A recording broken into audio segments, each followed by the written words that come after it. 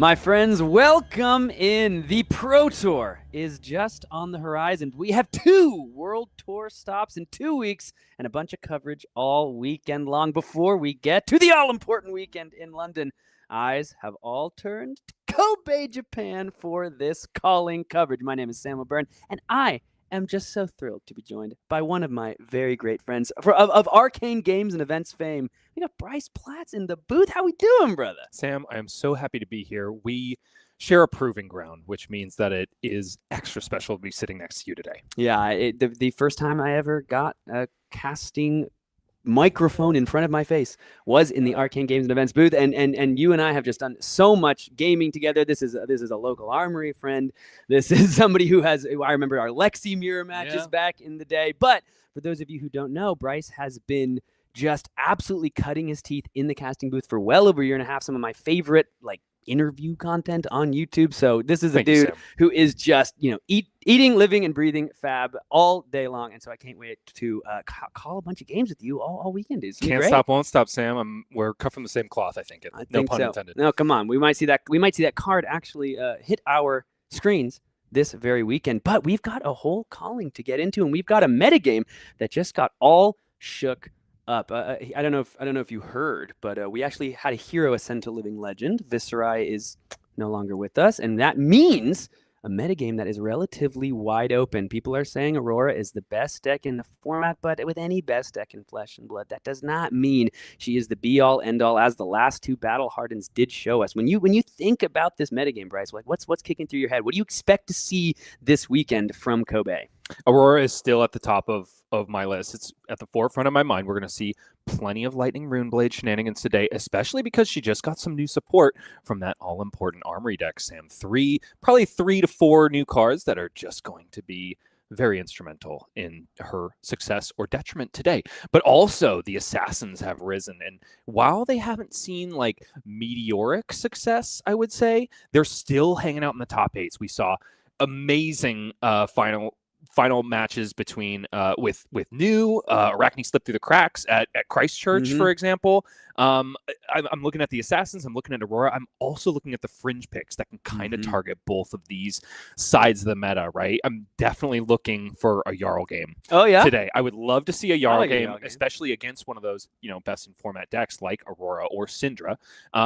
Also kind of some other fringe winners that have been in the mix. Of course, Majin Bay took Verdance to a win at a Battle Hardened in Portland not too long ago. So maybe there's going to be some Earth shenanigans too. Maybe Lightning isn't the best element in this situation. Yeah, you want to see some Earth in the Jarl form. I do want to see some Verdance. I've been waiting to get my hands on those cards. I've been waiting to play some of those games in paper, because let me tell you, that deck is actually quite sweet. I'm actually enjoying it quite a bit. I don't consider myself just a wizard player. I was an Icelander dude back in the day, but Verdance is scratching some of those same itches, I do have to say. So I hope to see some of our fantastic competitors in Kobe taking that deck out.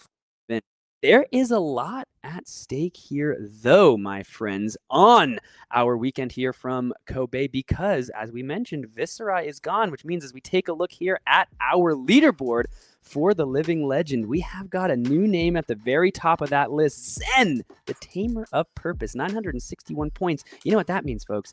A single calling win, and my dude is gone. If Zen takes down this calling from Kobe, we will no longer see the Tamer of Purpose at our classic constructed tables. And he would ascend to become the 10th hero to reach Living Legend status in classic constructed, joining all of those familiar faces that you see in the background there. A little bit more those in the 4. So Vynnset might not be the only Living Legend ascender to reach that meteoric success in recent time. Yeah, this is just such an exciting time to be a Fab player. I mean, not only do we have just a pretty immaculate, wide open metagame for our players to enjoy, but when you look here at all of these different heroes in striking distance of those hallowed halls, it gets the gears a turning. What is the game going to look like in 3 months, 6 months, heck, at the end of this calling, if we see see Zen ascend. It means that our metagame is in flux. We get some real changes, some ebbs and some flows, because as soon as heroes ascend to Living Legend, all of the decks that they were bullying and beating up have a little more room to grow, have a little more room to strike. So it's such a cool time to be able to really look at this board and be like, there's a lot of Living Legend points going around, and we're going to see some of these heroes out of the format before the year's out. But will Zen make it, Sam? I know. Can't do it with the Battle Hardened that is also occurring this weekend, because he would need 2 Battle Hardened wins in order to quite get there. So it's all on the line for this calling that we are bringing you to your screens to see if we can ascend the Tamer of Purpose. And that's not all that's on at stake, of course, all weekend, because the Player of the Year race is kicking up, and there's so much more than just the 1.5 million USD on the line from our World Tour. The Player of the Year race is beginning to heat up further and further as our players from all over the world are accumulating points at all of these events all year long. As they accumulate points, of course, they will be ready to try to become one of those 9 players at the top of the Player of the Year leaderboards. So many events here at the World Tour, of course, and this is where you're going to be earning all of those sweet points. 16 points on offer here at this calling. We've got the Pro Tour just coming up. That will be the first time since the Player of the Year race has begun that we'll be offering up to those 28 points, which could really shake things up in a hurry as we look ahead to try to figure out which of our players are going to end up as these regional champions. Yeah, that's right, 9 Players of the Years in all of these different regions, and then an overall winner taking home that additional 10K. We look here at the Americas leaderboard. Brody Spurlock still sitting on top, but the 2 Michaels, Hamilton and Feng, sitting there battling at the 2nd and the 3rd slot. But I really want to look at the 3-way tie for 4th. That is where I want to just kind of maybe draw our attention to. I'm not sure how many of these players have made the long flight to Kobe, but it's going to be pretty exciting to see. I see names like Austin Reddington, right? This is a dude I met like 3 years ago. He's just been grinding Dromai games for that whole year I knew him, and then now just to see him do so well at that calling, the limited calling in Memphis, alongside names like Victor Mercado and Cody Williams, some players that are going to try to take down some of those titans at the top. Proceeding on over to Europe, Sam, we've got familiar names such as Jacob Clements, Simon Nielsen, who took down that limited event at the world premiere, if I'm not mistaken, right? Piloting some like different kinds of decks all throughout the weekend and really showing his drafting prowess. We've also got a smattering of other really familiar faces. We've got Ian Zhang holding up at number 9th, which like you said is a classic 4-way tie over here. Yeah. Classic that poor Ian Zhang is still somehow getting 9th place in the Player of the Year race, but you have to imagine with a lot more events on the line, he will be able to finally move out of that cursed spot at some point. I would think that's where he's comfortable at this point. At this point, you have to imagine he's happy, but this is where the eyes should perhaps be pointed towards. And why is that, Sam? Because are they the Asia Pacific region? We have to imagine many of these players have come out to do battle here in Kobe, so we'll have to see, can Nick Butcher hold on to his seat at the top of the table? We have some big names. Pudding Tam might be coming out. You have to imagine our Pro Tour champion from Amsterdam, Shoma Yamamura, is out there doing battle. He was just facing off in the King of Games, if you saw that on the Flesh and Blood YouTube channel, a cool little cross-promotional event between some of the major players in the Japanese region.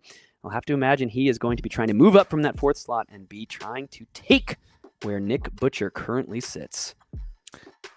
The overall leaderboard here, of course, with all of our different regions. The person at the very top of this leaderboard at the end of all things after our World Championships will be the overall Player of the Year, getting the additional 10,000 USD. But there's money all the way down the line for 1, 2, and 3, all of those regional champions. There's so much on the line on this Player of the Year race, and look at all of these different events that you too can come and do battle with your friends upcoming in these next couple of weeks, couple of months here on the World Tour. Of course, Sao Paulo just next week, and we're gonna be talking about that one in just a little bit. But that's an exciting event, Bryce. I'm looking forward. We'll talk more about it. Of course. But our very first team classic constructed event in Milwaukee as well. That one I think is going to be a banger. I think people are quite excited about that one. They're definitely excited, Sam. It is completely sold out. Yes. Yeah. So if you want to get tickets, don't even try. Yeah, I'm just kidding. Do try. They were adding some extra slots, I think. So I'm saying that 100% in jest because we've heard your interest in that kind of event.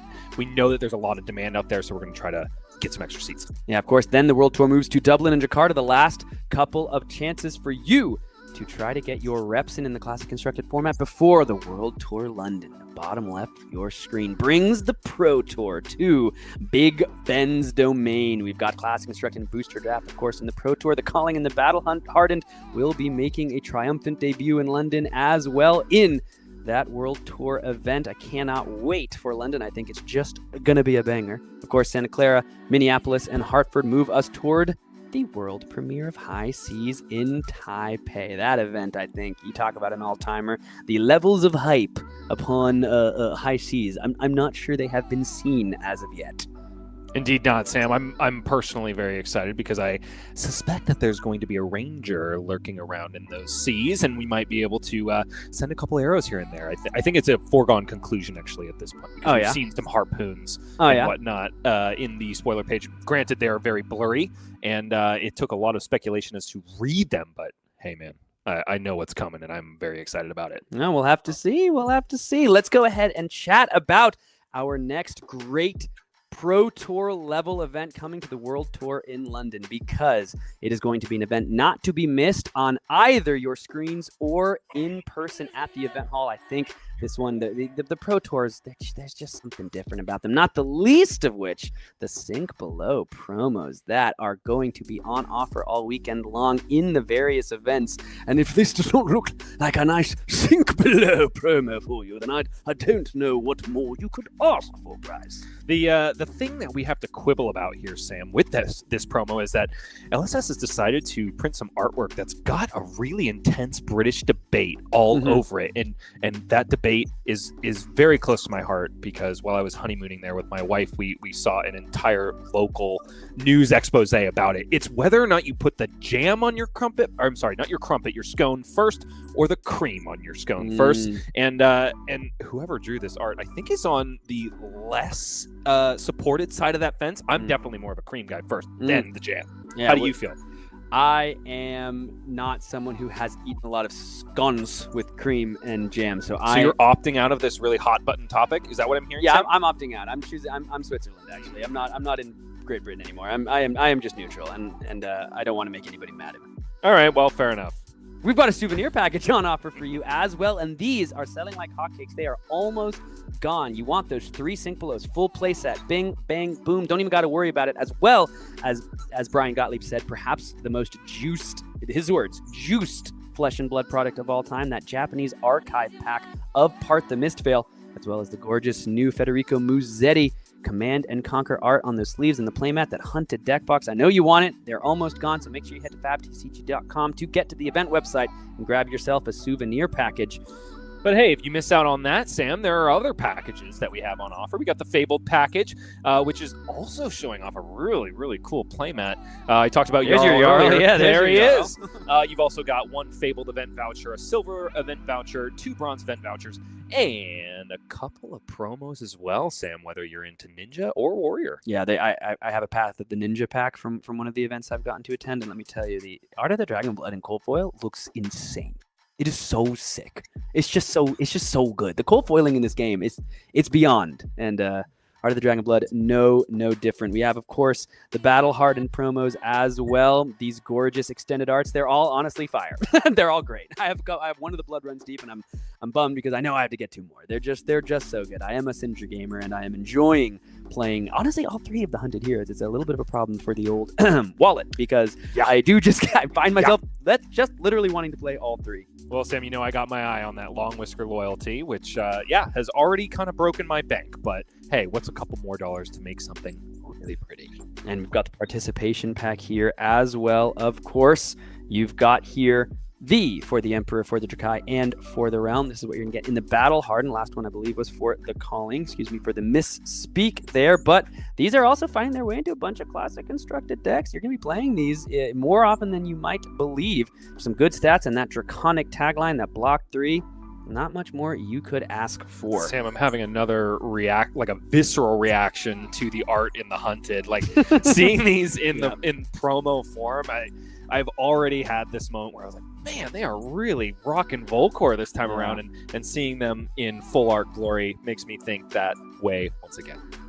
And of course, if you want to grab yourself some of those sync belows and you are working to take down some events and grab your sync below just for participating, these are the events you can go ahead and find your way into. We've got a Classic Constructed event Friday at 10 a.m., then the Saturday and Sunday events at 6 and 5 respectively. Of course, Sealed Deck the Hunted. Go ahead and throw down with those heroes. Sam, who's going to be there? We got some great casters, dog. We got some great casters. I'll be there, of course, with my friend and compatriot Brian Gottlieb and a stalwart of the coverage scene, Pankaj Bajwani's going to be in the booth with me, and we've stolen his podcast partner. We've grabbed Mr. Hayden Dale to go ahead and join us in the booth. I cannot wait. Hayden is such a great caster. Just you talk about a true fixture of the Flesh and Blood competitive scene. I literally, when I remember walking around the Silver Lake Reservoir when I was first getting into this game and Googling, like, what should I watch or listen to get into Flesh and Blood? And there was a Reddit thread and it said Arsenal Pass. And I listened, and that was the beginning of my journey. And Hayden is just truly one of our brightest minds, one of our biggest stars. Can't wait to get him in the booth, and can't wait for you all to join us for that weekend. It's going to be a banger. Banger it shall be, Sam, and why not move forward? Let's talk about the skirmish season. Let's do it. I want to do it. I know you guys want to do it because it is happening right now this weekend. LGS is all over the world. You can go ahead and snag yourself some fantastic prizes, as well as do battle in the Blitz and Living Legend format. Some formats that, it's not as easy necessarily to find events beyond the armory level that you're going to be competing in these. And I know there are some players that just love doing battle, not only with 20 life, but also with heroes that are busted beyond belief. So if you want to go ahead and do that, this is the place to do it. Look at these prizes. Talk about Cold Foil CLF. What the hell? What the heck? Need one of those. We've already seen it with the Channel Mount Heroic, and now it's the Ice version, which is pretty funny because we're going to be doing a brand new fiery hero, Sam. But nevertheless, I am definitely itching to get my hands on that Ice staple. And let's go ahead and take a look as well at what happened last skirmish season. We do see, of course, Starvo up there at the top. And even though Viserai was not exclusively relegated to Living Legend, he does have some fancy toys that are exclusive to the format. And Starvo did get a little bit of a hit. Of course, Electromagnetic Somersault getting restricted, meaning that he might not be necessarily the exact same level of terror that he once was. But also, a bunch of the other heroes that have access to that card are also going to be a little bit downtrodden, even though that they're a little bit further down the line on this leaderboard. I'm, of course, thinking about Lexi, Aurora, and then Briar, I'm sure, would be utilizing that card as well. Yeah, I'll have to see if she uses Regrowth Shock to her advantage. Of course, Blitz, Zen, don't say he won't come back for you, because he back from the halls of Living Legend and is just going to attempt to continue the reign of terror. But some differences now. No more Zephyr Needle, no more Traverse the Universe. So that deck might put a little bit in check. So we do hope you'll join us at your skirmishes all over the world at your LGS. But we're not here for a skirmish. We are here for a calling, baby. This is going to be a big one as the World Tour returns to Japan. And there is 20,000 USD on the line. 5,000 going to first, of course, that gold foil EA Stonewall Gauntlet. But look at the PTIs all the way down to 8th, the payout all the way down to 24th place, as the calling just brings a bunch of big bucks, to all of the players sitting out there competing for their not only chance to become a calling champion, but also all of the prize money on offer. Sam, I wasn't even paying attention to any of those numbers you just said, because I'm looking straight at gold foil extended art Stonewall Gauntlet. Come on, baby. That is it's not as much of a mainstay of this particular metagame, not since Zen has kind of had his, banning falling from grace, but that is still a gorgeous card, my friend. And it makes its way into plenty of lists, despite the fact that, Zen isn't the biggest boogeyman for that card. And of course, the 16 World Tour points on offer for the Champions Prize. And we've seen time and time again over the season, you do well in one calling, all of a sudden you see a name jump into those leaderboards, and you might find yourself, even if you're like, I want to play the calling. I want to play the calling for fun. I don't have grand aspirations. I'm not expecting anything. You go on a Cinderella run. I think about the Aurora player and calling Memphis, who had never made it, I believe, into day 2, and then all of a sudden was in top 4 of a calling. All of a sudden, Brian making his way. Of course, you have to imagine players like that, they might find themselves on the World Tour leaderboard race without even expecting it. 16 points is a whole lot for anybody. The entire bottom half of that leaderboard that we saw from World Tour in competition for Player of the Year had plenty of players at 16 points, ostensibly having just won a single calling. Yeah. All right, folks. Well, we've got a whole lot of games to bring you today, and we have got a round one getting ready in just a moment. I cannot wait to see just how things is going to be. So exciting to see which heroes try to challenge for the top of the metagame throne. How good are these new cards in the Aurora Armory deck? And is the King of Games truly the King of the Calling? Let's go ahead and dive down, my friends. Because with no time to waste, it is time for round one of the calling. Here from Kobe, we've got Aurora Shooting Star versus Kassai of the Golden Sand. And you can see the demonym there, Rigze, the King of Games. I just want to give a little more context, as there was this cool kind of event series happening in Japan with players from all over the trading card game landscape in the Japanese community, competing against our very own Pro Tour champion, Miyamura. And if they were able to take him down, they were crowned the King of Games. And the player on the left side of your screen managed to do exactly that, taking down Shoma, becoming the King of Games, and now trying to defend that title here from Kobe. But Yang Li Saw on Kassai is trying to stand in his way and take the title from a man who was just recently crowned with a hero that we might not have expected to see necessarily too often in the feature match. However, he is going to be trying to do a lot of major work with Kassai with this unsheathed into the Centauri Saber. A big salvo coming out on turn 0 of this game. Let's see if he has any tricksy reactions in order to sneak some damage in. That being said, Sam, I'm looking at an In the Swing and a Fate Foreseen in hand, and no resource cards to boot. So even if this Centauri Saber is able to connect, he's not going to have the resources to pitch and also play that In the Swing. So I would have to imagine that we're going to be A-okay with this 5, no matter how our Aurora player blocks, and that Fate Foreseen is destined for the arsenal. All right, let's see how Rigze wants to deal with this. Unsheathed, of course. If the power is greater than twice its base, it's going to get go again here. This blocking with 2, it looks like 2 gone in the flash. So that's going to bump it up to 6. Still going to have the go again. So now let's see exactly which card is going to head to the pitch. You got to be happy to see 2 Gone on a Flashes blocked with on turn 0. Means there's not that threatening Gone in a Flash plus 3 or 4 other instants turn that could come out of the hands of the Aurora player. But looks like we're going to go ahead and pitch that In the Swing and come in with a hot streak for 2. You better believe that that Fate Foreseen is going to park itself right in Arsenal and be ready to handle the onslaught of 4s that'll be coming out of the Aurora player next turn. You talk about an onslaught of 4s. I do believe it's all 4s that were in this first hand for our King of Games. 2 Gone in a Flash. Looks like a Flittering Charge and an Exude Confidence. The Flittering Charge is going to go ahead and get in front of the hot streak, giving it go again, but no follow-up there. Like you said, Fate Foreseen just going to hit the arsenal. So that was not a great hand for Rigze. I think he is stoked to see all 3 of those cards hit the graveyard. He gets 3 more cards off the top here and is going to be able to actually try to do something, because that hand that he was going to have was going to be probably attack with Flittering Charge, make an embodiment with Aurora, and pass, pitching a bunch of red. So let's go ahead and see what he was able to draw up here and see if he's able to find some better options. E-Strike is not bad, Sam. That'll help to convert that hand almost no matter what. But there's the brand new card in Skyward Sonata.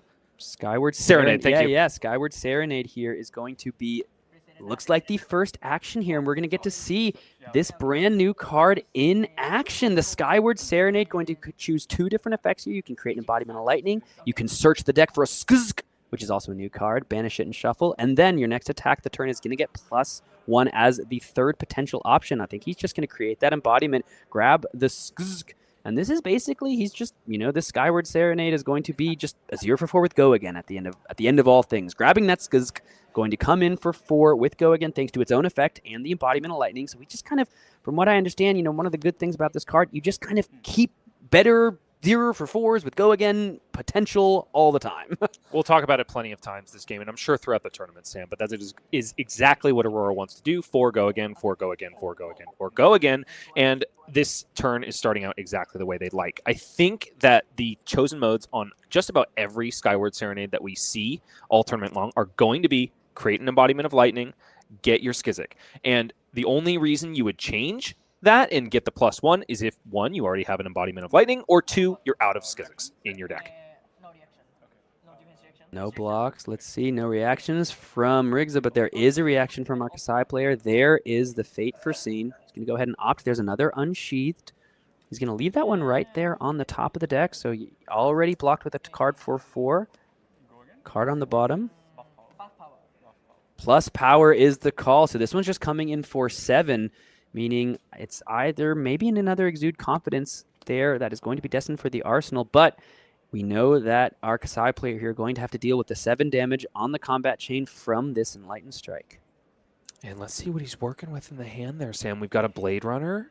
We've got Run Through. Oh, so he's very go again rich here, which is sometimes kind of a double-edged sword for Kassai. You don't want too many of those in one hand because you might not have access to them later. So we do have a pitch card. We've got our Slice and Dice and a source of go again. That being said, they cost 1. We would really rather have a blue here, Sam. So we're either going to have to pitch 2 cards in order to get this turn with 2 swords all the way to the end, or we're just going to have to do a little bit of setup here. Yeah, considering putting the in the swing in front of it. Here comes the Valiant Dynamo for a block for 1, and the Slice and Dice, excuse me, that's going to block for a total of 4. 3 damage over the top. Looks like that's going to be accepted. So first blood goes to the King of Games, down to 37. Goes Yang on your Kassai side of the screen. Final card headed to the arsenal for our Aurora player, and we're already seeing how these new cards in the Armory deck are impacting these classic constructed lists. Now, normally Kassai is a deck that is very willing to go the distance. You would love to go, 10, 12 turns with this deck. Aurora, however, even though she's just, another premier aggro deck, she's also got a bit of an inevitability package with Arc Lightning and, hey, Flicker Wisp, too, if they're running it as well, which is going to leak, arcane damage after arcane damage and basically prevent Kassai from enacting that game plan. Here comes a run through. Target sword attack is going to get go again, and the next sword attack is going to get +2.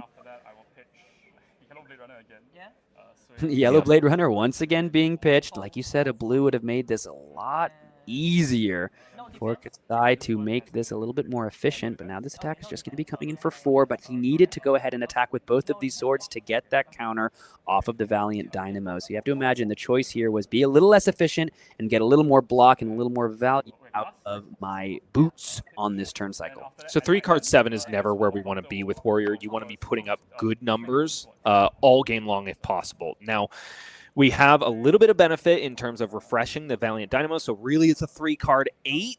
But again, Kassai can do much better than that moving forward. The saving grace here, what allowed Yangli to be able to pitch 2 yellow cards with impunity, was the fact that our King of Games didn't have like the most intense first turn on their side of the board. But he's got a card in Arsenal and a Ravenous Rabble on the combat chain, so that could be very different this go around. Oh, really interesting. Showing the Sigil of Suffering on the top of the deck. That does 2 different things here. It makes, both players aware, okay, Ravenous Rabble coming in for 4, but the Sigil of Suffering being on top of the deck means that now Yang is able to know that that's going to be in the next hand. So he's able to make some real calculations and have to think about a potential Channel Lightning Valley, a potential of that Sigil of Suffering doing a blowout. Maybe he's going to try to keep a resource floating. That's one of the cool, double effects of Ravenous Rabble reveals when both players are able to gain access to information that would otherwise be hidden.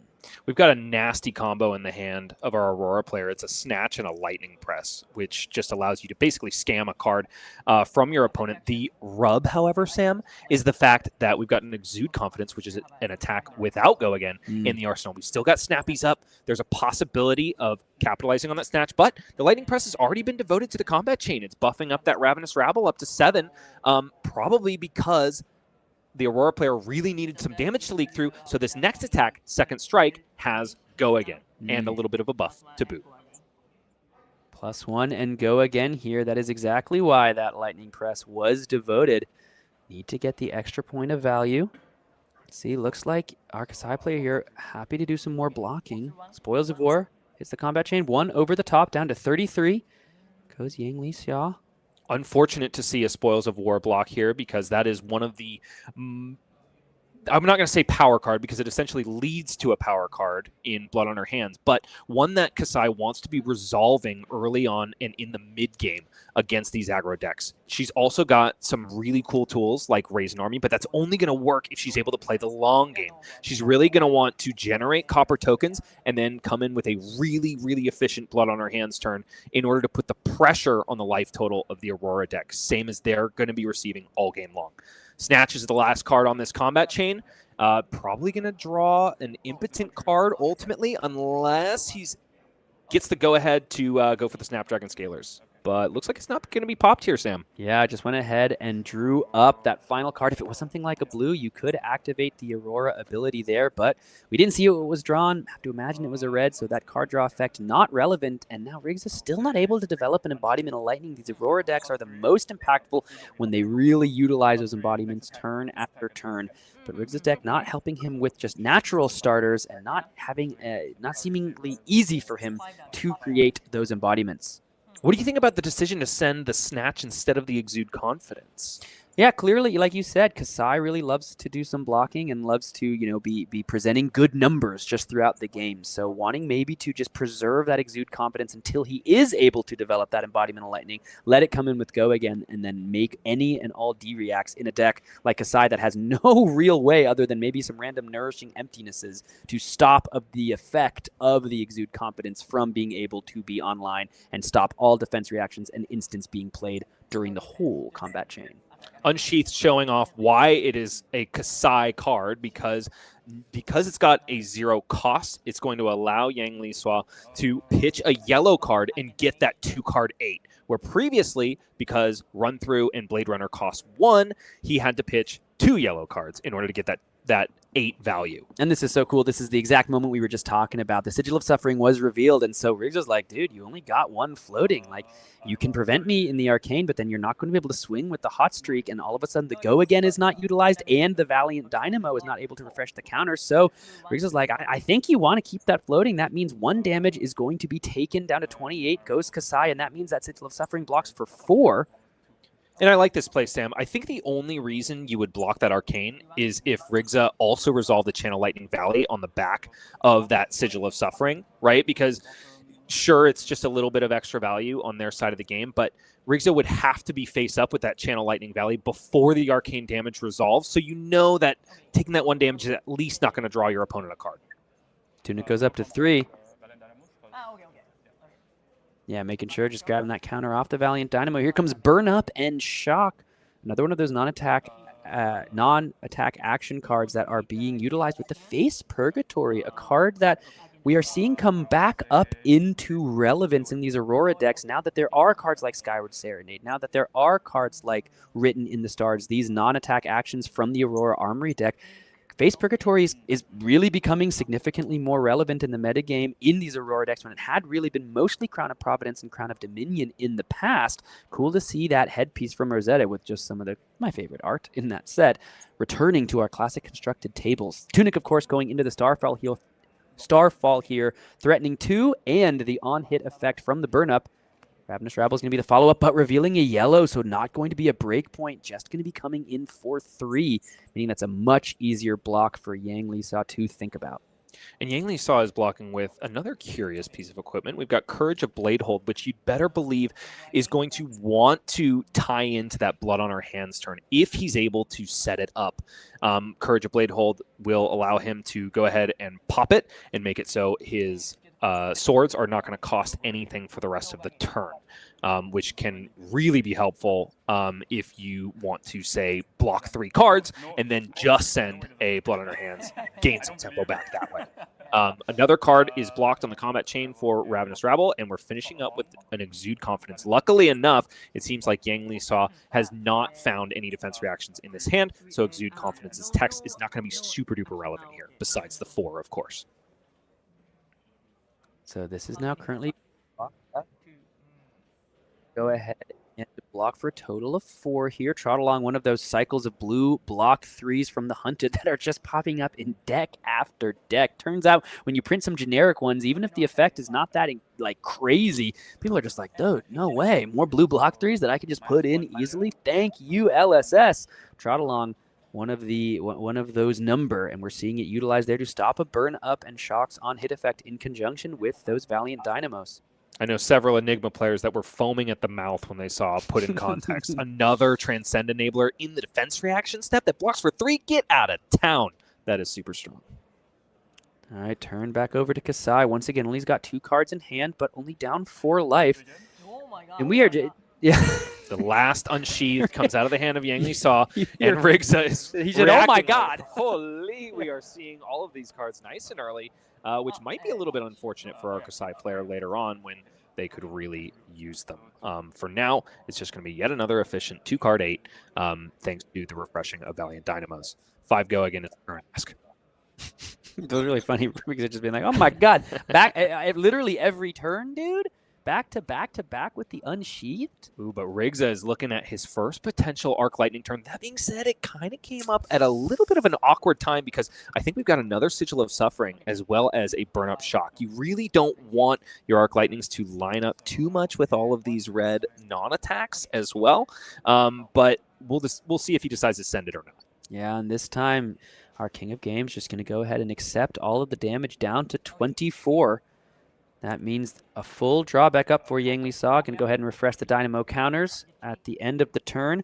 Tunic's going to go back up to 1, and I like Rigze here just going to go ahead and keep that Sigil of Suffering. The blue, meaning that was not going to get any value, and he's probably looking for that Channel Lightning Valley. Probably just going to go ahead, you have to imagine, and try to develop that into his arsenal. Wait for that, significant piece of the puzzle to come together. Looking at the equipment as well, though, it's the classic, oh my goodness. What the heck? Grasp of the Arc. Grasp of the Arknight. I'm like, I've played with this card for 5 years. Grasp of the Arknight. That is in the slot. Not the new arms piece that is going to ping for 1. The Zap Clapper is another card that works so well with the Channel Lightning Valley. But again, in a deck like Kassai, able to be pretty defensive, pretty grindy. Rigze here most likely just going to utilize, or wanting to utilize, the consistent potential value of that Grasp of the Arknight in this matchup. I think it's so hard to turn down on-demand Rune Chance, especially with a card like Channel Lightning Valley in your deck, and also a 3 block to boot. Yeah, I think it makes sense that Grasp of the Arknight is here to stay. Arc Lightning is resolved here on the side of Aurora, despite the fact that their hand might be a little bit clunky for this particular play. He's going to go ahead and send it. 1 Arcane comes over the top for our Kassai player, and then it's followed up by an Arcanic Shockwave fused with the Burn-Up Shock, pinging for another one and getting go again. You better believe there's going to be another arcane damage on the back of this. Yeah, this is the 1 arcane damage. You can hear Rigze say, "Do you accept this?" This is from the fuse of the Arcanic Shockwave. Now 4 damage on the combat chain with go again thanks to the Arc Lightning. Going to have to see if Yang Li Saw wants to do any blocking here. See, he's taken a moment to think. He was pretty quick to block on some of these future turns, but he hasn't really been able to find much in the way of an arsenal at any point. There's finally enough pressure from our King of Games to force Yang Li Saw to pitch a blue card. He seemed reluctant to do so, and that is probably because he's a little bit blue deficient. Yeah, that was his 1 blue for the turn. So I think he's committed to blocking at this point, Sam. Yeah, I think you're right. As you hear, has go again, so 1 damage from the Arc Lightning, which should be shrugged off very easily by those 2 in the pitch. Yep, and here we go. We're indicating down to 1 floating on the side of Kassai. That Arc Lightning, that arcane damage has been blocked, but there's going to be another one, Sam, because we've got Lightning Surge coming out of the arsenal. Lightning Surge and that Burn-Up Shock most likely, I mean, he's got the choice. He can either pitch the Burn-Up Shock or the Sigil of Suffering into the Starfall for 2 damage and the 1 more from the Arc Lightning's effect. And I'm super excited to see what he picks because it's going to really tell us a lot about his game plan moving forward. Does he favor the defensive piece or the offensive piece? Does he want the Sigil of Suffering for the Channel Lightning Valley? Or does he want the Burn-Up Shock because he's expecting to have even more breakpoints moving forward? So I think 9 times out of 10 you would love to arsenal that Sigil of Suffering. That being said, he's forced the majority of the cards out of his opponent's hand. So he knows it's basically just going to be an arsenal draw up and pass on his opponent's side of the board. So you might want to just hold on to that Burn-Up Shock and send it with a 5-card hand because it is way more threatening with more cards for obvious reasons. Blade Flurry was put to the bottom of the deck with the Crown of Providence, and then off the top of the deck, Kassai was able to draw another Blade Flurry, so maybe not what Yang wanted to see, and it looks as though it is going to be the offensive piece hitting the pitch. The Starfall's coming in for 2 and an additional 1 because of the Arc Lightning, so Arc Lightning got 4 points of arcane damage and was able to go ahead and give the Arcanic Shockwave go again with its own effect as well. You can hear the players go ahead and showing the burn up shock, talking about all of the different effects on the competition here. Yeah, so the confusion here is that our Kassai player is thinking about burn up shock as though it's on the active chain link. It's in the pitch zone, and so that's what's being explained at this current time. Rigze is saying, no, I just pitched it, so this is just 2 go again with the 1 arcane on the back of it. And the players have just realized precisely what's going on here. This is just what I love about the World Tour and Flesh and Blood. You have players coming together, once again, just communicating through the language of great games. Just being able to play the same game on the same table and still find ways to laugh, have fun together, create memories, even through the lens of this competitive game in a calling where $20,000 is on the line, but we're still able to have moments of levity and have moments of fun, even while playing on feature in front of a bunch of people watching. You can just see, just literally just unfettered joy on our players' faces as they realize, all of the different things going on that turn. Unfettered joy, and of course a near heart attack on the side of our Kassai player as he indicates how fast his heart was beating during that last turn when he thought there was a burn-up shock being threatened. So it's just going to be an Arsenal and pass back to Rigze, which means that he's sitting on a defense reaction, which is not going to be all that useful on this particular turn. That being said, he would love to finally find a Channel Lightning value. Looks like we haven't found it. We have, however, found our second copy of Skyward Serenade, which is probably just going to become a Skizik for go again.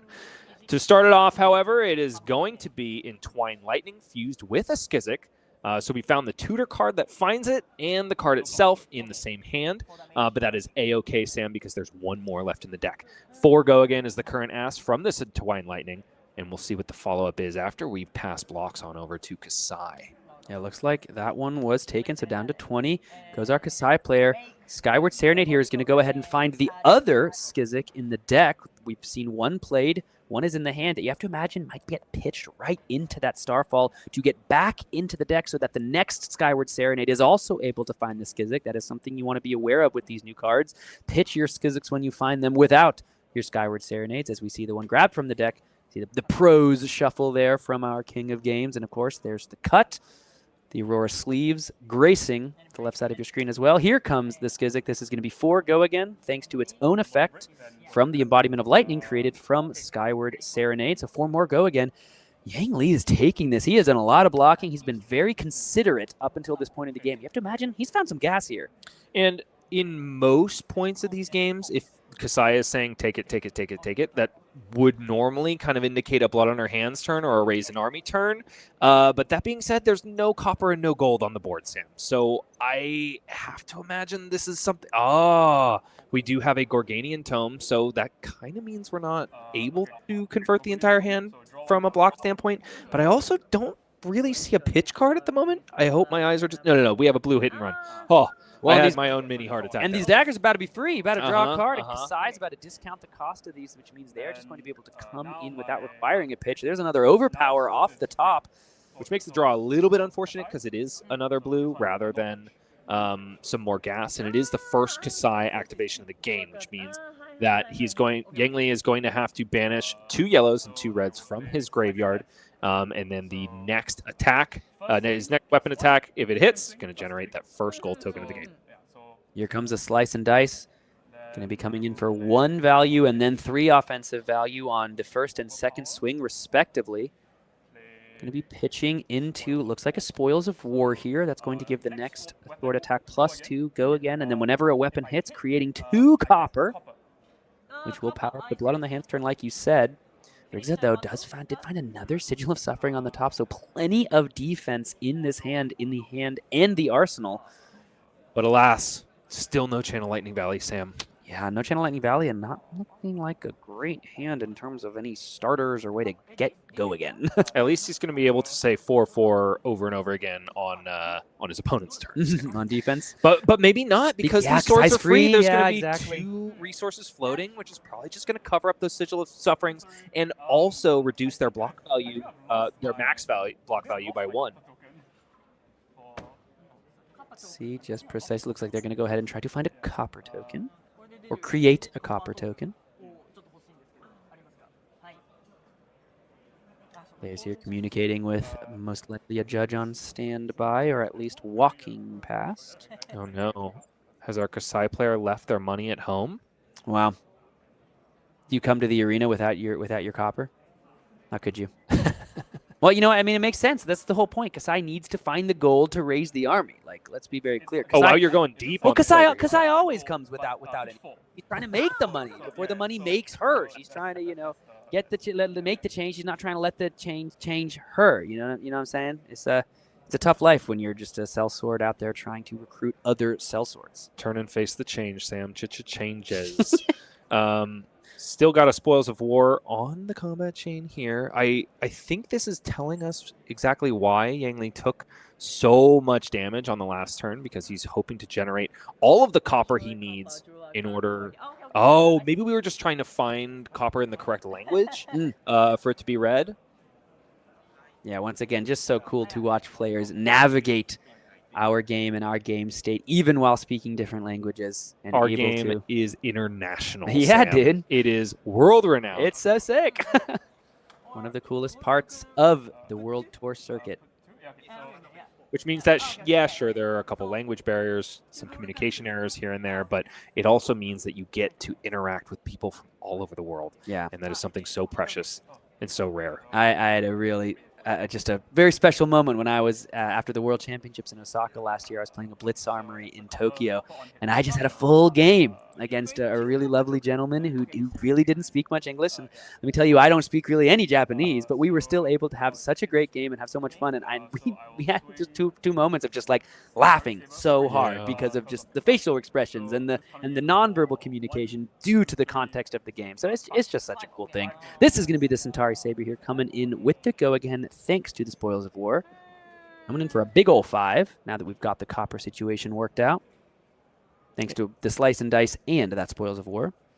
And that means we know that the hot streak is going to be coming in shortly thereafter, and it's going to be starting at a big bad 5 itself, because the Slice and Dice does more buffing power on the second weapon attack than it does the first, making it a 0 for 4 that you have to kind of jump through hoops for a little bit. Grasp of the Arknight is blocked here, and it's the Blade Flurry out of the arsenal. Going to give +2 to this weapon attack and the next weapon attack. So it could very well be 7 into 7. I believe the last card in hand is a hit and run, which may be deployed here, or I don't hate it being devoted to the arsenal, honestly, Sam, because it is another source of go again, which can sometimes be the thing that is needed to put these Kassai turns together. You hear another one into another one. Now, these are all able to be pitched into because of those swords being free. They're going to block 3 and 3, meaning 1 damage is currently represented coming over the top. I like that block there from Rigze. He put the Grasp of the Arknight out there because he knew that the 2 floating were going to reduce the defensive value of the Sigil of Suffering. So he's at least prevented... Oh, he's prevented all the copper generation here because he just throws the rest of his hand in front of this hot streak. Really threatened by those pennies. Yeah, dude. I mean, I've been there. I've sat against a Kassai and been like, oh, Spoils of War? I guess I'm blocking. Yeah. Because blood in her hands can really be just so devastating.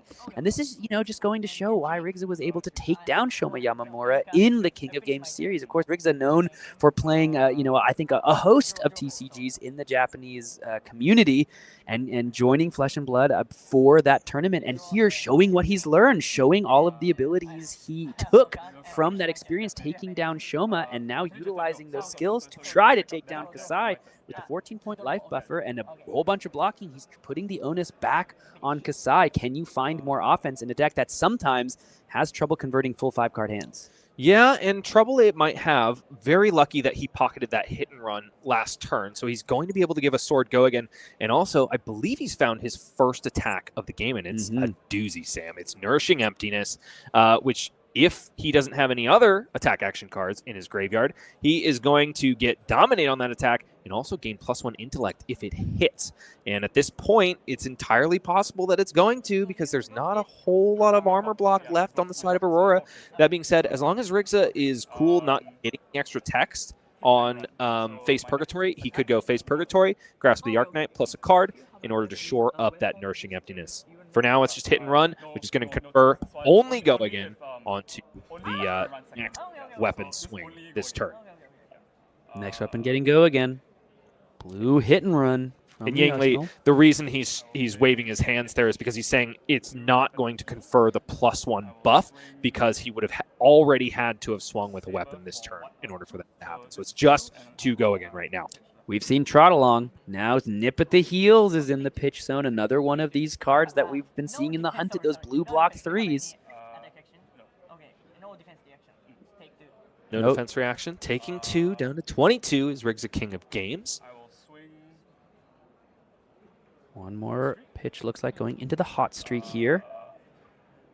And now if Rigze does block with an attack action, this go again would absolutely be relevant, given that there is the Nourishing Emptiness, but we do see a Provoke in the hand here. Let's see if that's utilized with the one floating. It's got to be, because otherwise he doesn't really have a turn. Like, there's no way he's going to be able to send the Nourishing Emptiness. So he is committed to this, probably based on the no blocks on Rigze's side of the board. He says, I'm going to need a card from your hand. This says, if you're attacking with a weapon this chain link, the defending hero reveals a card from their hand. If it's an action card, it's put onto the active chain link as a defending card. Otherwise, they discard it. So the coolest thing about Provoke here, Sam, is in the times where aggro decks who can normally outrace warriors want to say no blocks, no blocks, no blocks, this forces a block out of the opponent's hand. And if Yangli is able to get an attack action card here, hot streak's gonna get going. And that Nourishing Emptiness that sits in the hand is going to be able to come out to play. So it all depends on what Rigze is going to reveal here. Does he sniff out the follow-up and decide not to give this thing go again by revealing an instant and just letting it get discarded while taking this damage? Or is he okay revealing the attack and saying, how could you really convert the go again? You've already swung with your weapon. What else could you possibly have? It's honestly kind of a risky play, because you better believe that the winner of the King of Games is potentially going to sniff out this tech, right? And with 2 cards left in Yangli's hand, granted they could be those warrior attack reactions. Could be like an in the swing or something of that flavor. But this could be a absolutely massive Provoke in this turn 6 of round 1 of World Tour Kobe, the calling itself. Let's see the players here just discussing precisely how to resolve this Provoke. Looks like even our judges are kind of having fun with this interaction here. I saw the judge in the camera of Yangli kind of giving a giggle and being like, I see what you're trying to do here. That's a fun tech, man. All right, time back on. Play resumes. Has Rigze found anything but attacks? He's got a burn up shock. He can simply show that and stuff the rest of this turn. It is a Scar for a Scar, though, which is going to confer go again to the hot streak. Oh, he's going to be so bummed when he sees what the follow-up is here. You can see Yang Li's just going to go ahead and double check, make sure nothing's been blocked with on a previous turn, which means when this Nourishing Emptiness hits the combat chain, this is going to come in for the additional value of creating that extra intellect. What a huge follow-up with that hot streak getting the go again. You can see the players here having another laugh as they call over the judges just to make sure exactly, like, probably like, does this work the way I think it does? Wow, you thought Yangli was smart before. Let's see him with 5 intellect. That being said, Sam, he's still got a massive life deficit. That's 13 in the favor of our Aurora player. And when you're at 9, Aurora is a really, really scary deck. Yeah, and that Scar for Scar wasn't getting any value on that turn. Rigze has got too much health to play with here.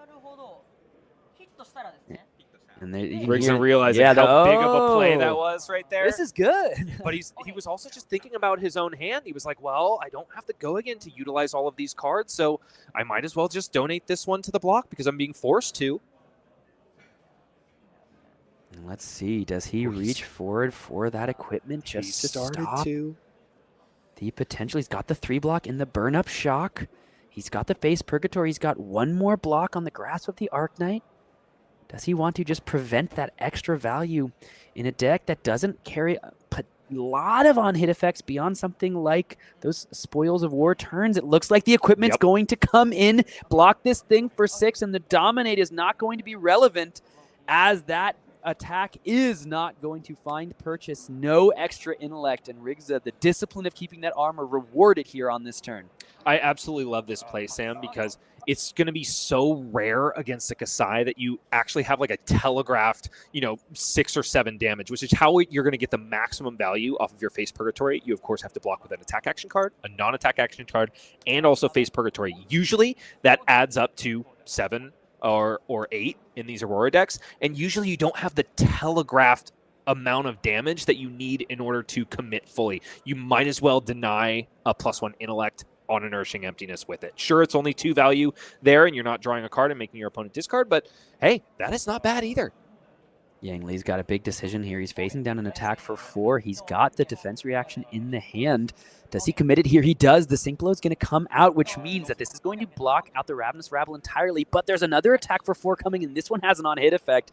You saw our Kassai player reach for those Valiant Dynamos. You have to imagine he's going to do so again. That card being drawn is just too big of a problem for Kassai to allow to have happen. So nice for Yang. He did have that 4 block available on this turn. But with only 2 cards, is he going to be able to refresh those Dynamos again? Let's see what we've got. We got a Trot Along and then a Run Through. That's the recipe, Sam. Yeah. We're going to pitch the blue. We're going to send a Centauri Saber. We'll play the Run Through to confer Go again and +2 on the next attack. And then we'll come in for 4. What do you know? Another 2-card 7. There is a very interesting hand here for Rigze. I'll just kind of wait and let the game progress if you haven't seen it yet, but it's looking like a very weird one. There's a Channel Lightning Valley, there's 2 Lightning Presses, and I think something like a Current Funnel. I think that's a Current Funnel, Sam.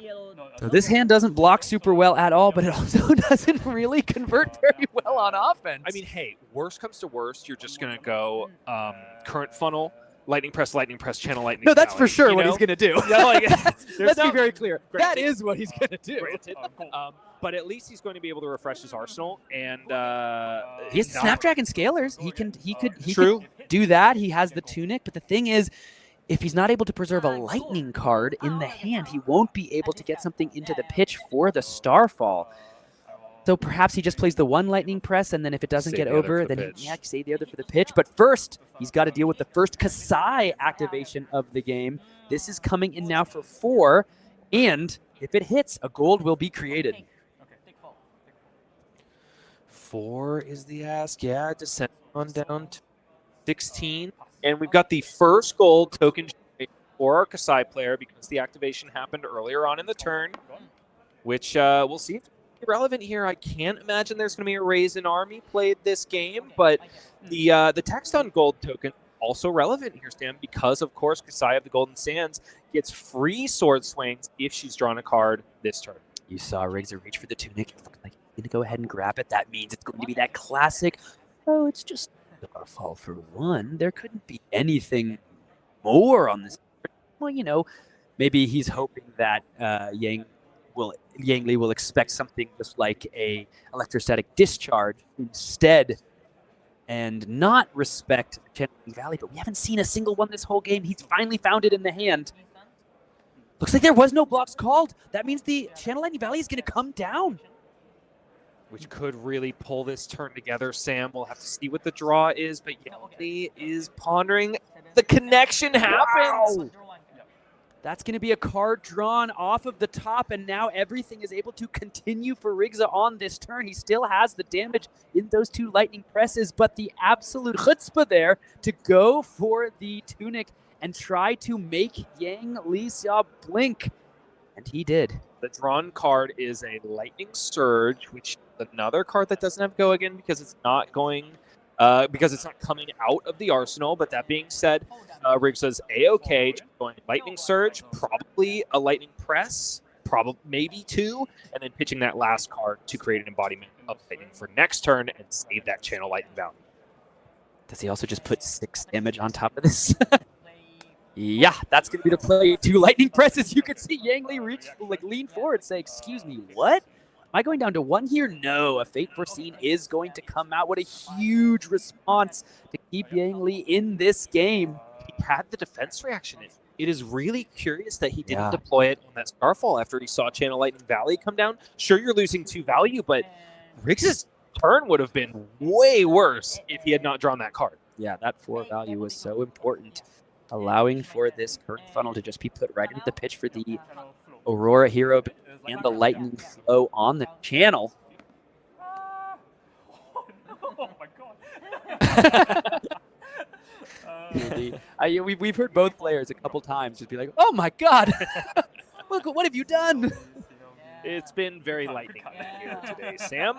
And the onus is on our Kassai player not only to go the distance, but also to survive as the pressure keeps mounting on Rigze, King of Games, side of the board. Okay, Glint the Quicksilver goes to the pitch zone here. We've got 1 floating question mark.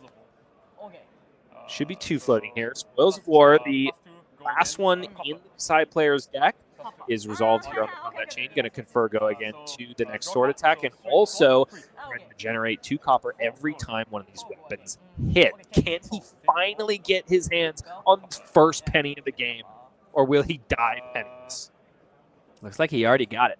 Looks like perhaps that was a no blocks immediately. Down to 12 goes Rigze, which means the copper was created.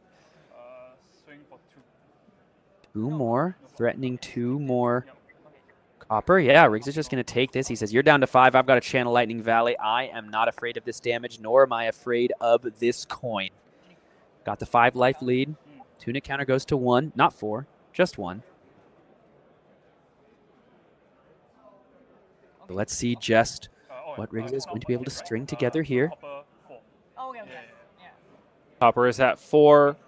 Rigze being a good mannered gentleman and allowing him to tick up that copper despite the fact that the turn was already passed back over. Entwine Lightning is the first attack here. One doesn't need to be fused, which means no more information revealed on this turn because of the embodiment of lightning from that last turn. So Courage of Bladehold is still sitting on the side of Kassai. If he can manage to survive and get his hands on some blood, get some blood on his hands, those 4 copper tokens are going to be quintessential here, Sam.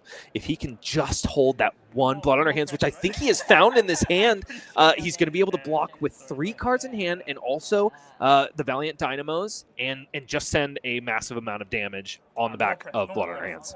Okay. I think probably talking about lightning presses. How many have been seen? Here comes 4 damage. A lot when you're sitting currently at 5. That means this one's just going to go ahead and buy the Valiant Dynamos because it's also threatening the card draw. Here comes the Electrostatic Discharge to give +3 to the next attack. If Yang Li is able to hold on to, yes, it is a blood on our hands. If he's able to hold on to this blood on our hands, he's going to essentially be able to send a 1-card 10, Sam, because it will be 2 sources of +1 on the Centauri Saber, go again to the Centauri Saber, and swing twice, which is going to say 442, which happens to be our Aurora Challenger's life total currently. And you can expect that the Centauri Saber is going to get an additional buff because at that point, Rigze is simply forced to block, probably with an attack from hand. Looks like it was the Starfall, but before we actually got to the Starfall attack, Rigze said, "Oh, hold on, I was going to create an Rune Chant first." So utilizing the blue, create the Rune Chant and come in for 2 with Go again. Now this is 2 different ways that Yang Li has to try to stop the damage to allow the card not to be drawn, but he can't commit a card to the defense in the pitch zone. Allows the Rune Chant to come through, which means the Channel Lightning Valley is able to draw a card, and all of a sudden the damage just got significantly more threatening. He goes down to 2. He knows, I can't potentially just try to block this. You might have more coming, and the answer is he certainly does. 7 Go again with the second strike. That Rune Chant and that Starfall connecting all the difference to your card draw, and now 7 more damage with Go again. That Yang Li has to deal with. He was really hoping to hold on to that red slice and dice, but alas, he's going to have to throw that down there in addition to the Sync Blow and just hope that there is not another 4 in the hand of Rigze. Yeah, I don't know what that final card is in the arsenal. He wasn't able to utilize it on his last turn, so maybe it is something like a defense reaction.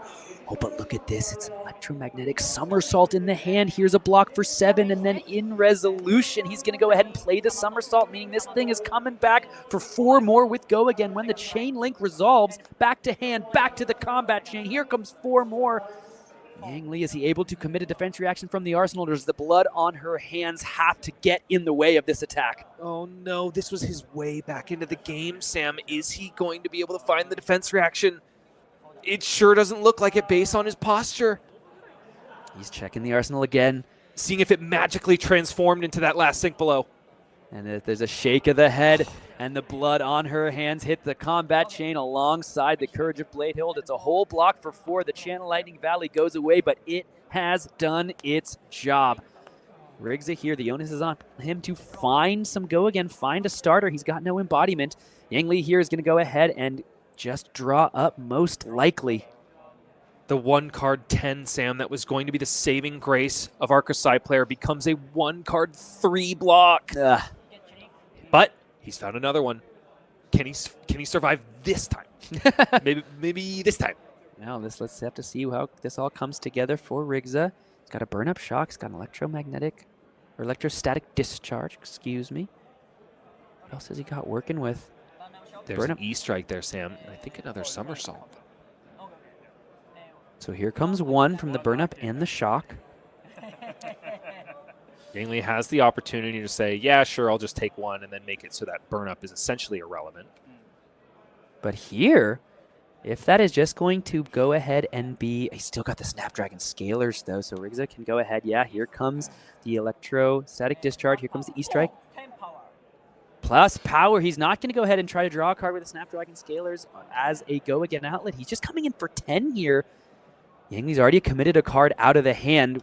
He's going to give both of the blood on her hands on defense and a sink below from the hand, as that is going to cover it up for 10, but that's all 3 blood on her hands in the blood in the graveyard. Those are not going to make their ways onto the combat chain whatsoever. Not quite finding them at the right time is Kassai. Blood on her hands, forget about it, Sam. How about the blood out of your bleeding heart? Rigze is just ripping these power cards out of the Kassai's hand in the dregs of his life total, just hanging in the balance. It's Arc Lightning being the follow-up here, and this could just close it out. Blue is going to go ahead and be committed to defense. Here comes a Gone in the Flash. This has Go Again, thanks to the Arc Lightning. We just had a plenty of instance on the last couple turns. Lightning presses, somersaults, discharges. Did he find another one to go along with the Gone in a Flash here? This one's just going to be a block for 3. Taking 1, down to 1, block the arcane damage. And there is the electromagnetic somersault. It's not quite, you know, it's a symmetrical effect here. They're both putting this thing back into the hand. Yeah, going to go ahead and create the Rune Chant, which is also going to have a source of Go Again from the Grasp of the Arc Knight. Yeah, that means he just said, I'm not going to AB. There's no way to survive this turn, which means the king of games is the king of round 1. Rigze going to go ahead and take this victory here and showcase just exactly how he was able to take down Shoma Yamamura on this deck. He had so much power in that list and really seemed to understand very deeply just how to work through that matchup, blocking at the right time, sending damage at the right times, and at that critical juncture, taking the tunic off, coming in with the Starfall and saying, it's probably just a discharge. You don't got to worry about this. But the Channel Lightning Valley was the difference, and our King of Games takes down round 1. You saw the avenue back into that game for our Kassai player, but they just couldn't get there because too much life had been sapped all through the course of that game. And you have to wonder if he is going to be kicking himself all night long for not throwing the Fate Foreseen in front of that Starfall, Sam. Yeah, and if you're curious, if you want to see Rigze's journey, you can see that King of Games VOD on the Flesh and Blood YouTube channel. You can see just how Rigze was able to come from some of these other TCG backgrounds and still throw down. It's great to see him competing here in the Calling Kobe with that same deck. Now, we've got a bunch more Flesh and Blood. That was literally just round 1. We've got so much more Flesh and Blood to come, but I do want to talk about the Flesh and Blood that is to come in our very next weekend, because we've got 2 World Tour events happening in 2 weekends. And the World Tour comes to Sao Paulo, my friends. Fab to Brazil. We've seen it over and over again, and I cannot wait for this event next weekend, because I just know the Brazilian community is going to put on such a great show. And when you talk about the people that can be putting on such a great show, we got a couple beautiful casters. Who's that guy, that Sam? can bring you all the action. Why, that's Pro Tour Los Angeles top 8 competitor Felipe Lima Cardoso. If you remember him, the Kano master, is jumping in the booth, going to be showcasing his friends in the Brazilian community, and he's got someone that I know pretty well making the journey all the way to Brazil.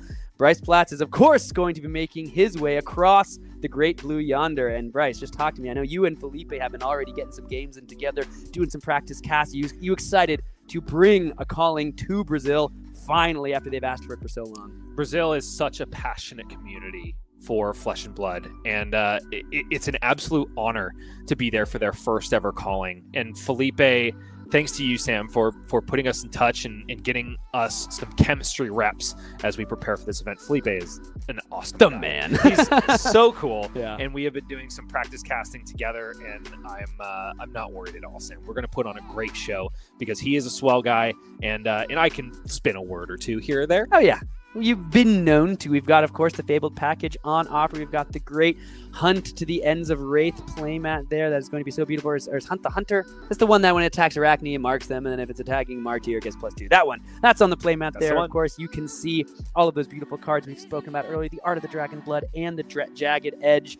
And, of course, the Go Again package as well. You can still go ahead and grab those cards and the playmat as well. I do hope you will go ahead and at least tune in. If you're not making your way over to the Calling in Sao Paulo, tune in here at the Flesh and Blood YouTube channel to see Bryce and Felipe live from Brazil, from Sao Paulo next weekend. I just know it's going to be just an incredible show. It's going to be absolutely awesome, Yep. Sam. So go again and find yourself down in Sao Paulo. If you can't, join me on the YouTube channel, and we'll have a lot of fun there too. I think so. We've got a really great match for you next round. We've got Shing Tsang World Championship finalist on a deck that I don't think we've ever seen him play before, so I'll leave that up to the mystery. We've also got our metagame breakdown, and we're welcoming in the 2023 USA National Champion to the caster's desk. We've just got a couple minutes of a break, and we'll see you in just a couple minutes for our next round right after this.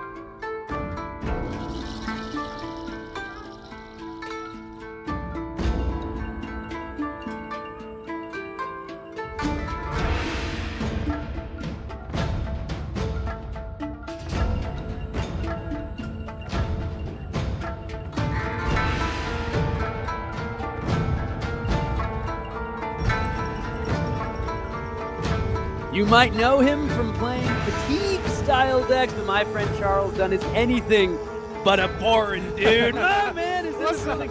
We have got the national champion from the United States here in the booth. I could not be more thrilled to be here with you, Charles. How you feeling, man? How you feeling about the meta right now? Like, talk to me about your flesh and blood world right now. Yeah, I'm really excited. You know, I am personally, you know, I love in this meta right now. I've been practicing a whole lot, prepping for the Pro Tour in London next month. Can't wait.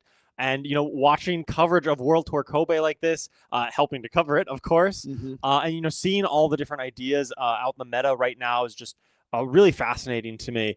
I think this is like one of the most wide open metas in Flesh and Blood that we've ever had. I think so too, yeah. You know, with Viscerai leaving just recently, Vitrai was definitely like the top deck, but now it's a little bit open. You know, maybe everyone's thinking Aurora is going to step into that role as kind of the top of the pile. But, you know, I think there's a lot of things that can give Aurora trouble, and I'm very curious to see what the players here at the Calling managed to do to dethrone her. And you know a thing or two about Callings, as we have a national champion in the house, but we also have a Calling champion in the house. One of the rare people to take down a nationals and a Calling. So let's say you're stepping into World Tour Kobe, you're stepping into the Calling. You know, you don't have to talk about the Pro Tour, you don't have to give us a secret sauce. But what deck would you bring today? You're bringing a deck to this Calling. What are you bringing? I'd be bringing Zen personally. Oh, you got yes. some reps on the hero. So yeah, you won on Zen. the Calling win in question here. I did win on Zen. I absolutely love that deck. And you know, if it's possible that this is Zen's last weekend of tournament competitive play. And so, you know, what better way to send him off, of course. Yeah, we're going to have to make sure we get some Zens on at some point, because if this is the last time... It might be. It might be. You never know. We'll have to see if the Tamer Purpose can tame and take down this tournament. But let's see just how many Zens there are out there rocking around in the field, because we've got our metagame ready for you all at home. And people are saying that Aurora is the best deck in the format, and we've got 66 people that think the same. That is a large percentage point. As you look at this list here, what's sticking out to you, Mr. National Champ? Well, yeah, I mean, you said it. The Aurora, I thought she'd be the most popular deck, definitely. But seeing it by this kind of margin is really surprising to me, honestly. I thought she's maybe, you know, a little bit above some of the other decks, but here, like, over 3 times as many as the next closest deck, really just cements the fact that Aurora is the deck to beat.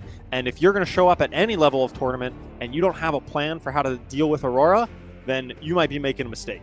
Well, and I just really want to point out, we had 2 Battle Hardens in the last couple weeks. One of them, yes, the Aurora did dominate the Battle Harden out there in Taipei, but in Charlotte, not a single Aurora made it to the top 8, and it was the most represented deck in that tournament as well. So it's not just like a foregone conclusion. You show up, you play Aurora, you have, you know, like, oh, it's an 80% chance to make top 8. Like, we've seen in these recent tournaments, Aurora sometimes doesn't even make it into the tournament, the top 8 at all. So I'm very curious to see in Kobe just which of these heroes challenge the most represented deck in the room, especially when you look, you've got a bunch of news out there as the 4th most represented deck. 13 Prism. That's a deck that has been doing pretty well in RTN season and has a pretty good game into Aurora.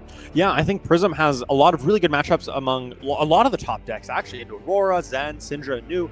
A lot of them don't typically have those Phantasm Poppers, those 6 or 7 power attacks that really counter Prism. It's just not the way those top decks are constructed a lot of times. And so Prism can prey on that.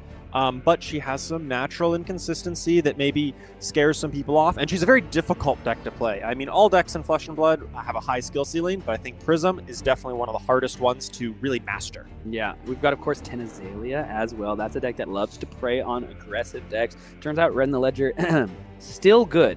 Still good. All these years later. Oh, yeah. Yeah, 16 Ira, 17 Enigma, and then you get down to some of the dark horses, but a bunch of heroes that I think have some major game, right? You can see the Vynnsets, the Araknis, the Verdances, the Slippies, and the Jarls, right? These are the decks that people have been playing to some very real success recently.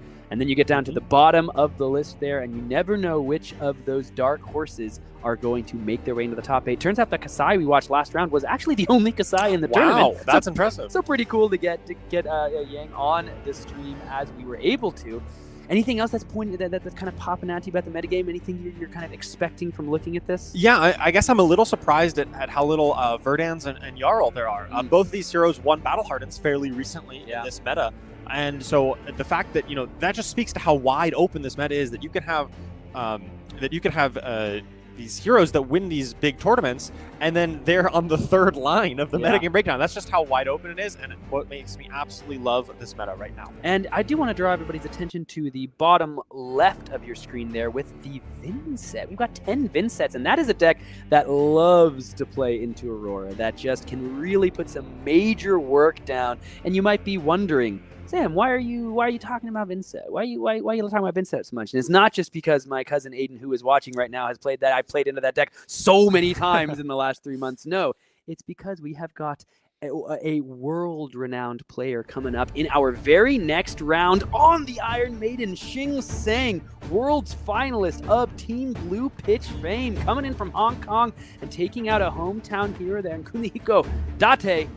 Both 1-0. We have got Ira Scarlet Revenger versus Vynnset the Iron Maiden. I can't wait to see Shing's take on this deck. Yeah, this is going to be really exciting. Vynnset is a hero that can do some really powerful things. All Shadow heroes, they have the ability to play those extra cards from Banish at the risk of the Blood Debt. But whenever they can really chain these cards together, it's extremely powerful. And I'm very curious to see an absolute world-class player like Shing see what his take is on the deck. All right, looks like we're right into the action here. It's a Shelter for the Storm. That's a card that can definitely get some value in this matchup. Right into the Kadachi. Coming in 4-1. Looks like Shing is just going to go ahead and take this one. He's happy to go ahead and head down to 39. Wants to see what the blocks are from here, even though there was only a red in the pitch. Yeah, so it looks like there's a blue right behind it. Interesting, it looks like the Ira player does not really want to have these reds in the hand. It wants to kind of filter out and was not looking to arsenal that. It possibly speaks that there's a second defense reaction to be placed in the arsenal here if you just end up pitching the first one. I think you are dead on about that, my dude. I think it's another Shelter for the Storm that is headed to the arsenal. So both of our games so far today, we have seen the first player be able to establish a D-React in the turn. It didn't work out for Kassai. Will it work out for Ira? Block for 3, and then a block for an additional 4 on top of that. A Bounding Demigod there is the card that blocked the Harmonized Kadachi. That's an interesting inclusion. That's not a card that I've seen very recently in Vynnset. So we're already seeing Shing Tsang's deck building prowess come to light, and we're also seeing why he wanted to take that 1 damage, because Vynnset, when they're able to make a rune chant on turn 0, is just exponentially more effective on their first turn. Oh, absolutely. So many of the cards in Vynnset's deck require 2 rune chants here, and so you want to kind of chain them and end your turn with one, which is hard to do if you're going second. But just critically taking that damage on turn 0 to enable the Funeral Moon here, very well worth the exchange. And we're seeing why a Phantom Wraith is down there in the Banish Zone and immediately able to be played because of that second rune chant, which was only possible because the Funeral Moon was able to be played at instant speed because Shing Tsang lost that 1 life to the Kadachi. Sometimes I've seen players just not even attack at all on turn 0 into the Vynnset because Haunting Rendition, because of Reduced to Rune Chant, because of Funeral Moons, all these ways to make rune chants on defense. And you can see how much different this turn would be for Shing Tsang if he didn't have that 1 rune chant. Yeah, he's still thinking hard here. There's lots of different options on what his hand could be. Looks like it's full of reds with a Sonata Galaxia, Revel and Runeblood, and a Deathly Wail behind. So not really any way of getting too many extra action points out of this. Because the Sonata Galaxia here would be able to grab a Malefic Incantation, but it wouldn't have Go again, because you do need X to be 2 or greater. Yeah, so I wonder if Shing is thinking about, like, hey, do I just send this right now for 2 rune chants and some physical damage, and then Arsenal, and just kind of have 2 dead cards in my hand that I don't get to use? Or do I want to take some Blood Debt here? Maybe I don't attack. Maybe I set up an Aura for next turn and set up a bigger turn down the line. Yeah, because in this matchup, this is, Ira is... most likely, we'll have to wait and see. The Blood Splattered Vest, the Flick Knives, this deck has been known to be a little more aggressive with cards like Up Sticks and Run recently. But most Ira decks are mathy. They're grindy. They're trying to just win the value exchange inevitably turn after turn. Vynnset, of course, on the other hand, can absolutely break that math apart. But if you play Ira's game, she's often liable to win it. And it looks like it is going to be the Sonata Galaxia, and we are seeing Shing here. He's going to go ahead and make X equal 2 by pitching 2 cards into the Sonata Galaxia because its cost is reduced by the number of rune chants, and this is going to allow Shing to grab the Runeblood Incantation that is going to be able to just be yeeted into the arena here. And you can see Shing is trying to play a little bit more of a measured, longer game. He knows he needs to really break the math in ways that Ira simply can't. Yeah, this is an interesting kind of middle ground. He's playing it for X equals 2 to give it go again. He didn't need it to be 2, but he needed that just for the go again. And so that's kind of indicating that he's going to be attacking with the Bantam Wraith out of Banish this turn. Alternatively, this does mean that he doesn't get an Arsenal. He's not really setting himself up for next turn. He's just kind of trying to optimize his damage output now, which, you know, if the read was correct that Ira has a defense reaction in Arsenal, that attack might get a little bit stuffed here. And what this also does is allow for Shing to begin the next 3 turns with that all-important first rune chant. He doesn't have to worry about Malefic incantations for a while. He doesn't have to worry about ways to keep rune chants around. The Runeblood incantation is going to go ahead and do that for him. It's another card that's kind of fallen out of favor in a lot of Vynnset's lists. Seeing Shing Tsang employ it here, again, you can see why he has the deck-building prowess and the results that he has. Yeah, much more often you see more Malefic incantations. Costs 0. It's a lot easier to cast without a pitch, but it's not as consistent. It doesn't do that every single turn. It relies on you attacking. And so if you start stumbling, that's a little harder to turn on. So it looks like Shing is playing both, I presume both here to ensure maximum consistency in his Runegate game. 2 arcane damage and, of course, the 6 physical from the Bantam Wraith. No cards needed to be pitched to play this one, but that's not a Galaxia. It did require some inefficient usage of the cards in Shing's hand.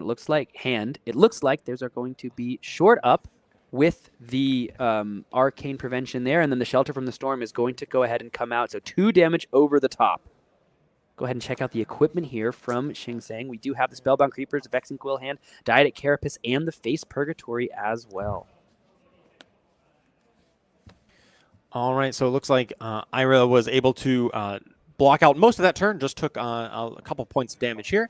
Comes back with an E-Strike, a nice efficient swing back, and just kind of, you know, playing that value game, right? Just what we've been talking about. Convert your hands to reasonable value. Doesn't trigger Ira on this turn. You need that 2 attacks. Generally, that comes from a Kodachi or some other go-again attack. But hey, E-Strike, it's one of my favorite cards because it just always means if you have an E-Strike in your hand, your turn's going to be fine. Like either on offense or defense, it's going to be fine. Don't worry about it. You will have an okay turn. That's what I like about E-Strike. It's never the most overpowered thing, but it generally kind of keeps pace and keeps you in the game. We've got a Funeral Moon and a Deathly Delight being committed to the block, so 1 damage comes over here. Both players sitting at 38. Let's see if Shing is able to utilize that rune chant created from both the Vynnset ability and the Runeblood incantation. Yeah, you say that like Ira's really good at playing this kind of a grindy, like value math game, but hey, Vynnset's really good on 2-card hands too, right? Yeah. This is basically a 1-card attack for 8. You know, 2 rune chants, attack for 6 physical, and he still gets an arsenal out of this. That is extremely good value out of Vynnset. Yeah, so if we do see a little bit of that grind fest back and forth, perhaps Shing is just confident in precisely the math that you described, being able to pressure in ways that Kunihiko will not be able to handle. 1 card, 8 value. That's numbers that many decks would froth over. Oh, absolutely. And, you know, we just say it's numbers, but Widespread Ruin does have a slightly relevant on-hit, right? It gets to banish a card off the top of the deck of anyone who took damage this turn. This game could end up going long, a little grindy. Maybe the banish is relevant into Kunihiko's deck here if the game goes very long. Probably not terribly relevant for Shing. He won't be able to banish card off of his own deck. Hasn't lost life, but that is... you know, there's other text other than just a 1-card 8 here. It's also like many of these other Vynnset cards that aren't really on hit effects. They're on pain. They're on life loss. So these rune chants are also going to trigger the Widespread Ruins effect when the combat chain closes. And there's many other cards like this in Vynnset's arsenal. Yeah, it looks like Kunihiko is using some arcane barrier here to hopefully prevent that maybe on pain, or just trying to be efficient, has an extra blue in hand and needs to get rid of that. 6 damage is going to be accepted here, so down to 32 goes our Ira player. When the combat chain closes, it's going to go ahead and trigger the Widespread Ruin, banish the card off the top. It's going to be a Command and Conquer with that beautiful new art headed right to the banish zone. That's a lot of value that Shing Tsang doesn't have to worry about anymore. Final card in the arsenal. 4 cards drawn up for our Vynnset player. All right, but Ira's got 3 cards in hand, 1 in arsenal, so kind of 4 cards to work with here, and Ira can go pretty wide, you know, with the Kodachis, maybe some go-again attacks. Let's see what kind of offense he can put together. Here comes the Kodachi for 1, 2 floating.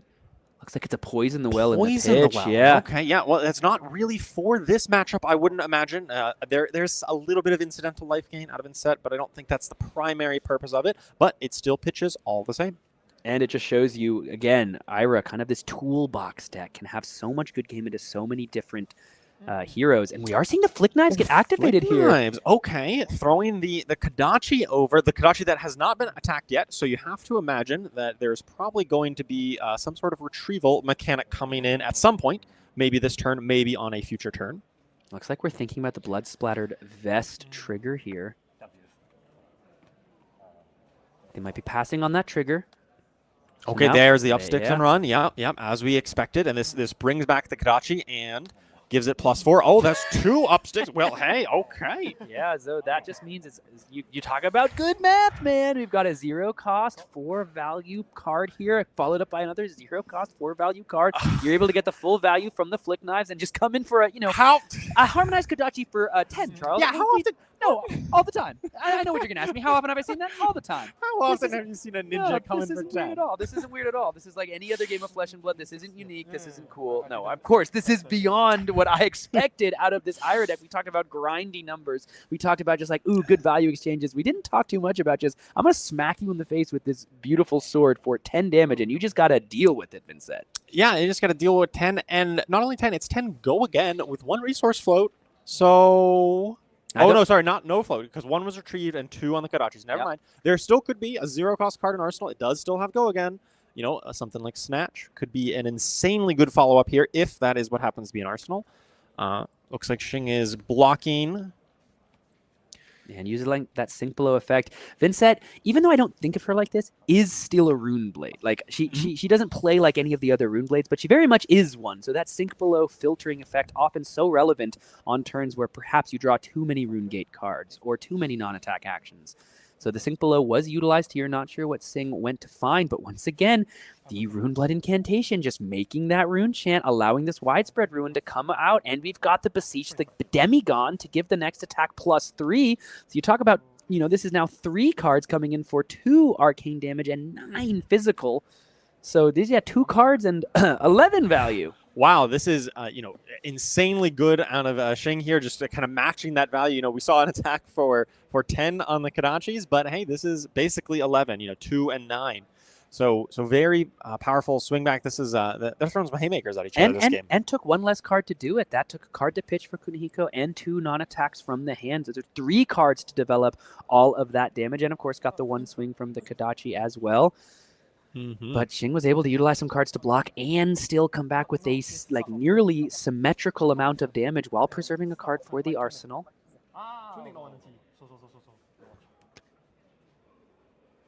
Not sure what the question was there, but Kunihiko thinking on blocks. Take a look at the hand here for our Ira player. Got a nasty surprise.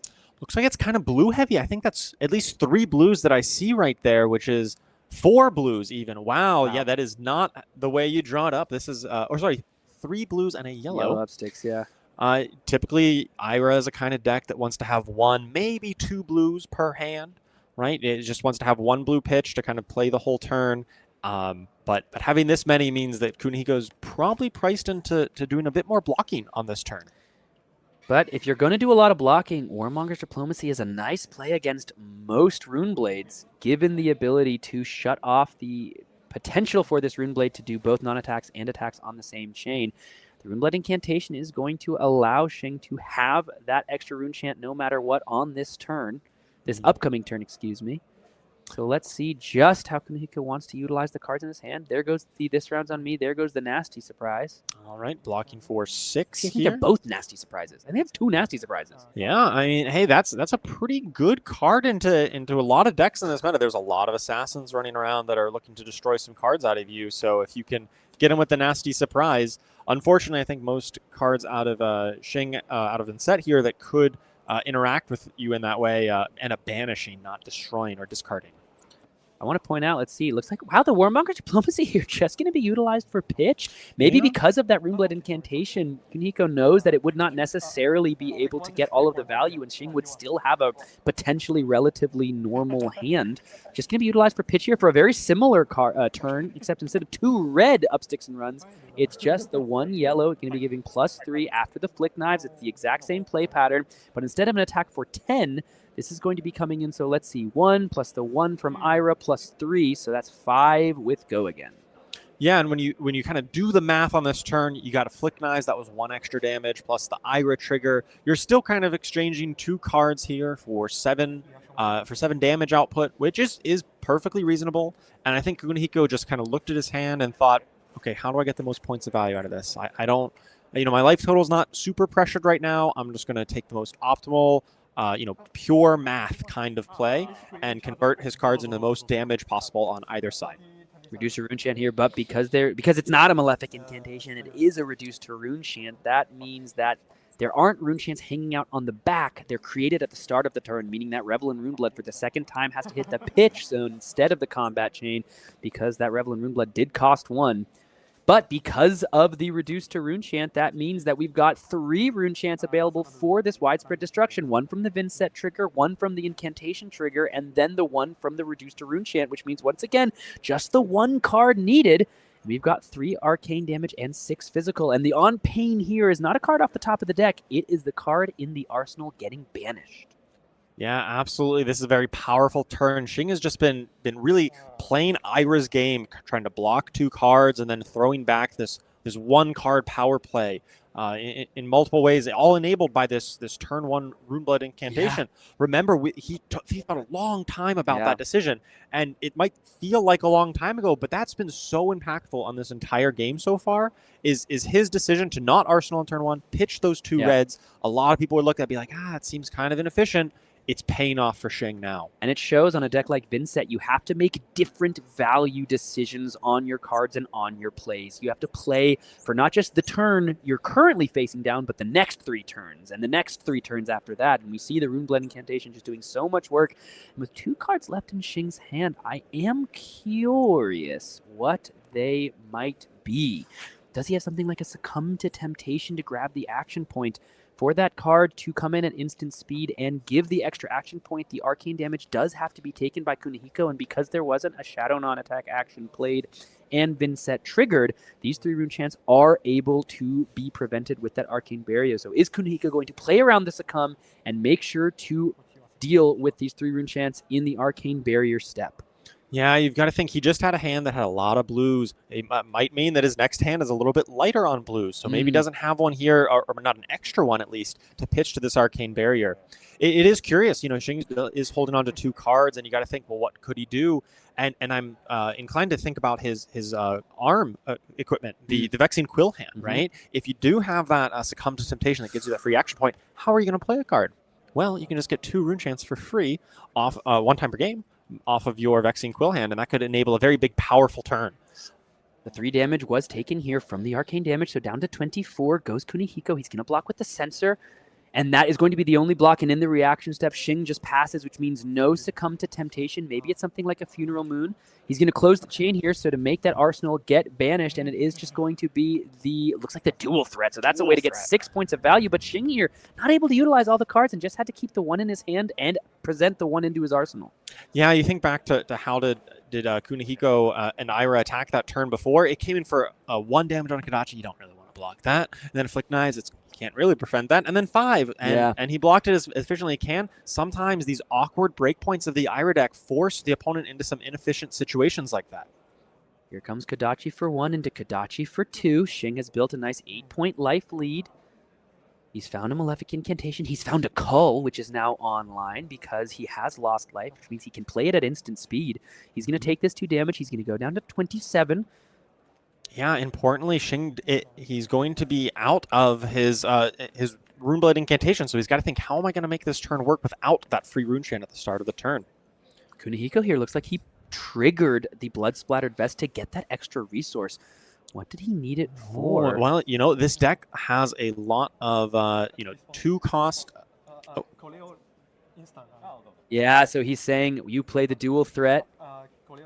In response to the dual threat, he's going to go ahead and play the call, which means they're both going to banish a card here, and the card that was going to be utilized with the dual threat just goes ahead and hits the banish zone. What a huge play utilizing that new expansion slot card from the Hunted. That was sick! Absolutely insane play out of Shing there. Stopping that huge dual threat play. That was a call that was basically worth 9 points of value. It stopped the Amnesia. It would have come in for 9. And it kind of got value because it put a counter on the blood spattered vest, which no longer can make one less resource. And he has the perfect follow-up. He only had the one rune chant, and there's only one card that can rune gate 4/1, and it is the Eloquent Eulogy. So Shing there, everything coming up blue pitch for our player on the right side of your screen, able to come in for 1 and 4 on life loss, make the Eloquence. He doesn't have any go again here unless he plays something like a Succumb from the Arsenal, so that Deathly Delight is going to stick around in the Banish Zone and do 1 point of blood debt damage. But he was also able to develop before the Eloquent Eulogy the yellow Malefic Incantation, which should have triggered here and made the rune chant. Yeah, it looks like Shing should have taken a counter off that Malefic and have 1 remaining. We'll see if he gets that. But that would be setting him up for his next turn with this Eloquent Eulogy. If he remembers, there it is. Okay, Yeah, perfect. My dog got second in the World Championships. I was expecting him to find it in some way. Yeah, hey, this Vynnset deck has a lot of triggers, a lot of complicated play lines, and so sometimes little things like that slip your mind for just a moment. Let's see just how Kunihiko wants to deal with this 4. I think he took the 1 in the arcane damage. It looks like he's got a sink below. That's the pretty obvious answer, right? It's 4 attack, it's 4 block.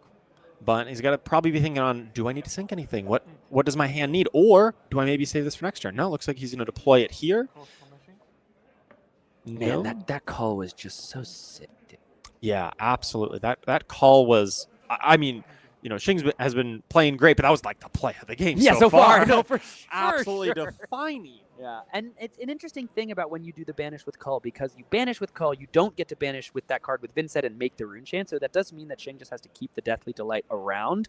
But now that he has the Malefic Incantation and an Eloquence token, he might be able to find go again on this next turn and utilize multiple rune chants and multiple rune gate cards to just present a massive salvo. Yeah, that's sometimes the tricky part with these Vynnset decks is once you have a couple of blood debt built up, it's how do I get those out of there? How do I utilize that and get those extra action points and go again? Shing will have to find a way to get that out at some point. Otherwise, he's going to just keep taking that 1 ticking damage every turn. Bittering Thorns here coming in. It's got +1 from Ira. It's threatening +1 on hit.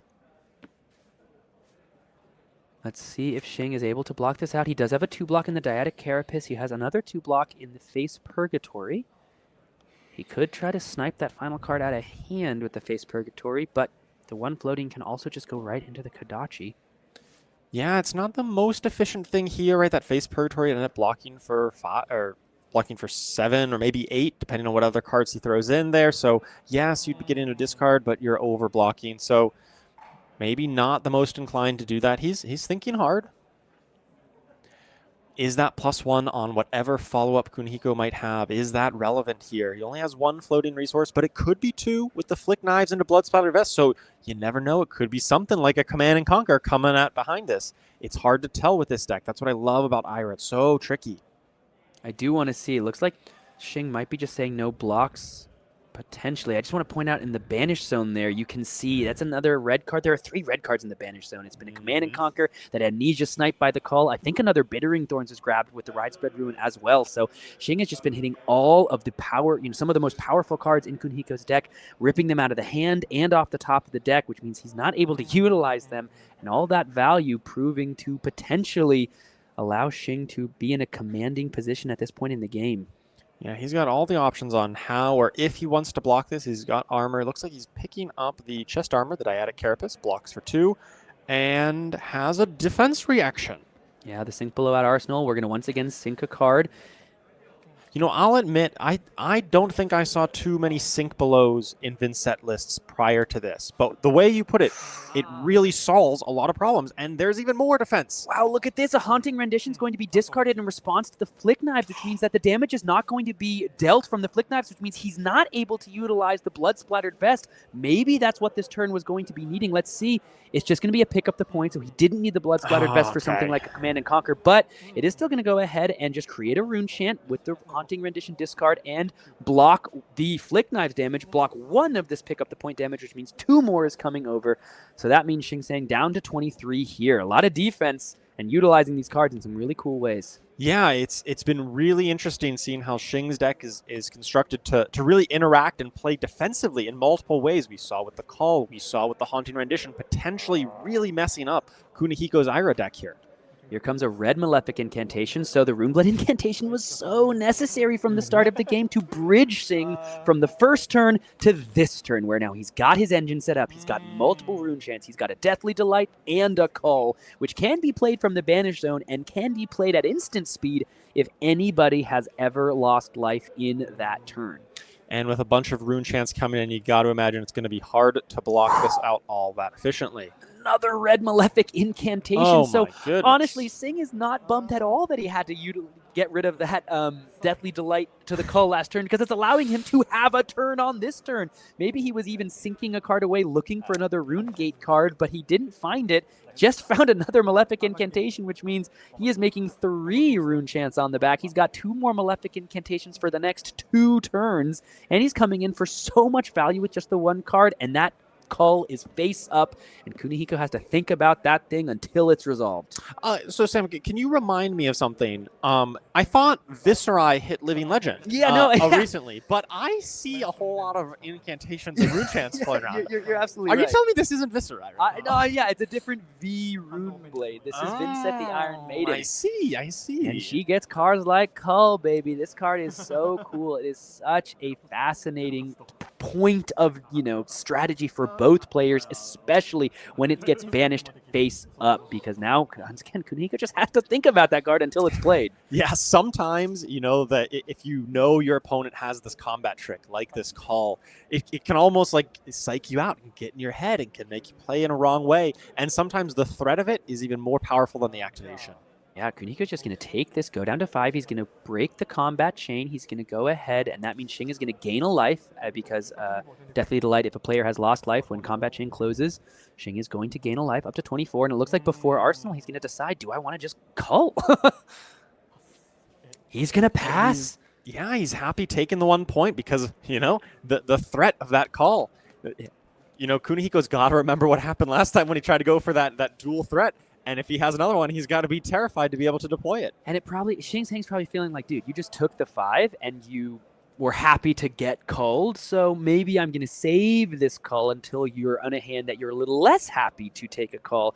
Because you have to imagine Kunihiko was expecting to be able to utilize cards still in a good way if Cull did come out at the end of Shing's turn.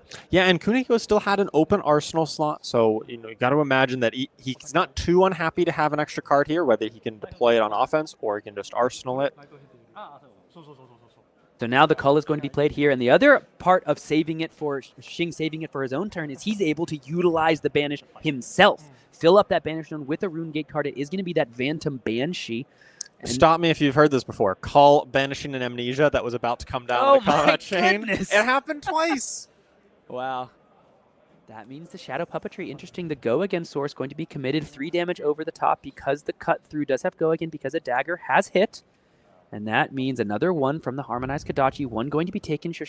So Shing Tsang down to 18, playing 15. Is turn 6 of this second round of our calling here, coming to you live from Kobe. Second round here. We've got another Cull hitting the Banish Zone. That's going to make a, I believe, 4th Rune Chant, which is going to come along for the ride with the Phantom Banshee. Phantom Banshee, a 3 for 7 Rune Gate here. So big numbers coming at him. 4 Rune Chants, 7 physical damage. That is a big hit with still a Cull threatening behind it. So technically, the Malefics don't trigger until the Rune Chants have already finished, where we have to do that on layer of the attack step.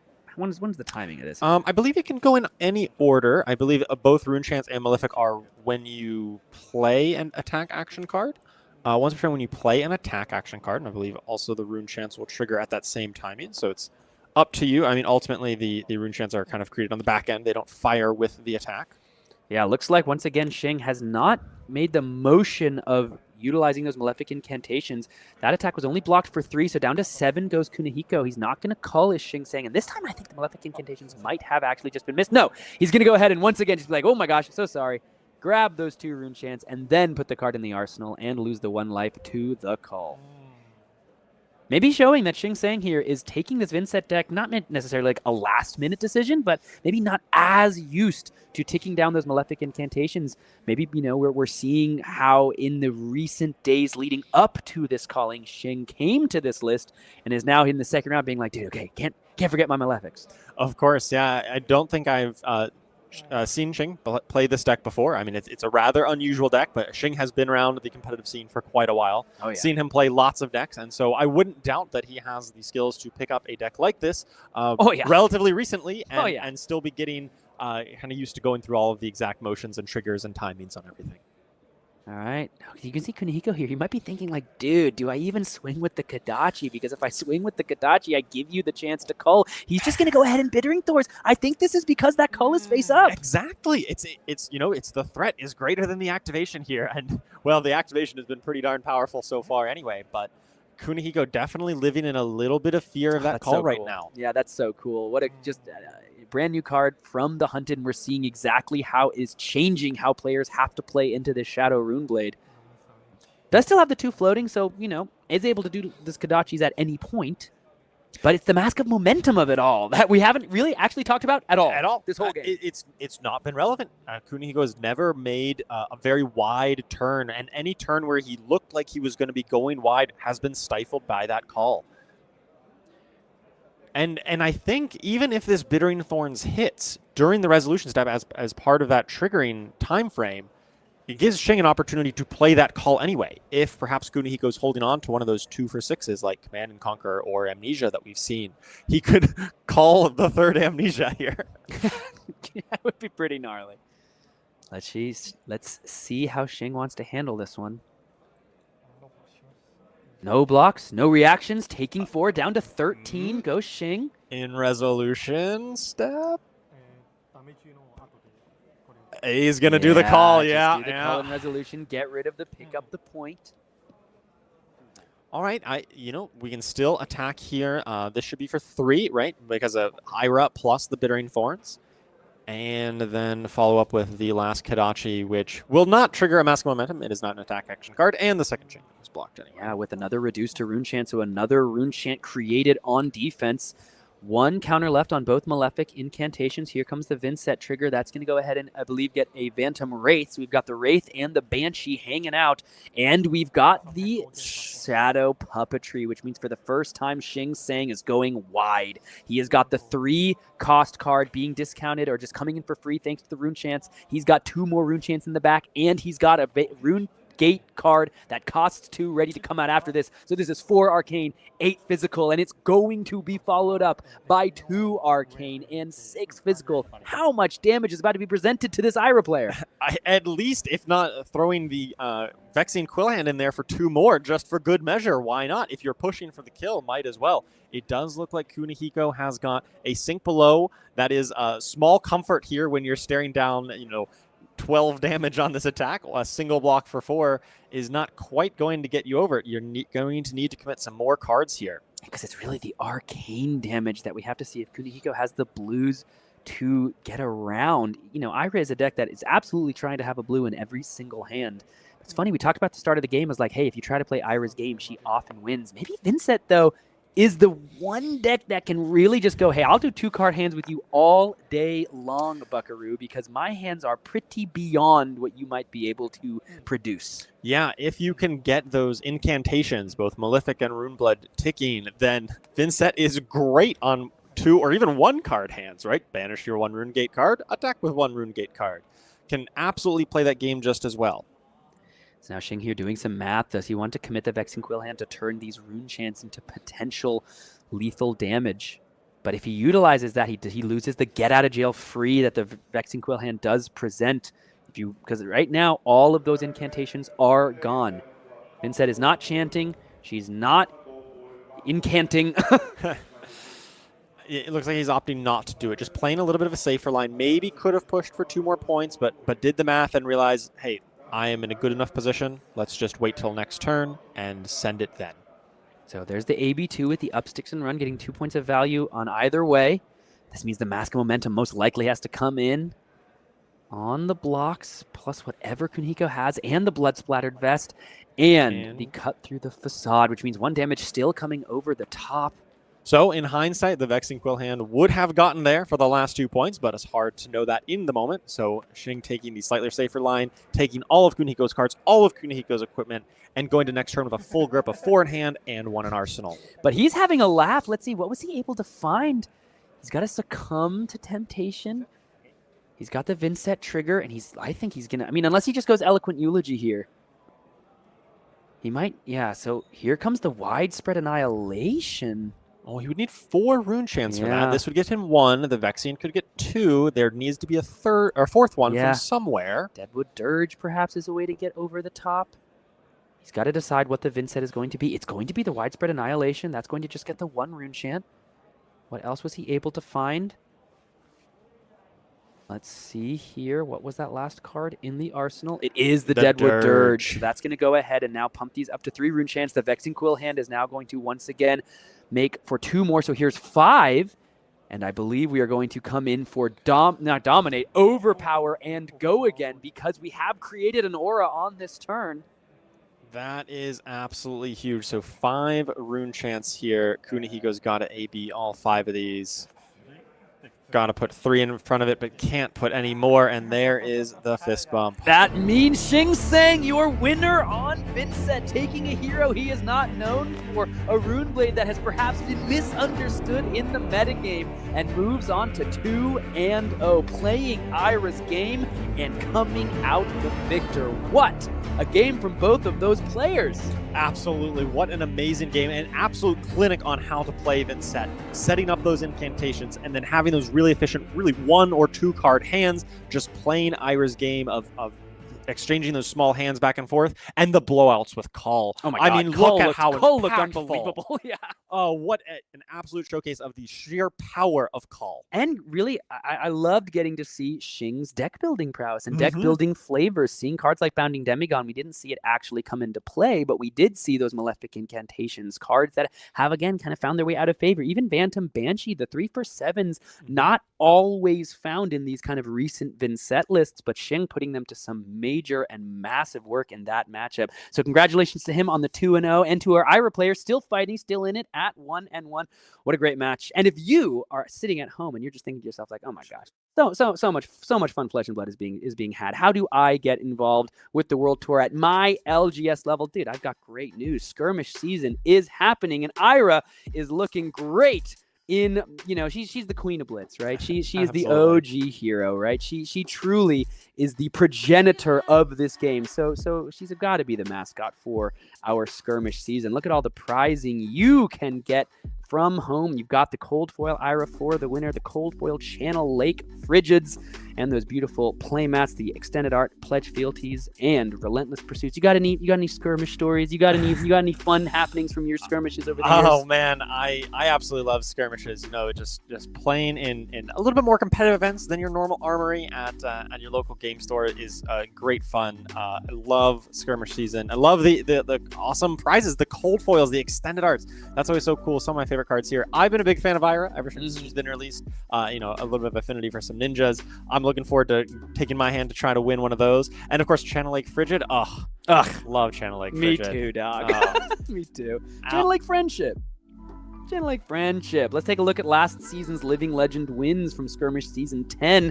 Again, Starvo took a bit of a hit. Electromagnetic Somersault getting restricted. I know you've got a lot of success. Dude, you were the first Starvo. I remember the tournament in Pittsburgh where it was like, oh, Charles Dunn won this Battle Hardened with Starvo right on release. I literally remember and then everyone was like, wait, what? Let me see the list. Yeah. You were the guy. You I did. You've got a lot of experience on this hero. I did get the first Living Legend points for Starvo. He is, you know, the hero I played. Really, my intro to competitive Flesh and Blood, and absolutely So love fire.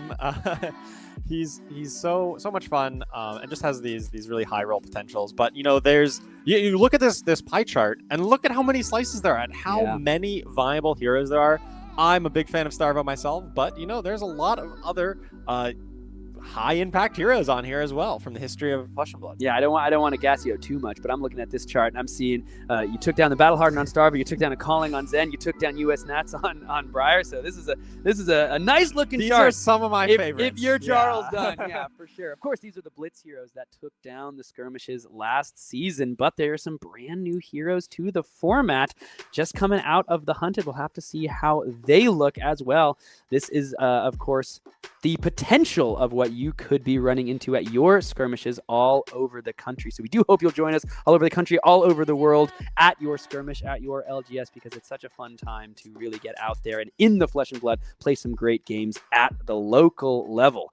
But we've got plenty more calling to come live from Kobe, and I believe, if I am not mistaken, we have got an Earth hero for you next round. I'll let you guys, you know, make your predictions out there amongst the internet, what you think that Earth hero will be. But it's an Earth hero that many have been talking about recently. I've been seeing a lot of chatter about this, and we've got a 2-0 mystery Earth hero coming up for you right after this.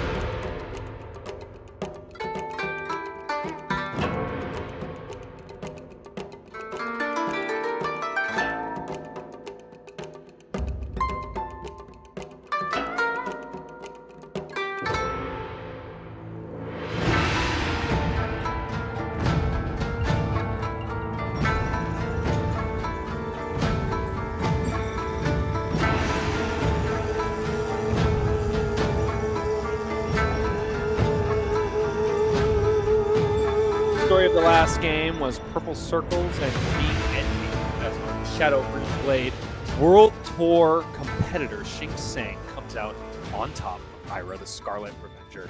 Charles, that was a heck of a game to call. Absolutely, Bryce. That was an amazing game, an absolute clinic on how to play Vynnset in that matchup. Shing just absolutely dismantling Ira there with well-timed calls to rip apart Ira's big turns. Sending out the call of the void, if it were, Charles. Indeed. But next up, we've got a newcomer to calling Kobe, and also kind of an old comer that we were alluding to earlier. The kitty man himself, the one that could ascend to the pantheon of the immortals and gain living legend status. Yeah, that's right. It's Zen Tamer of Purpose versus the first Earth hero that we've seen today, Verdance, Thorn of the Rose. How do you feel about this matchup? Oh, it's interesting. There's a lot of different ways you can build both of these decks, really, and seeing how defensive the Verdance goes. Some Verdance set up a big arcane damage combo and wants to be playing a lot of defensives. Other ones play a bit more of the offensive suite with some of the disruptive attacks like Plow Under and Command and Conquer as a more central part of their game plan. So I'd be very curious to see how that matches up into the aggression that we know Zen is going to be bringing. And Zen is a hero that you are very familiar with as well. How do you feel about his position at this particular juncture? I think Zen is very well positioned in the current metagame. A lot of decks out there want to be attacking for 1 damage at a time, flicking some daggers at you, attacking with Kodachis or other 1 damage arcane pings. And into that, Zen state tokens from the 12 petal Kassai is extremely good out of the Zen deck. It would have been a very different story in the last game if Shing was facing down a Zen state in those last few stages of the game. Absolutely. So many rune chants coming in for 1 damage at a time that Zen state would have been insanely good. Well, let's go ahead and fly ourselves on over to Kobe and get down into the nitty-gritty with it and proceed down to the match floor. And here we go. Let's swell the music. Let's set the stage because here we go. It's Dodge Marquez versus Yohei Ohki. Zen Tamer of Purpose on the left side of your screen and Verdance Thorn of the Rose going first on the right. This is round 3 of the Calling in Kobe as part of our World Tour stop for Flesh and Blood in Kobe, Japan. We talked a little bit about setting the stage here. What are the particular cards that you think Zen Tamer of Purpose is going to be bringing in against Verdance? Because his game plan is basically just to kill her before she combos, right? Yes, you have to imagine that Zen is probably not going to be bringing the full suite of AB3, Arcane Barrier 3, just the one that we see here on that boot slot, the Tide Flippers, 1 Arcane Barrier, and with Verdance coming in with the Waning Moon weapon, you know that Waning Moon is going to be triggering for 2, maybe 3 Arcane pretty often, and is just going to be trying to chip him down.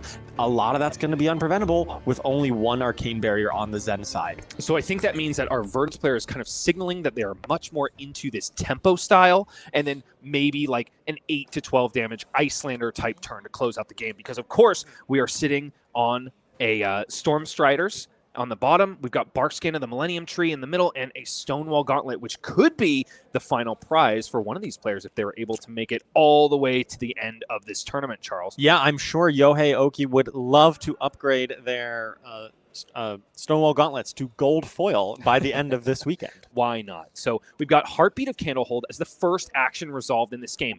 Yohei Ohki is starting at a 43 life, 3 life surplus to his opponent, Dodge Marquez, and also a Waning Moon activation, which is going to be covered up by a blue pitch, which is interesting because, like you said, Charles, we don't have AB2 on the side of Dodge Marquez.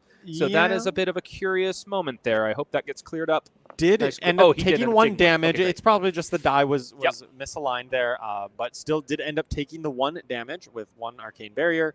The Tiger Form incantation looks like Dodge had a lot of Tiger Form incantations. This is the 3rd one we've seen already, and the game has just started. So it's going to generate that Crouching Tiger, which is going to come in straight away. Going to get +1 from that Tiger Form incantation, and could very well exemplify a Transcend to come, but alas, there's none in the hand. The follow-up instead is just going to be Tiger Swipe, which is going to get 5 go again from the Tiger Stripe Shuko, and then threaten the generation of yet another Tiger. Indeed, and this is one of the hallmarks of Zen is these awkward damage numbers. You come in for 1 damage, hard to block. You come in for 5 damage, hard to block efficiently because most of your cards end up blocking for 3. And so you end up, even if the Verdance here wanted to block, it's been pretty inefficient to do so thus far.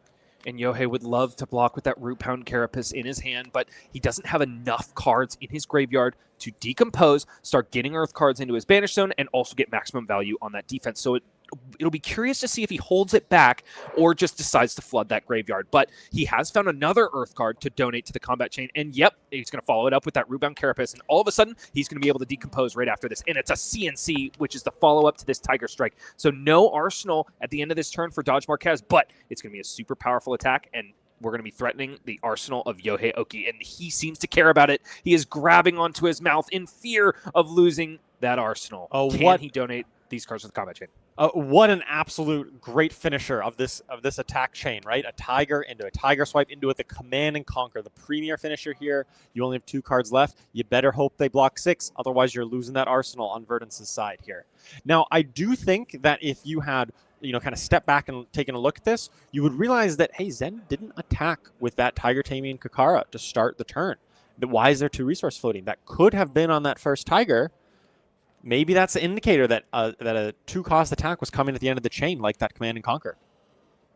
Smelling blood in the water is my co-caster as Dodge Marquez draws back up. He's going to start off with a Tide Chakra and also follow it up with a Stir the Pot, which means, the Wind Chakra, which means that we have our first Transcendence of the game, which means that all-powerful Traverse the Universe is going to be online for the rest of the game and will threaten any time for Dodge to get the best card in his deck for the situation moving forward. He's going to generate 1 resources off of that 12-petal Kassai as well, which means that, oh boy, there could be some heat coming out of this hand. I think we found another Tiger Swipe in the hand, if I'm not mistaken. Yes, indeed. Yes, it looks like Tiger Swipe, and there is a Grain that tips the scale as well here. So Zen, one of the best parts about Zen is that he has access to his full deck all the time with that hero power, being able to search through that deck and see exactly the right card for this situation.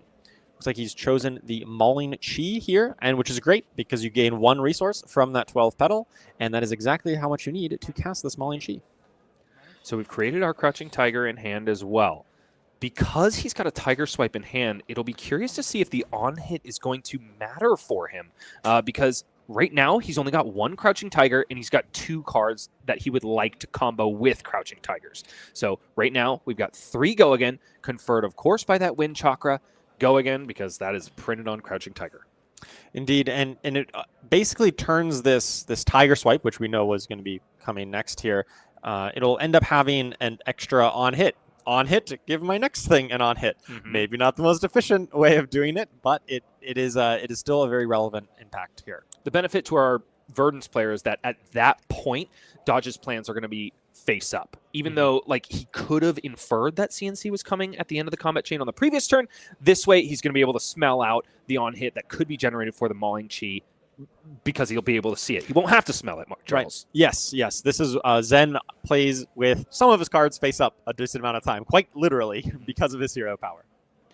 So here comes Tiger Swipe. It is 5 Go Again, but because we've got Grain that tips the scale, if Yohei blocks this out perfectly, we are going to be able to sneak 1 damage over the top. That being said, that Chi is then going to have to definitely be donated to the Tiger Taming Kakara, because you're never going to want to arsenal an inner Chi, because that would be a dastardly mistake. Yes, and here we see the Stonewall Gauntlets coming in big handy, where the bonus from the Tiger Swipe gets reduced on there, and it reduces for the rest of the combat chain, basically forcing Dodge to close the chain here.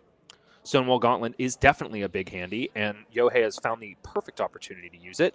We've closed the combat chain to make sure that its effect does not persist to this Mauling Chi, which means that Grain that tips the scale is going to go straight into the arsenal and threaten more transcendent nonsense further on in this game. We're going to pass on over to Yohei Ohki with 2 cards in hand and 1 in arsenal.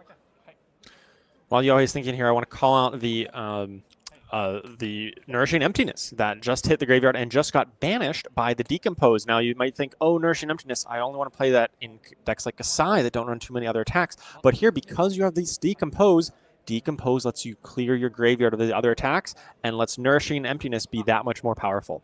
Felling of the Crown is going to be the only action on Yohei's side of the board this time. Unfortunately, he hasn't found those root-bound Carapai early enough in order to get his first Decompose off, so this Felling of the Crown is only going to come in for 4. That being said, Decompose is still going to be active, which means that Dodge simply won't have a 5-card hand on his next turn. However, I see a Levels of Enlightenment in the hand, another blue, and then we know there's a Chi in the arsenal as well. Oh boy, this is the full power of Zen on display right now, right? The Levels of Enlightenment with the Transcend letting you get 2 modes. Generally, it's going to be go again. Of course, you want to keep your turn going, and then either bonus attack or drawing a card, depending on how you feel. He's going to take a look at his deck, find exactly the combo card he wants to search up before making that decision. The only way this could possibly be better is if the Transcend card was Path Well Traveled instead, which would mean essentially that you have all 3 modes of Levels of Enlightenment active. That being said, the fact that he's reaching for a Chase the Tail showcases that we are in for a lot of damage this turn, Charles. Oh yeah, this is going to be a big turn, right? You get 1 Tiger from Zen's Hero Power, but that probably means that there is another Tiger generator in hand, probably either an aspect of Tiger Body or some other source of it. I barely saw that card in hand. It didn't look like an aspect. It might have been a Tiger Body to Harmony of the me. Hunt. Another Harmony of the Hunt. I could He's see been that, playing yeah, quite a number of them. He's Harmony of the Hunt or Tiger Form Incantation. These Tiger generating blues are really clumping up for Dodge on this. We saw all of the incantations together, and now perhaps we're seeing all of the Harmony of the Hunts as well. No, that does look It to is be an a aspect of Tiger Body. Yep, aspect My of Tiger eyes Body. deceive Okay. me. The classic combo, Chase the Tail into aspect of Tiger Body. And hey, you got some extra resources floating around. Why not throw a Tiger Taming card in there for good measure? Why not indeed? So here comes the staff threatening an additional 2. Right now, Dodge leads this game by 2 life. 35 plays 33. In this, the second turn of round 3 of Calling Kobe. Yohei is in the tank. So far, things have been definitely going Dodge's way. This Zen deck has just been humming along, just having some good turns. It's really been putting the pressure on Yohei to try to figure out, how do I stay in this game? How do I get some pressure back? You know, you start throwing the Felling of the Crown to try to claw back some of that pressure, relieve that pressure by removing cards out of Dodge's hand, but doesn't matter. The Zen is still coming at him with all guns firing here. So 2 attacks have hit. Yohei descends on down to 30 as Chase the Tail finally hits the combat chain. And now that we know that it's an aspect of Tiger Body in hand, it's going to be an additional 6 damage after this Chase the Tail. And he's going to be able to pocket yet another Chi card. I mean, is there a better situation for Zen than pocketing Chi just about every single turn? No, especially one like Preserved Tradition, which has no requirements. It doesn't require you to target an attack. Preserved Tradition or Path Well Traveled are some of the best ones to Arsenal there, because they just really enable some of your biggest turns. Path Well Traveled onto a Levels of Enlightenment, of course. Channel of the Millennium Tree is devoted to the block as aspect of Tiger Body follows up the Chase the Tail. So 3 go again, and at this point, Yohei understands what he's in for in terms of the numbers. Yeah, another 4 behind this with the Tiger Stripe Shuko being active at that point. The absolutely powerful turn out of Dodge here, and despite being disrupted by that Felling of the Crown. Yeah, sure doesn't seem like he's disrupted all that much at Oh, this no. point, does it, Charles? So 29 life is what Yohei is working with at this time. Looks like another card is going to hit the combat chain to shore up the block, dismiss that 3 power on the aspect of Tiger Body. He's kind of pulling it back, taking a think. We're really in the tank here. He's got to be thinking I need to put out some sort of disruption here, but oftentimes you can just take what Zen is throwing at you and hope that eventually they're going to have a bit of an awkward turn. Right now, Dodge is not finding a single one this game. He's had Chi, or he's had otherwise good turns so far, and with Dodge arsenaling a tree, it's pretty likely he's going to have another good turn next turn. As long as he has at least a blue, he's going to be able to make that Transcend happen. Yohei has taken plenty of damage at this point. He's at a 10 life deficit. Now over to the Verdance side of things, 25 plays 35, and he's got 2 cards in hand. One of them seems to be a meld card, probably Pulsing Aether Life. Let's see what he's able to do here. It could just be Pulsing Aether into the Waning Moon for a little bit of arcane tempo damage.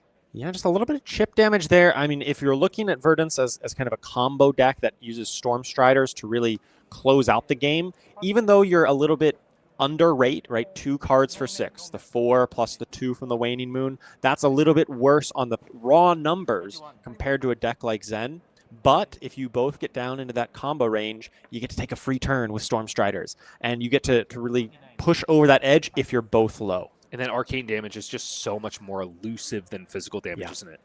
So looks like Pulsing Aether plus the Waning Moon, all of that has been donated to the cause for our Verdance player as Dodge Marquez on Zen descends on down to 29, currently at a 4-life surplus, but going into this turn with a 5-card hand. And I believe he's found another Chi, so looks like we might be able to transcend not once, but twice if he decides to utilize that Preserved Tradition in Arsenal. Yeah, his hand is a little awkward here. It's Drop in the Ocean as the Chi, and the other 2 blues here are Winds of Eternity and Cosmic Awakening, which do not have Go Again. So he's going to need to find a way to get Go Again here, either by swinging his weapon or with the Enlightened Strike. Presumably, this is on Go Again, I'd have to imagine, with so many cards remaining in his hand, and that's going to allow him to have an attack to target with Drop in the Ocean in the first place. E-Strike, we don't have confirmation on the indicated mode, but I tend to trust my co-caster here. He seems to know what he's talking about. So 5 Go Again is what we will assume as Yohei tanks on the blocks.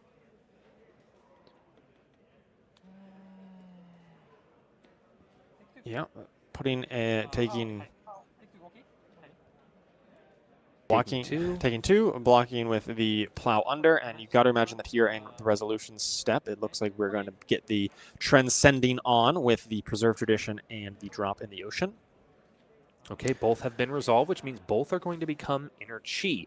One is probably going to be donated to that Tiger Taming Kakara, whack Yohei in the face with a stick, and then the other one will become the best combo card for the situation, and also a Crouching Tiger.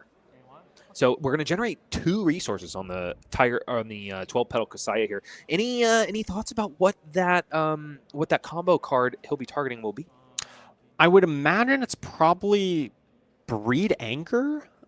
It's a weird card to pick here, but you got to think he needs to find a way to utilize the extra resource, and he already has a finisher in his hand. He's got that Winds of Eternity if he wants to finish his combat chain with that. None of the cards in his hand are a really good Arsenal target. That's kind of where I start looking at this hand. It's like, well, what do I want to put in my Arsenal? I don't really want to put any of these down in Arsenal, so I want to find a way to get all of these out of my hand to use them all. And so something like Breed Anger could be a way to do it. That will give you 1 extra Tiger, because you get 1 Tiger from your hero power, and then 1 from the Breed Anger. It lets you use the extra pitch, and it activates your Tiger Stripe Shuko. Looks like he's looking at Chase the Tail, though. Or he could be looking at something like Mauling Chi and just being okay with arsenaling that Winds of Eternity. Spinning Wheel Kick, similar concept. Like get kind of that 1 cost, kind of middle of the chain card here. As he tanks, we are kind of seeing a bit of an awkward turn from Dodge here, even though he was able to pull off the double transcend. Could this be the moment where Yohei finds a window back into this game? Looks like we're holding on to a Sigil of Solace and a Felling of the Crown and a blue, Charles. That is a great hand to have. I really like Sigil of Solace, just the pure flexibility it has here. It can always convert into 3 life. Felling of Crown will be online. I'm sure there's enough earth in that graveyard by now. It'll be able to attack for 8, and it'll be able to strip another card out of Dodge's hand on the next turn. And Dodge is probably not going to end this turn with an Arsenal, so it's going to be that much more impactful that Dodge is going to have to take some damage, and will be down a card for next turn. And Yohei has done a lot of blocking at this point. I would think not only is there enough Earth cards in that graveyard to do a Decompose, I would have to imagine he's going to go for the triple Earth Decompose here to make it so that he could just do it one more time to be online and start getting the value engine going that Verdance promises when you complete her mini quest. Indeed, here this is coming in for just 1 from the Tiger Taming Kakara. The Spinning Wheel Kick, right, getting that pitch, similar to that Breed Anger that could have been there just as well. 4 Go Again. No combo on this one because we haven't had a Spinning Wheel Kick on the last chain link. And looks like, yep, he's lining up that Winds of Eternity. Like you so astutely pointed out, no, indeed, do I want to put that in my arsenal because it's a blue without Go Again. So even if it does enable some Transcend shenanigans, it's not going to be all that great. So Yohei breathes a sigh of relief as the damage for this turn just brings him down to a measly 16, and he's going to be able to send a Haymaker of his own on the following turn. Yeah, this will definitely be the turn where if Yohei does claw back a lot of tempo in this game, this is the turn to do it. It's sending that really efficient 2-card attack for 8 and take an extra card out of your hand. Looks like the decomposed targets are going to be Plow Under, Felling of the Crown, and got to be another Earth card. Yeah. Yep, it's Channel Millennium Tree here. probably just thumbing through that graveyard to make sure there aren't any other attacks that he could possibly target, because he's shown us at this point that he's playing those Nourishing Emptinesses, and if you're going to play those cards, you might as well play them in a deck that can banish those attacks out of the grave.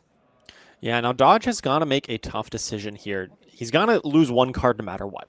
But then the decision is about, well, what kind of turn do I want to have on the back end? On one hand, you could, I don't know, maybe bottom one of the blues, send your 3 blocks, just take some damage, just Arsenal pass. Just say, hey, Verdance, can you use a full 5 cards? Maybe, I don't know. And set yourself up for success by arsenaling that chi. Alternatively, he could go kind of crazy and block with Traverse and get another card and still play this big, strong hand and try to push into Verdance this turn. And Charles, I do tend to wonder if Traverse, it's go time for that headpiece, because we're holding on to an aspect of Tiger Body, which, I mean, hey, I think 9 times out of 10 nowadays, Zen really wants to resolve Chase the Tail. Yeah. And this is with one aspect of Tiger Body already played out of the deck. This is a guaranteed another situation where you can get the maximum value off of Chase the Tail. Yeah, it's such a tough situation because on one hand, that is absolutely great, but it's on a little bit of a smaller hand. You're not going to have that arsenal. You've already lost a card.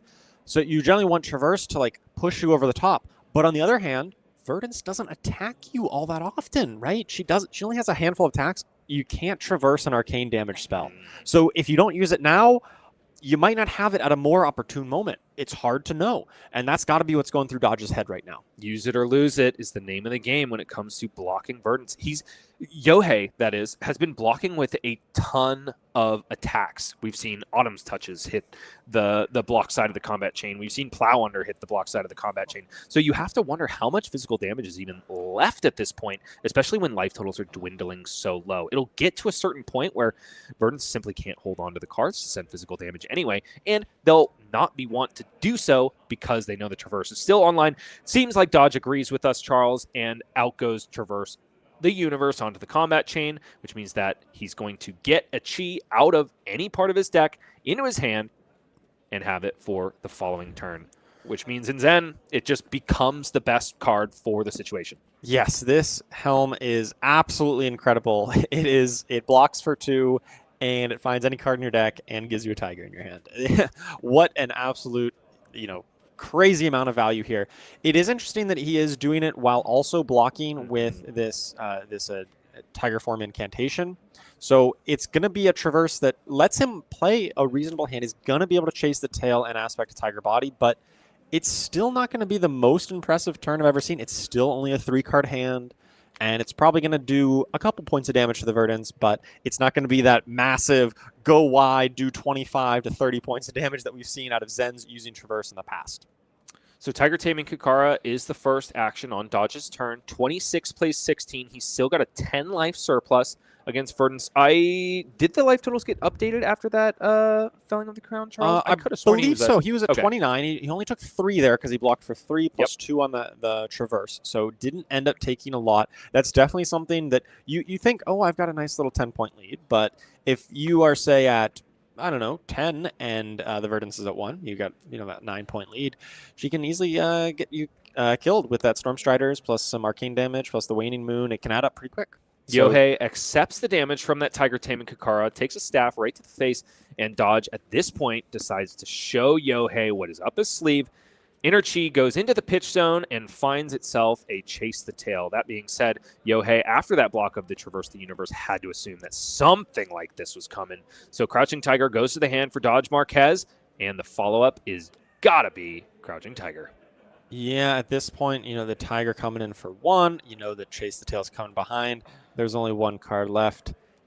Doesn't take a genius to figure out what it might be. It's probably that aspect of Tiger Body. So at this point, Yohei can really calculate. That's what you see. He's thinking he knows what's up. He's going to calculate all the math here, figure out the best way to navigate this situation. So it'll be 4 into 3 into 4, thanks to that Tiger Taming Kakara, which brings the rest of this up to a big bad 11, Charles, which, hey, means that our Verdance player isn't technically dead if they take all that damage, but I would have to imagine that there's going to be some blocks coming down because in general, Verdance has trouble converting 5-card hands. But I believe that Arsenal, I want to talk about Yohei's Arsenal for the time being because it has been sitting there, I believe, since the start of the game. Yeah, turn 1, Yohei Arsenal that card, and we've not seen it since.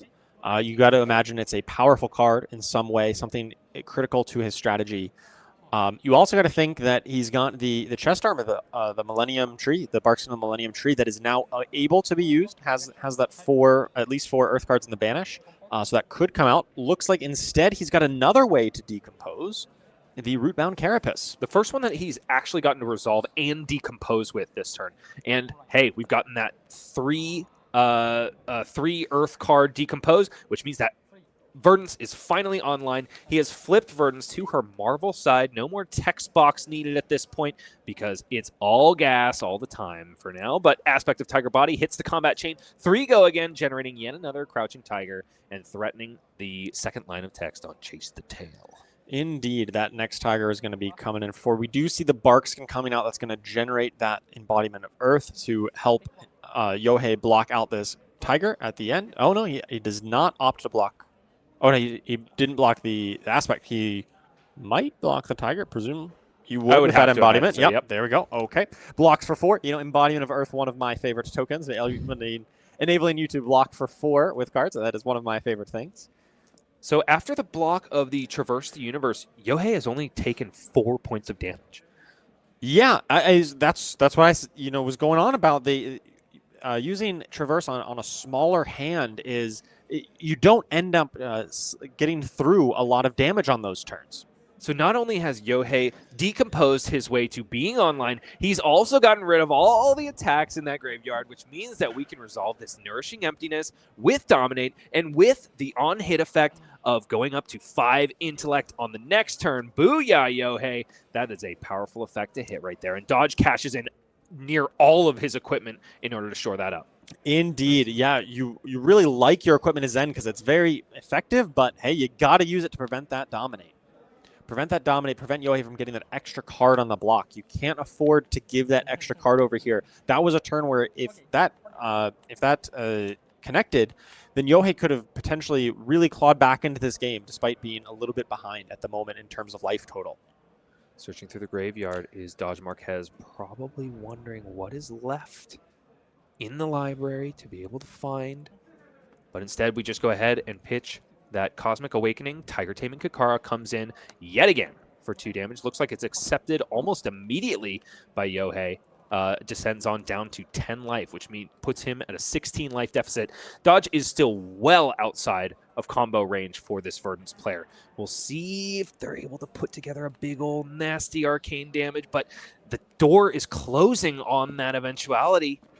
Yeah, Yohei and Verdance can definitely put together some combo damage, but she's definitely not Kano in terms of her combo damage output. So it's definitely going to be a little bit limited. 26 is definitely too high without any kind of other setup, any kind of potions or something like that to help it along. Her only hope at this point is to start really gaining a lot of value, both on the offensive side of things and also on the defensive side of things. Start generating some offense with the defense every time she gains a little bit of life during her action phase. But that being said, it is Zen's turn right now, and the follow-up to that Tiger Taming Kakara is the Crouching Tiger. The follow-up to that, Charles, is Tiger Swipe, which comes in for 4 because we've lost our Tiger Taming Kakara. It blocked the Nourishing Emptiness on the last turn. So this is just 4 go again, shored up, shrugged aside by the Shelter from the Storm. And then the follow-up there is Mauling Chi, which means 5 physical, no on-hit here, just 5 vanilla. And Yohei is threatened with half of his life total at this point. Looks like he decides to accept it, descend on down to 4, and pass it on back over to Verdance. Well, luckily, Verdance has got lots of ways to gain back some of that life, but it is very low. 4 life is not a lot. And the awkward damage breakpoints that Zen presents, the 1 damage packet, the 2 damage, those are hard to block. And when you get low, sometimes you got to start over-blocking those with 3 blocks or 4 blocks whenever you don't really want to. Yohei consumes some Fruits of the Forest, gains 2 life, and also deals 1 arcane damage. And then we've got a follow-up here. This is the combo card. It's Life, Rampant Growth. So he's going to gain 1 life and then amp for, that'll be 4 at this point, correct? No, 3. 3. I'm so sorry. Yep, 2 from the fruits and 1 from life. Ooh, and then we've got a piece of disruption, Charles. It's Mind Warp. It's coming in for 5 arcane damage. It has the Surge keyword. If this deals more than 2 arcane damage to a hero, they shuffle their hand into their deck, then draw that many cards, -1, which means that Dodge is not going to be able to plan at all for what he's going to do this following turn. So automatically taking that 5 damage, descending on down to 19 is our Zen player, shuffling up and hoping that the heart of the cards is with him as he draws up 3 cards for the following turn. Yeah, Yohei's definitely getting some good chip damage in here and disruption, and so it'll all depend on how good these 3 cards are out of dodge. Hey, sometimes your 3-card hand just swings Kakara and then attacks the blue and sets an arsenal. Sometimes you have a great turn where that transcends and gets other combos. We'll see what Dodge gets and see if he can keep up the pressure here when Yohei's down to 7 life. Dodge sheepishly handed over his deck to Yohei for the cut, saying, please be good to me. Please be good to me. I see an Ancestral Harmony in the hand. Charles, can this be the turn? Well, I do see an inner chi as well, so you know that Dodge has got to be thinking, okay, this turn is going to be fine. I can make something out of this. I can get any card in my deck with that inner chi. Looks like he's going to pitch that Harmony, not risking actually casting it. I've cast enough Ancestral Harmonies in my life that I know you don't hit as much as you'd like to on that, especially since we've lost Bonds of Ancestry and Descendant Gust Wave. So not opting to risk it here, just going with a consistent line of attacking with those resources. Harmony of the Hunt is the first attack on this combat chain. 1 go again. He's already Dodge has already generated a Crouching Tiger in the hand, got 2 in the pitch, and of course that inner chi in hand. What I love about Dodge's play is how he waits till the last possible moment to activate Zen and show Yohei what he's going to do with the rest of this turn. So the cat is out of the bag at this point, quite literally, and into the hand, and Pouncing Chi is going to be the card selected by the Zen hero ability. So straight to the Banner Stone with that one. It'll be played later on in this combat chain. Yeah, Dodge could have opted to pick up a Chase the Tail here, but that would have cost 1 resource, and there's only 2 left, so I had to choose between that or swinging the Tiger Taming Kakara, and opting just for the Kakara here, just to be a bit more efficient, maybe save that Chase the Tail in the deck for a later turn when he can go a little bit wider with it. Is that technically more efficient, Charles? So damage-wise? Swinging the Tiger Taming Kakara plus the Pouncing Chi, Pouncing Chi would be 3 from the Kakara and 4 from the Chi, and I guess Chase the Tail would be equivalent amounts of value. Okay. It would be about equivalent. So this the correct play, just to leave that Chase the Tail available, as opposed to leaving the Pouncing Chi in the deck, because this would attack for 4 and 2 and 1 from the Kakara. Got a Sigil of Solace in the hand, Destructive Aether Tide, a defense reaction, and another Fruits of the Forest for Yohei at this point. Is it going to be enough to defend this hand out? The other benefit of holding back one of these Tigers instead of choosing Chase the Tail at this point, Charles, is that Dodge is going to be able to pocket one of those Crouching Tigers for a later turn, which is a really handy piece for Zen. Indeed, yes. You've got that 1 extra because of that Harmony of the Hunt to start. And without a Tiger Stripe Shuko here, there's no real incentive to fire off any extra attacks. And I guess you have the 1 power Harmony of the Hunt as well. So setting that Tiger, setting yourself up for next turn is a good play as well. Yohei blocks the final attack on this combat chain with a yellow Rootbound Carapace, which means that he descends on down to 2. 2 plays 19 as we go into Yohei's turn, and our Verdance player has 3 cards in hand, 1 in the arsenal. Can they bring the life totals just close enough in order to find that pop-off combo turn? And this is a card that's going to help us do it, Charles. It's Sigil of Solace. Yohei is going to gain 3 and also deal 1 arcane damage to our Zen player. Oh, he's activating the Plume of Evergrowth. What are we going to find? It's got to be the Rampant Growth. Yep, it's got to be the Rampant Growth because we've also got the Destructive Aether Tide in hand. All right, so this is the combo, right? You get to pick up your Rampant Growth whenever you need it. That's going to gain some life and get some amp. So now we're up to 4 amp at this point, which means this Destructive Aether Tide is probably going to be coming in for 5, which we know that Dodge can't block because he's only got 1 source of AB. Yep, there it is. Destructive Aether Tide, 4/5. The kind of downside here is that we're only hitting a Crouching Tiger, which is it's still something. It's still something that could tie the Zen player's turn together, but it's not like we're hitting the Chase the Tail. It's not like we're hitting Pouncing Chi or some other power card. Yeah, it's not quite a full real card in air quotes, a real card here, but still valuable to get done. And this is Shohei's game plan. He's just got to barely survive. He's just got to chip Dodge down, get him in range that he can pop the Storm Striders plus an Arcane spell plus the Wane Moon to really finish it. And he needs maybe just 1 more turn like that in order to get Dodge down into that threatening lethal range. But will Dodge give him the space? Looks like Tiger Taming Kakara coming out first. We've got a Chi Unleashed and also an E-Strike in the hand, and I believe one more blue beyond that. So no transcending for the first time. It feels like then in a while. I feel like we've pitched a chi just about every turn this game on the Zen side of the board. Yeah, Zen has had a lot of chi this game. This is one of his more fair turns, you know, attacking for 2 with Kakara into 7 on the Enlightened Strike and setting an Arsenal card. So still threatening lethal. Yohei is still very low. This does require some blocks here, but not going to be quite lethal just yet. Luckily enough for Yohei, he can deal with fair. Fair is something that he can work with. So back over to Verdance once again at 2 life, but probably not going to be there for long because here comes a rampant growth life. Looks like we're only gaining 1 life, unfortunately, so not too much amp here as Dodge descends on down to 11, and then it's the final copy of Felling the Crown. Yohei has been able to resolve 3 copies of this card, and this is where it's getting really scary, Charles. There's no chance that Dodge can just shrug off all of this damage because he's almost giving a foregone conclusion that he gets comboed off on the next turn. So he's going to have to block here. Yeah, this is the most dangerous spot for Dodge. He looks like he's so far ahead, right? The life totals do not tell the full story. It's all about the damage you're threatening and the potential of the future. If Dodge just puts a card on the bottom and takes 8, goes to 3, you think, oh, it's fine. I'm going to be attacking back. But then you're going to get blown up by those Storm Striders into that waning moon. So Dodge is almost certainly going to have to block with a second card and then has got to find a way to make the 2 or maybe 1 card remaining that he has after the blocks to figure out a way to pressure Yohei's life total. Dodge is just thinking about which of these cards he's going to send to the bottom. He's not happy really to do any of them, I'm sure, because like you said, he's going to have to donate another one to the combat chain. And he's got to be wondering, did Yohei plant one of the combo pieces in Arsenal eons ago? Is that what is sitting right there? Is my fate sealed if I take too much damage? It's very possible that there's some big arcane damage spell sitting in the arsenal for Yohei here, ready to unleash with that Storm Striders the moment Dodge puts his defenses down to try to push for the kill. Just get that surprise. Nope, I'm going to kill you instead. I don't think we've seen an Emeritus Scolding blocked with, have we, Charles? I have not seen an Emeritus this game. I don't believe so. I would have to imagine it's in the list. That is just one of the best ways to end a game with Storm Striders.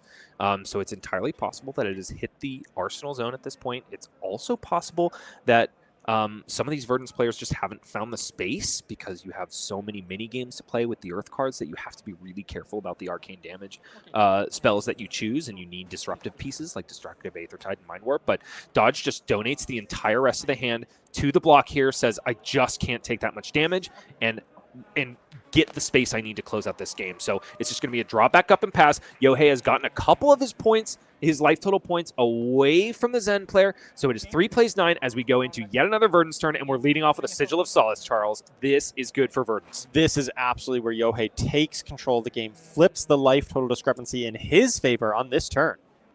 Alas, but he's found 2 defense reactions in the hand exactly when he did not want them. He's got to be wondering, why the heck were these not in my hand for like the majority of this game when the Zen player was going transcend, transcend, transcend? That being said, he did find himself a Destructive Aethertide, which is only going to come in for a measly 1, Charles. Yeah, this is not how you draw it up. It only converted the sand into gain 3 and then functionally sending 3 arcane, I guess 4 with the hero power here. It's still enough to switch the life totals into Yohei's favor, but it does not force any cards out of Dodge. And so Dodge now gets his full hand to play with, but he is at 5, which is definitely in range of getting comboed out. If there's the right combo cards here, it looks like Yohei has some arcane damage spells. I'd be very careful if I'm Dodge here. Also, the last copy of Rampant Growth Life, it's all going to depend on what is in that arsenal. That being said, Yohei does have an Overflow the Aetherwell in hand, which is basically going to threaten a Waning Moon activation for free.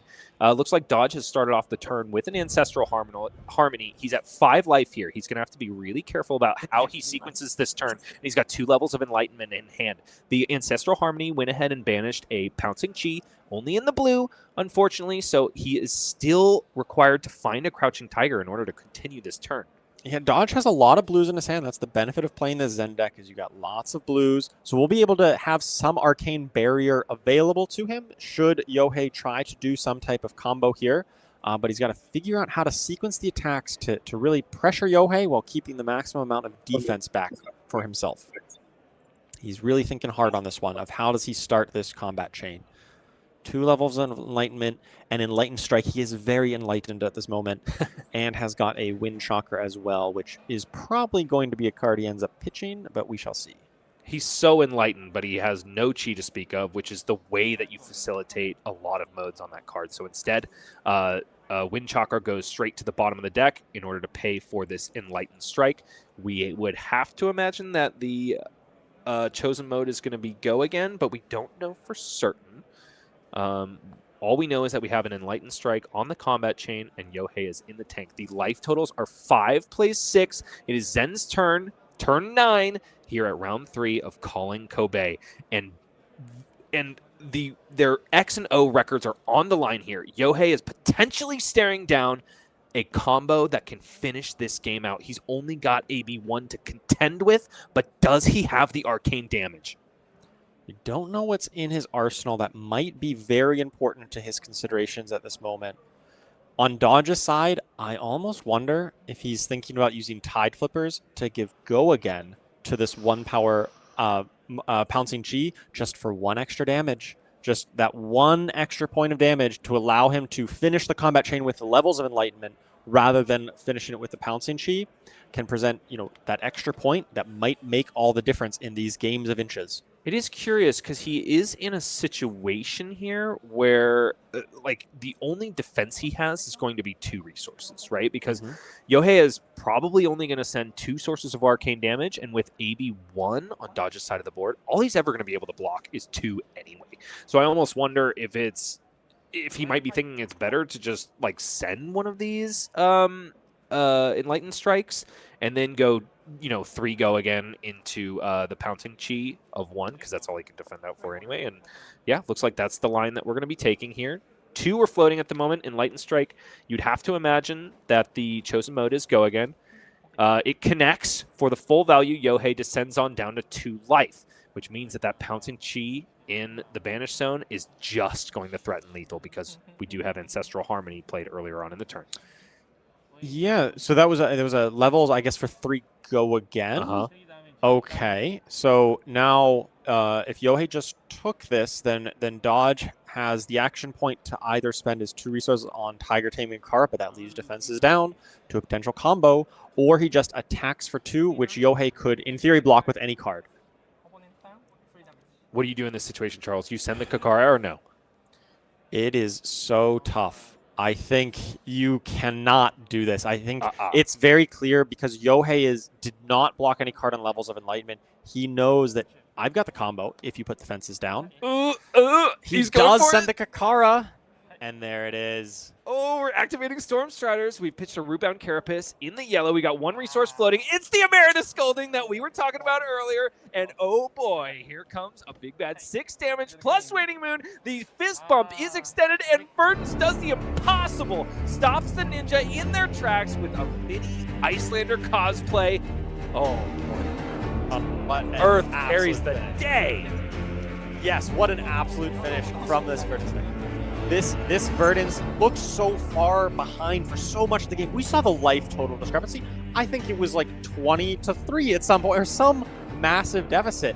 And yet, Verdance stuck in there, just kept playing the value game, gaining little bits of life, playing efficiently, got Zen into a combo range, and closed the deal with Storm Striders. And it's so important to mention, Charles, the Verdance player was not getting the optimal hands for the majority of that game. We saw the Rootbound Carapace kind of get clumped up towards the end of the game, so you would have to imagine that she would have been blocking a lot better early on in the game. Furthermore, she had to resolve her first Felling of the Crown at a suboptimal time. The first one only came in for 4. Sure, she got the pose, but there wasn't a lot of power there. So I think Verdance has got game into these ninja decks. Absolutely, right? Everything looked like it was coming up Zen for so much of that game. A little bit of stumble, some well-timed disruption from those later Felling of the Crowns, and got Zen down just a little bit. Once Verdance got online with those 8 Earth cards in the Banish, she really started taking over the game. Well, with that victory, Yohei moves themselves ever closer to getting themselves some World Tour points. And hey, speaking of World Tour points, let's go ahead and talk about the World The Tour, World shall Tour. we, Charles? Tell me more about the World Tour. Well, the Flesh and Blood World Tour is one heck of a competition. It's going to be a year-long competition. In all regions of the world, you can become the Player of the Year by collecting these World Tour points by winning events at World Tour locations, World Tour stops, shall we say. This one right here, we're at Flesh and Blood World Tour Kobe. Here we go, and everybody is competing for that Player of the Year title. It boasts a $100,000 USD prize pool. And hey, you might be thinking, you know, I'm in a region that is semi-unrepresented in terms of these points, Charles. But alas, we have got World Tour Players of the Year from all regions. We've got the US, we got Oceania, we got Europe as well. And these are the events that you can use to qualify for them. We've, of course, got the World Championship, which this year is going to be in our home country of the United States of America. And then we've got Pro Tour London and also in the Asia Pacific region.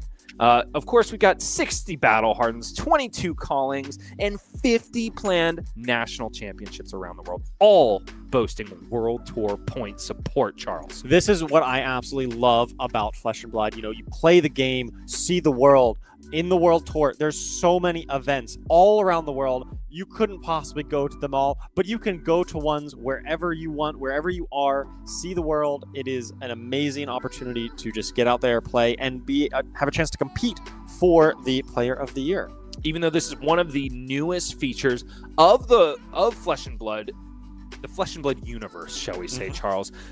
It is not new this year. If you haven't been aware, these World Tour events have already been going on, and these are the players that have been collecting the most World Tour points so far. This is for the Americas. We've got some familiar names on there. Leading the pack is, of course, Brody Spurlock with a hefty 69 points, followed up by our first world champion, Michael Hamilton, and a competitor that is there on the ground at Kobe today. That's Michael Feng, all right. A bunch of other familiar names, a couple from the Runaways, in fact, your team, Charles. Indeed, we've got my friend Cody Williams, Noah Begelman there, and Raj Parikh.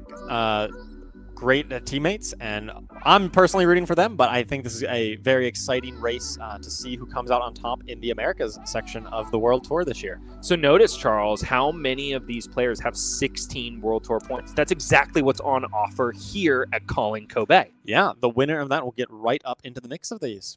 Over here, we're jumping on over to Europe. We've got Jacob Clements in the lead, Simon Nelson, who took down the limited calling during the world premiere of The Hunted, and also several other really powerful players here. Who do you like, Charles? Oh, I am a big fan of Florian Christian Logan. Has just won I would say almost kind of sneaky win some some events that maybe don't get quite as much coverage as others. Some callings and battle hardens has really impressed me with his play in the past, and I'm really looking forward to seeing how he does this year.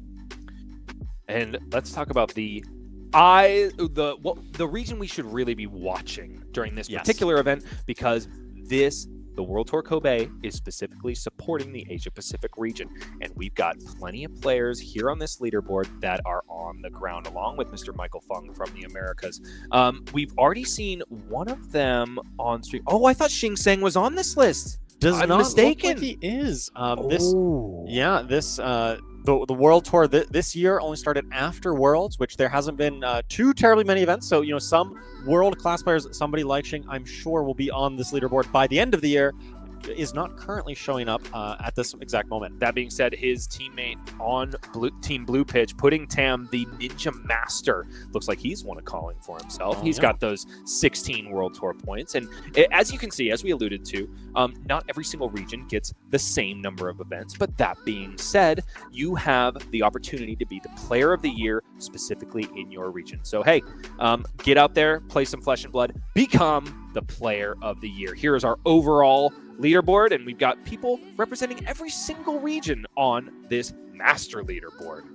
Oh boy, Charles, we have a lot of World Tour events coming up. Are you attending any of the ones? We sure do. Well, I will definitely be attending the World Tour in London for the Pro Tour. I am really looking forward to it. I love traveling internationally for it. I don't believe I personally will be at any of the ones in the top section there. I'll just be kind of biding my time until London, but that should be an absolute amazing time. And I'm looking into the World Tour in Taipei, the premiere there. The World premieres are just the most fun you can have in Flesh and Blood. And that's saying something, because you can have a whole lot of fun in Flesh and Blood, but opening those packs, seeing a card that no one has ever seen before, doesn't get better than that. I'm ashamed to admit something, Charles. I have never been to a world premiere You're of missing any out. set. I know. I'm desperate to get out to one. I'm not 100% sure that Taipei is going to be the one, which is such a bummer because I think High Seas is probably the most hype set that we've had in the last year. But that being said, if you are in the area, please let me live out the fantasy for me. Get out to the world premiere in Taipei and crack these packs. See a card for the first time in the physical form, Yes. in cardboard, because I'll be sitting at home waiting for your spoilers when they come through on the Discords. Absolutely. That is absolutely the best time you can have. And the High Seas pirate set theme, one of my favorite. I cannot wait. Oh, Charles, it is a amazing year for Flesh and Blood, and an even amazinger year for the Flesh and Blood World Tour. Well, folks, we are going to go to a break in just a moment, but we will be ready with more Flesh and Blood, more Charles Dunn, more me, and more World Tour Kobe after this.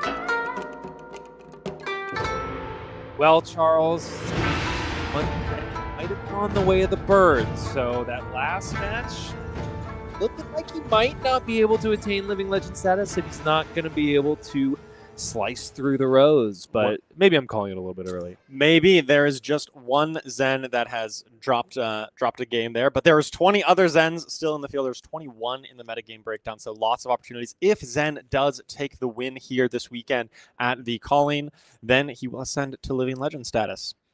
But if Yohei has anything to say about it, they're going to have to deal with some Emeritai scoldings in order to get themselves there. But that being said, the sparks still flying here at World Tour Kobe.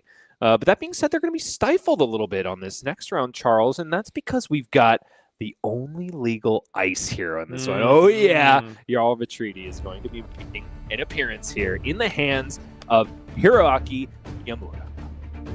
Yes, and taking on Aurora Shooting Star, by far the most popular deck of the weekend. So you've got to imagine that Hiroaki has a plan in mind for how to kill Aurora. Now, Aurora is a deck that typically doesn't run too many blues, doesn't want to pitch a card that often. So Frostbites, if Jarl's able to make them, are going to be devastating against this Aurora deck. Looks like we may have found our way into this game a little bit late here. We're just showing off... This looks like the first turn of the game. So we've got Jarl attacking for 4 with the hammer, and then and then Aurora blocking with that Sigil of Suffering, and Hiroaki pitching for Arcane Barrier here. The sideways cards got me a little confuzzled there, Charles. Looks like 4 coming out of the hands of Motohiro Makigano, who is piloting our Aurora Shooting Star deck. Oh, boy, he's found the Lightning Press on top of it. So 3 damage is going to leak through that sink below and confer go again to the Flittering Charge. What is he going to be able to follow this up with? With 2 cards in hand. Might be a pitch here. Not showing off any of the cards in hand. Let's see what we got. Oh, it's going to be a blue pitch, in fact. And it's one of the newest blue pitch cards added to this Aurora deck from the new Aurora Armory deck. And blocking with a Rampart of the Ram's Head is Hiroaki Miyamura. Looks like decides to leave the Stalagmite at home. What do you think about that choice into Aurora? Yeah, I think if you are not picking up the Stalagmite here, it's because you really want to be blocking and pitching, and then, hey, you happen to have 2 floating resources. What better way to spend 2 resources than to count your blessings? And if Hiroaki hadn't done that on turn 0, I think Motohiro would be thinking about count your blessings being a possibility, because nothing works quite as perfectly as a block with Rampart of the Ram's Head and a count your blessings on your opponent's turn.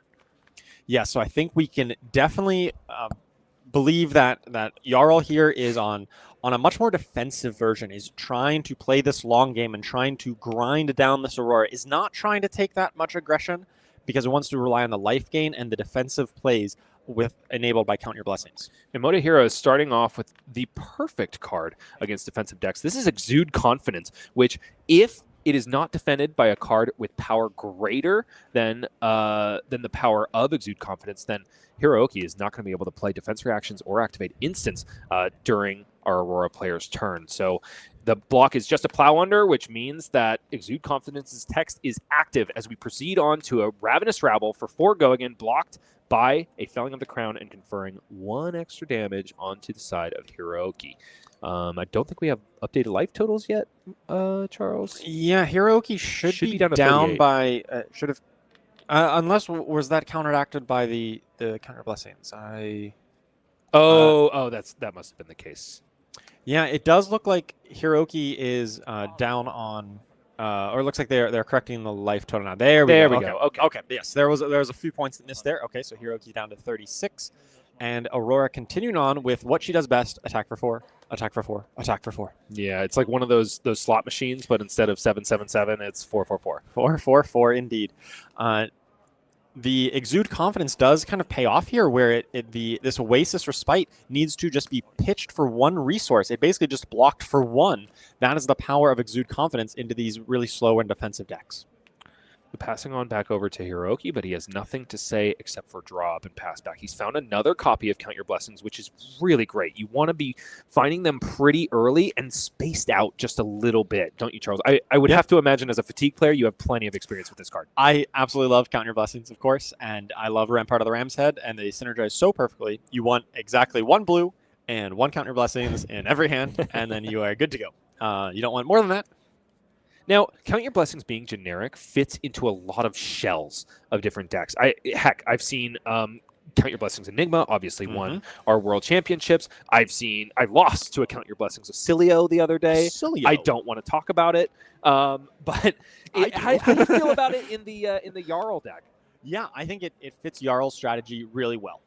He's able to play that Rampart of the Ram's Head, and he just really benefits from this long game. In a long game, your opponent's going to want to use their equipment because they need to find that value. And if they just voluntarily use their equipment, then Jarl's hero power gets really good as you're giving them frostbites turn over turn. And Guardians always have these big weapons, are totally comfortable playing a long game. And so I think it really fits very naturally into Jarl. The first attack here, which is Entwined Lightning, is shrugged off perfectly by a Fate Foreseen out of our Jarl player's hand, and then it's followed up by a Starfall, paid for by pitching a red, a Skizik, which is going to go back into the deck and probably be found by a Skyward Serenade later on. But hey, we've found ourselves a Channel Lightning Valley, which has a lightning card in the pitch zone to pay for its flow counter at the end of the turn, and it's also snuck 1 damage in by buffing that Starfall, which means that it has already replaced itself. Any other card draw at this point is just icing on the cake. Yeah, I really love this turn. Getting that weapon swing in, and it's kind of sneaky. You're like, oh, it's just for 1. But it becomes 2 off the best possible way with that Channel Lightning Valley to get that card draw. I also really like pitching that Skizik.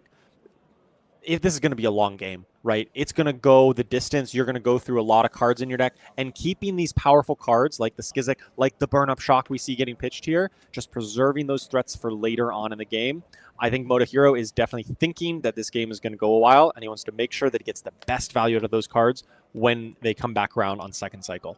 Yeah, and you have to wonder how good that pitch stack was. Because, well, pitch stack is probably not going to be super relevant here because of those Skyward Serenades, right, Charles? Yeah, it's very likely that if you're playing Skizik, you're playing Skyward Serenade, you're probably going to shuffle your deck at some point in the game. But it's just about preserving it in the deck at all, not necessarily the exact order of the pitch stack. If you have that Burn Up Shock and you're like, well, I could just throw it here, but I don't have enough to push over the top. I'm not going to guarantee it connects. Then it's better to save it for later until you can know that you can push over and make sure it actually hits. Now, I'm sure Motohiro was hoping that his opponent was going to kind of clump up with a bunch of defense reactions, especially after he pitched 3 reds. But alas, it's Command and Conquer, a mainstay in this game since its inception, since the first set of the game, Welcome to Wraith. Defense reaction cards can't be played this chain link, and of course, when this hits a hero, destroy all cards in their arsenal. So Motohiro is being threatened with a pretty bad time of losing that arsenal, and when you're talking about trying to get maximum value out of your cards because you know this game is going to go the distance, losing 1 for free is not the way to do that. No, it's not. Command and Conquer showing why for the entire history of the game. It has just been the premier disruptive card, and it does destroy that defense reaction out of Arsenal. You know, you want to Arsenal those defense reactions to save them for later, and Command and Conquer is just the perfect counter to that. Oh, that hurts so much because he had the Channel Lightning Valley on the board. Sigil of Suffering is the perfect combo with that card, but alas, I mean, Jarl is always going to be pitching blues, so you would think if a Command and Conquer or any attack comes in anyway, the chances of him having 1 floating are pretty high. I did want to call it the exact card he did pitch to play that Command and Conquer. It was a Fertile Ground, kind of with the Count Your Blessings light in a way. Yeah. So, definitely really said, hey, I only have 6 Count Your Blessings. I want more, even if they're not exactly Count Your Blessings, more of that type of effect. That's what Hiroaki is going here, really prepping for that long game. This could be a really good turn here, Charles. Arc Lightning was the first card resolved, followed up by a Flittering Charge. Blocked by a Rootbound Carapace in the yellow, which I think would have meant that that attack connected a card? No, that is a red Rootbound there. It is a red. Oh, yeah, my goodness. it's a little hard to see. It's all good. and looks like Hiroki's got all the 4 blocks, cashing in some of that armor just to make sure that that Channel Lightning Valley does not actually hit on this turn. And so Channel Lightning Valley becomes a lot less scary when you think about, hey, if it draws 1 card, it essentially just replaced itself, right? So it just became a different card, and I can deal with that. The only time that card is really getting scary is if it generates more than 1 card. And it very much could have if Hiroaki wasn't attacking with a CNC and didn't prevent poor Motohiro from blocking with the Sigil of Suffering and gaining a card that way. Yeah, absolutely. That Sigil of Suffering is so powerful to a deck that wants to maybe pitch a blue and swing your hammer. And if that's the only thing you want to do, that you don't necessarily have that extra resource lying around very often to cover up that arcane barrier. Tunic to 1 on the side of Hiroaki, and we passed on back to Motohiro, who is in the tank. It is such an interesting puzzle, be the aggro player in these situations. Your opponent has showed you that they want to go to 2nd, 3rd, hey, even 4th, if we can get their cycle in this game. And so you have got to piece it together. You've got to plan for all those defense reactions in their hand. You got to plan for the count your blessings. And you have got to get, like you said, absolute maximum value on every one of these cards. The first one here is an E-Strike, probably with Go Again, and it's covered up, at least in part, by this yellow Staunch Response. The follow-up here is a Lightning Surge out of the hand, so probably not going to have Go Again. Just 4. Wow, yellow Staunch Response. And is that a... It's a blue! Blue Staunch Response. Well, Hiroaki is very staunch this game, is just wants to be very defensive. You know, Staunch Response, count your blessings, not enough. I gotta also have, you know, more D-reacts and more ways of being defensive with that Fertile Ground and extra copies of Staunch in at least yellow and blue so far. Just really wanting to play that defensive game, go long, and grind out this Aurora. But it so far worked for him. He's 3-0 and looking to continue on. 34 plays 35 in favor of our Jarl player, but it's the Aurora side of the board. Scar for Scar is the first attack here, covered up entirely and a little bit extra by Seeds of Tomorrow. One of those our Jarl player's arsenal card goes to the bottom of the deck, and he's floating 1 prevention, which is going to cover up, in addition with this Okanold, the Scar for Scar that is on the current chain link. And let's see what the follow-up is going to be. We've got a Lightning Press in the hand. I believe we also have a 2nd strike, and I couldn't quite make out that last card. Oops, excuse me, it was a Snatch. All right, so as Aurora does, hand full of 0 for 4s. And now how do we best deploy this? Yeah, it makes sense. You got to pitch the Starfall here. Oh, but we haven't played a Lightning card, have we? We Or have yes, played we- with the Electromagnet Electromagnet Somersault. Yep, so that still counts, even though it moved off in the graveyard. It was still played this turn. And we've got a Snatch with a Lightning Press. Exactly the card you want to match it with, because drawing cards is really good in this game. But hey, this is the first time that we've seen Hiroaki just taking a lot of damage. So let's see what he's going to present here. It's a Plow Under, decomposing, of course, which means that Motohiro is going to lose that arsenal card that he just got off the back of the Snatch Lightning Press. Yeah, it doesn't look like life totals got updated just now, so I believe Hiroaki should have taken a big chunk there at the end, but still coming in with that Plow Under. Is attacking for 6. I believe there's enough decompose down there, and already taken out Motohiro's arsenal. This is basically a Command and Conquer that already hit. Yep. It pre-hit. Yep.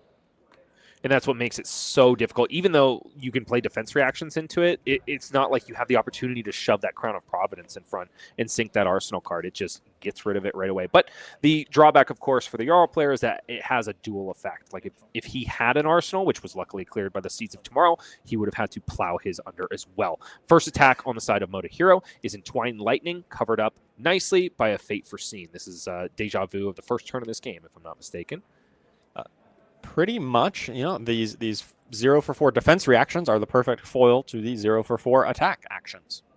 Both players trying to save 4 at each other as many times as possible, but Motohiro is in the tank. It is his game to lose at this point. He has got to put as much pressure on the Jarl player as possible so that he can't simply just say Rampart, 0 for 4, count your blessings over and over until the cows come home. For the first time, Motohiro has a life lead here. It's 28 plays 26. We proceed into the next chain link. it's going to be the burn-up shock. Motohiro decides to resolve it after the first attack, probably because he needed it for the fuse. I didn't quite see which card he revealed.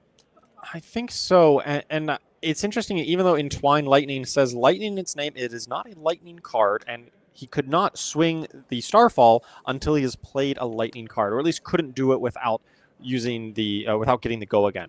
And so really wanted to make sure he had the option to do that here. Looks like the follow-up is Gone in a Flash, covered up perfectly by a defensive 0 for 4 in its own right.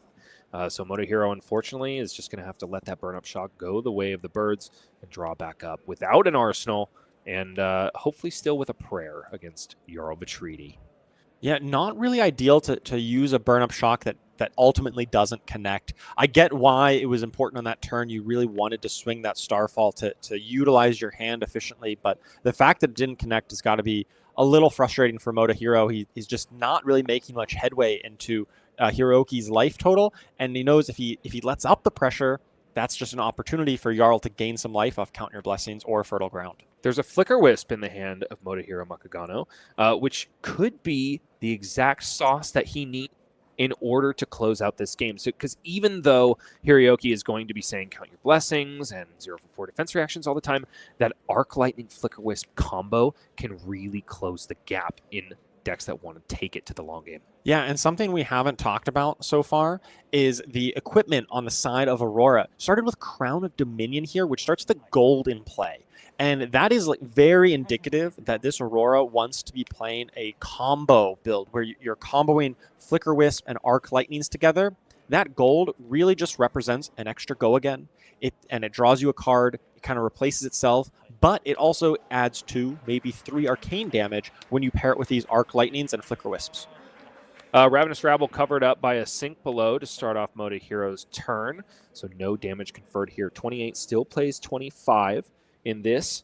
Turn 8 already, and both players are still above 20 life in, of course, round 4 of World Tour Calling Kobe.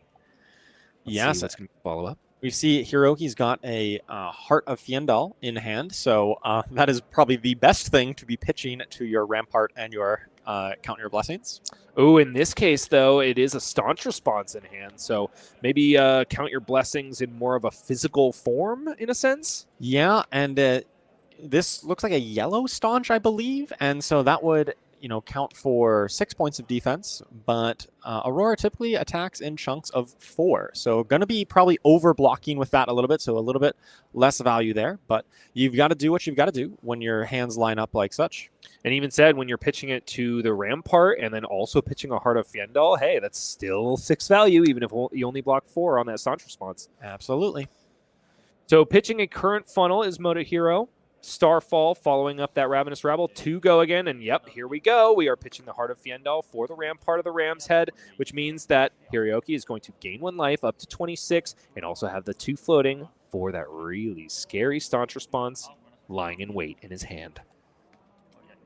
There has not been a lightning card played just yet, so you have to imagine there might be an instant. No, there's just an end of turn for Motohiro. He is taking this opportunity to set that Flicker Wisp down into Arsenal, or at the very least hold it in hand and get ready for next turn. But the perfect counter to that is this Plow Under. So 2 Plow Unders are out of the deck, which is great for Motohiro at this point. Oh, but it was a Channel Lightning Valley in the arsenal. So Motohiro is able to respond here. The CNC Light no longer. Channel Lightning Valley comes out of the arsenal and out to play, which means that this Plow Under is simply going to represent 6 points of damage. And, the Aurora player has got to play with their life total. They've got to use it as a resource because ultimately this game is not going to be won by how healthy the Aurora player is. It's going to be won by how much offensive capability they can dish out.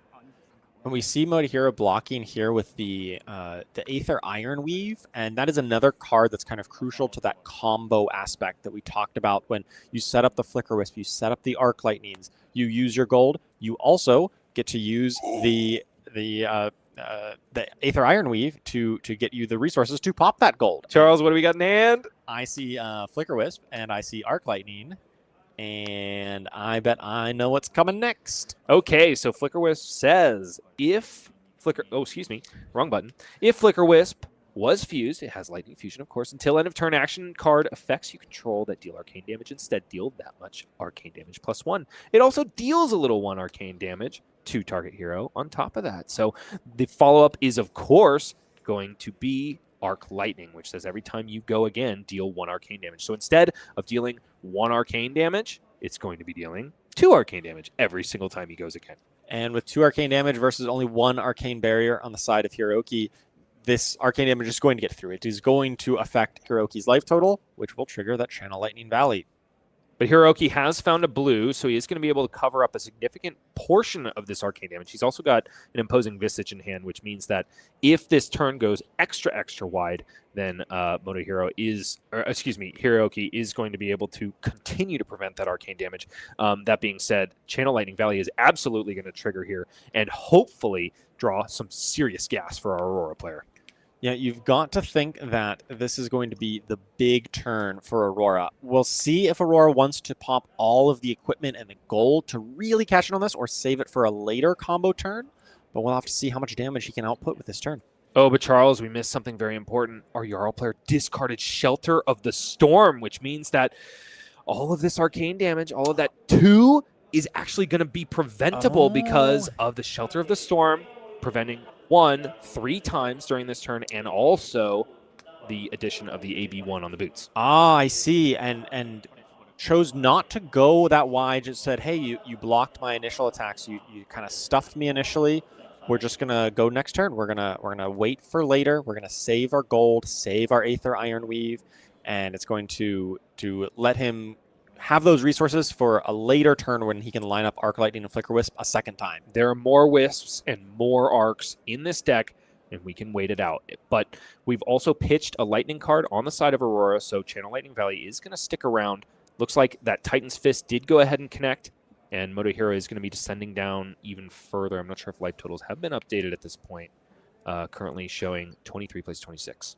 I think they didn't change last turn. I think the Arcane Barrier plus the Shelter from the Storm actually covered up all of the damage, and so nothing... Oh, we're still thinking on the Titan's Fist. That's correct, yeah. Titan's Fist is currently coming in, and Hiroaki still has a card in hand and a card in arsenal. It's possible that he's got, a Counter Blessings or a Fertile Ground ready to play to utilize all those cards, or it's possible it's just going to end up kind of wasting a card in hand this turn cycle. I would have to imagine that yellow Staunch response is what made its way into the arsenal on the turn prior. We'll have to see as we proceed into Motohiro's turn, because there just wasn't that much of a threat out of that Arc Lightning. Yeah, I tend to think it's still that Staunch response. Okay. Yeah. Then in that case, it was good decision on Motohiro's side to just kind of pass it back and let Jarl just sit on those defense reactions and not really do much on the backswing, just swing a hammer with no other effect. Yeah, Hiroaki just leaves 1 card in hand and only gets to drop 3 cards at the end of his turn. Now, Jarl got a bit of an IP penalty there, but if there's any deck that doesn't really care about leaving cards in hand at the end of their turn, it's these really long form Guardian decks, right? Because the value that they get out of every single card in their deck is just going to inherently be more than yours. Absolutely. The onus is definitely on the Aurora here to be efficient and to utilize cards to their maximum, and not necessarily on Jarl's side. Here goes Exude Confidence with Go Again, conferred by the Embodiment of Lightning, and that means that Staunch response in the arsenal is going to go the way of the birds if Hiroaki is not able to find a card that will have more power to block on this combat chain. Let's see what he's working with, though. We got a Shelter from the Storm. That means we've got 2 defense reactions, and then there's another copy of Count Your Blessings in the hand as well. So this could be a tricky turn to block out. Yeah, you've got to think that it looks like they use the Shelter of the Storm right off the bat in response, and is choosing to just block rather than deploy the Count Your Blessings. 2 Skyward Serenades into the pitch zone here. To buff up the power of the Exude Confidence, which means that 2 damage is going to get through here and draw a card.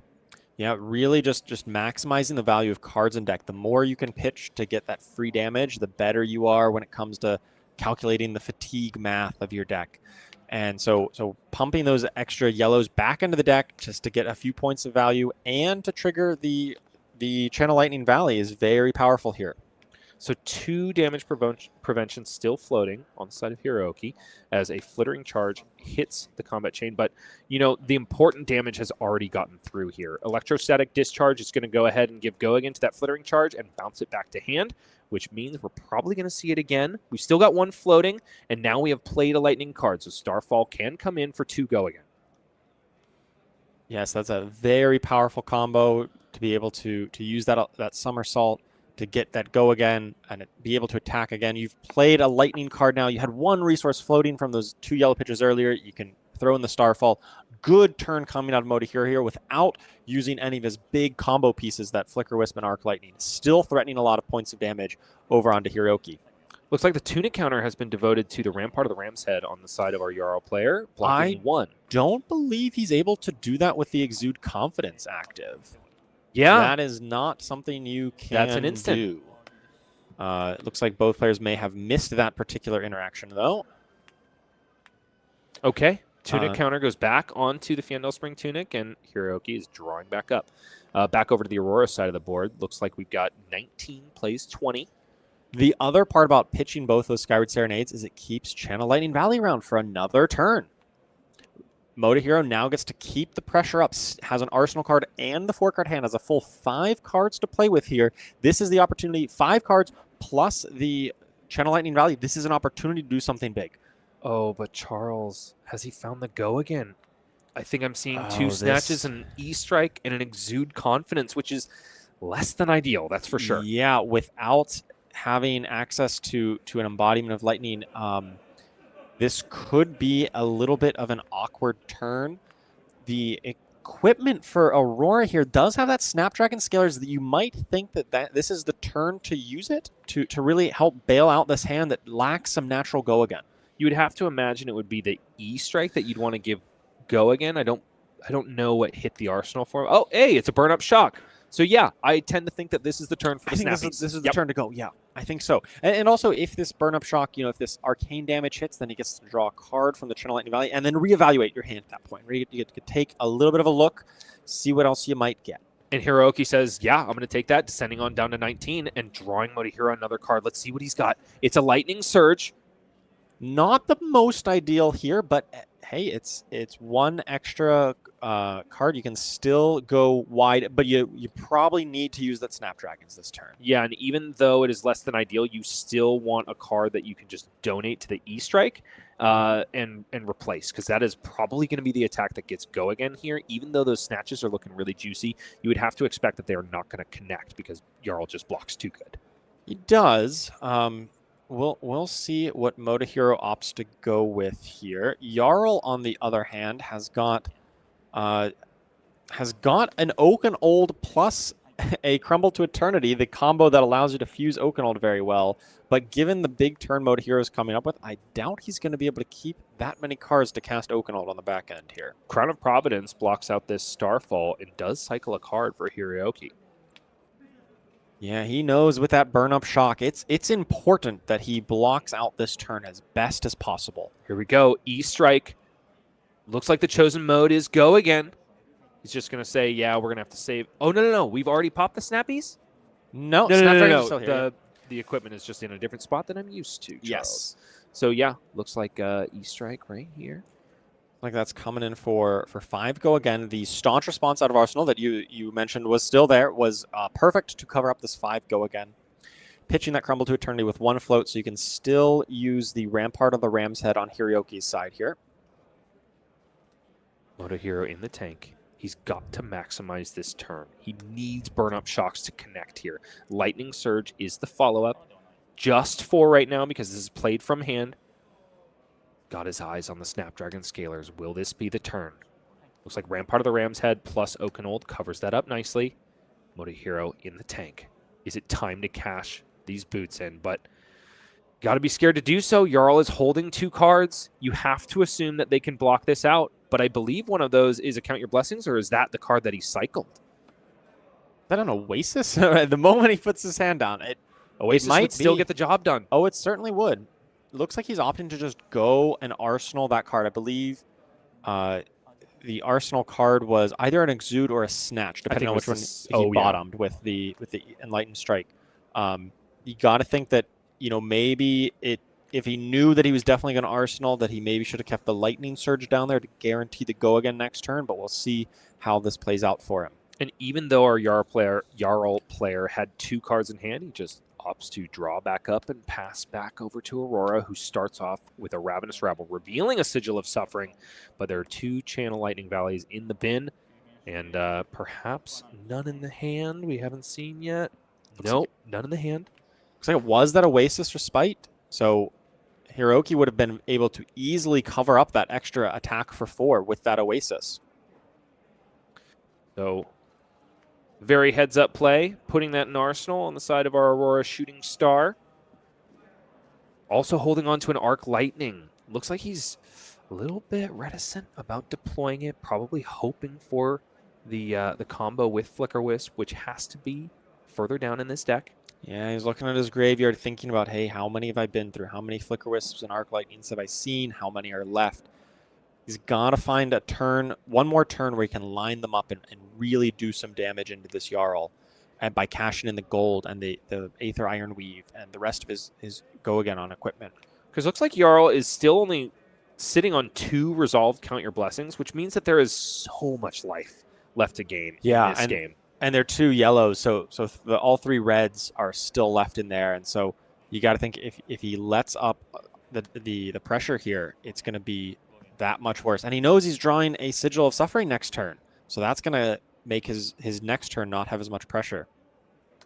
So E-Strike with Go Again, it seems like, followed up by a Skizik, which is not powered up, easily covered up by a Righteous Cleansing, and Hiroaki Miyamura simply puts a card into Arsenal and draws back up. A-OK with that exchange of 0 life. Back on over to Aurora. We are at life parity here. 19 plays 19, which means that Scar for a Scar is not going to get Go Again if Motohiro has found one of those pesky cards in his hand. Let's see what he's working with, Charles. That Sigil of Suffering that we saw, a Skyward Serenade. There are no attack actions in this hand. That being said, Skyward Serenade basically becomes one. Yes, that is the power and flexibility of this new card from the Aurora Armory deck. Skyward Serenade, it's so flexible, it can give Go Again, it can give +1, it can go find you one of these Skiziks, and just the sheer flexibility, and it is a lightning card that enables your other fuse effects or your Starfall. Just a great flexible card in this list. Okay, looks like the chosen modes are create an embodiment of Lightning Token and then tutor for a Skizik. Put it in your Banish Zone, you can play it this turn. And of course, because Skizik will have Go Again, it'll also get +1, which means that Motohiro can say his favorite number once again. 4? Yeah, you 4. guessed it. You guessed it. It's a good number. 4 into 4 into 4 is how you win games of Flesh and Blood. And yeah, Flesh and Blood really loves the number 4. Okay, Motohiro in the tank once again, trying to make maximum use out of this hand. Bring this game to a close. Yeah, this Sigil of Suffering, not ideal, especially when it's been revealed off that Ravenous Rabble. You got to think, if Hiroaki says, hey, I realized you still have that Sigil of Suffering, maybe realizes that Motohiro puts it in Arsenal, he might just not attack for a while. So you got to think that's probably just going to end up being a red pitch card here on this turn if Motohiro can find a way to do it, if he wants to pitch it to his weapon, just to avoid that kind of situation where Jarl just strands it in your Arsenal. But he's got to put a little bit of pressure here because there's a Command and Conquer in the hand of Hiroaki, and this is exactly what Jarl wants to do. Just kind of sit back, do plenty of blocking, make you think twice about sending the entirety of your hand, and then punish you for trying to set up. And here, Motohiro punishes the defense reaction-heavy version of the list by coming in with that Exude Confidence for 7 with Go Again off that Embodiment of Lightning. Nap playing a Count Your Blessings, last yellow version of that card in the Jarl player's deck, and pitching a defense reaction for that matter, because why use it? Because I simply can't. So Exude Confidence with Go Again here, and it's going to buy the rest of the hand from our Jarl player. So that's 2 3 blocks plus Rampart of the Ram's Head, paid for by the last resource floating from the Count Your Blessings play, which means that Motohiro has the go-ahead here to do his worst, basically. But with the Sigil of Suffering in hand, it's not going to be much. Yeah, shields are down on Hiroaki. He's kind of committed all of his defensive capabilities here to gain a bit of life. Motohiro is just going to take this opportunity to swing in and get some extra points of damage here directly onto Hiroki's life total. But that's the power of life gain. Despite all that, He only ended up taking a net of 1 damage. It's really curious that Motohiro decides to arsenal that second strike. Is there any merit to just, now that you know that defenses are down, just send 4 into the face? Yeah, was it second strike there? I believe it was. Okay, yeah, I think there is definitely an argument to just, hey, 4 damage is 4 damage, and it goes directly to the life total. That's where you want it to go. The only thing that I could think is he's really trying to set up the big combo turn with the Flicker Wisp and the Arc Lightning. And if you combo those two together, then it's functionally worth 6 points on that turn. It's worth 2 extra points. And so he really wants to make sure he has that big turn later. But it is risky. And speaking of big turns, he's going to start off with a burn-up shock. And suddenly I have egg on my face because you definitely want to have your second strike, your other versions of 0 for 4 go again when you are threatening 4 arcane damage on every single one of them. Whether or not he's going to be able to connect is the story that is probably going to carry this day. Yeah, he already missed connecting on the 1 burn-up shock. This is the second one, I think. Oh, it was 2? I thought so. Okay, I remember he pitched 1, but Maybe he I'm might have mistaken. redrawn it. Looks like he's casting Skyward Serenade for the embodiment of lightning, and well, he's not searching, so it must be the +1. Yeah, I think that was the last version of Skizik in his deck, unfortunately. I think he had to block with one way or Yeah. another. He's got no more left in the deck. Seeds of Tomorrow. I love this card in Jarl. It allows you to just arsenal any card in your deck, because sometimes you put a card in Arsenal that you don't really want to play, and you don't have Crown of Seeds anymore to bail you out. And so this, that Seeds of Tomorrow will come up eventually, and that's a way you can clear out your arsenal and add to your defensive capabilities on a big turn like this. And ordinarily in Guardian, Guardian players think about their post Crown of Providence play a lot, right? Mm-hmm. Like you play the game in one way, you arsenal any freaking card that you want until you block with your Crown of Providence. Then you have to be really careful. However, in Jarl, when you got tools like Seeds of Tomorrow, you can cycle that arsenal whenever you want. And hey, you're also going to get value from it too with 5 prevention. This is what we're talking about. Like, this is why Guardians can go longer. It's because they're able to get value on their cards even when they're not technically getting value on them. Right? Like a dead card in Arsenal goes away and prevents 5 damage here. IP staunch response here, but you're going to get more value on it there later on in the game. And then all of a sudden your opponent has no cards and you've got a Titan's Fist that closes the game. Yeah, the weapons just let you play into the late game. Final Spring Tunic, also a great card to help you survive long games. But Hiroki's going to have to go the rest of this game without the benefit of that Tunic. Oh, but he's resolving plenty of Count Your Blessings. 1 or 2 turns ago, we only had 2 yellows in the bin, and all of a sudden, 4 Count Your Blessings and 2 remain in the deck, one of which was sunk by the Crown of Providence block on a Starfall, stuffing, I believe, the second burn-up shock turn. But we'll see if there's any left in the hand of Aurora. We're still at life parity at 19 life after, I think we've been here for 3 turns. We have been at 1919 for quite a while now, and ordinarily, I would say that, hey, this probably favors Jarl. The longer the game goes, the more I think it favors them. But here, Motohiro still has all of his equipment, has his gold, still has a Flicker Wisp Arc Lightning combo somewhere. You got to think he's burning through some of this life gain, and when he can put together a big turn like that, it's going to potentially swing the game massively in Aurora's favor here. He's seen one piece of it, but he's got 2 Skyward Serenades in hand at the moment, along with that Flicker Wisp and an Electrostatic Discharge. Oh, so not only does he have to find a way to set up the combo, he also has to find a way to convert this hand so that he can actually draw the cards he needs for the combo. So we're probably going to see a bit of setup, Rune Chant generation from Grasp of the Arknight, and then probably also a pitch into the Starfall. But there's going to be next to no pressure coming out of this turn against the Jarl. Yeah, this was the pitch stack, because remember there was the turn where the 2 Skyward Serenades got pitched together. It seemed like a great idea at the time because it pumped the Exude Confidence, got a point of damage. But hey, that means those are the cards that shuffle your deck, and if they're both stacked together, you're not going to shuffle with them, and that means you're going to draw them again. Yeah, and once those Skiziks are gone, I mean, you could technically play one of them and try to find a Skizik, fail to find, and then just shuffle your deck and ruin your pitch stack. But you would have to imagine that Motohiro is trying to play to a pitch stack strategy because that is the way you close the games out against the Jarls.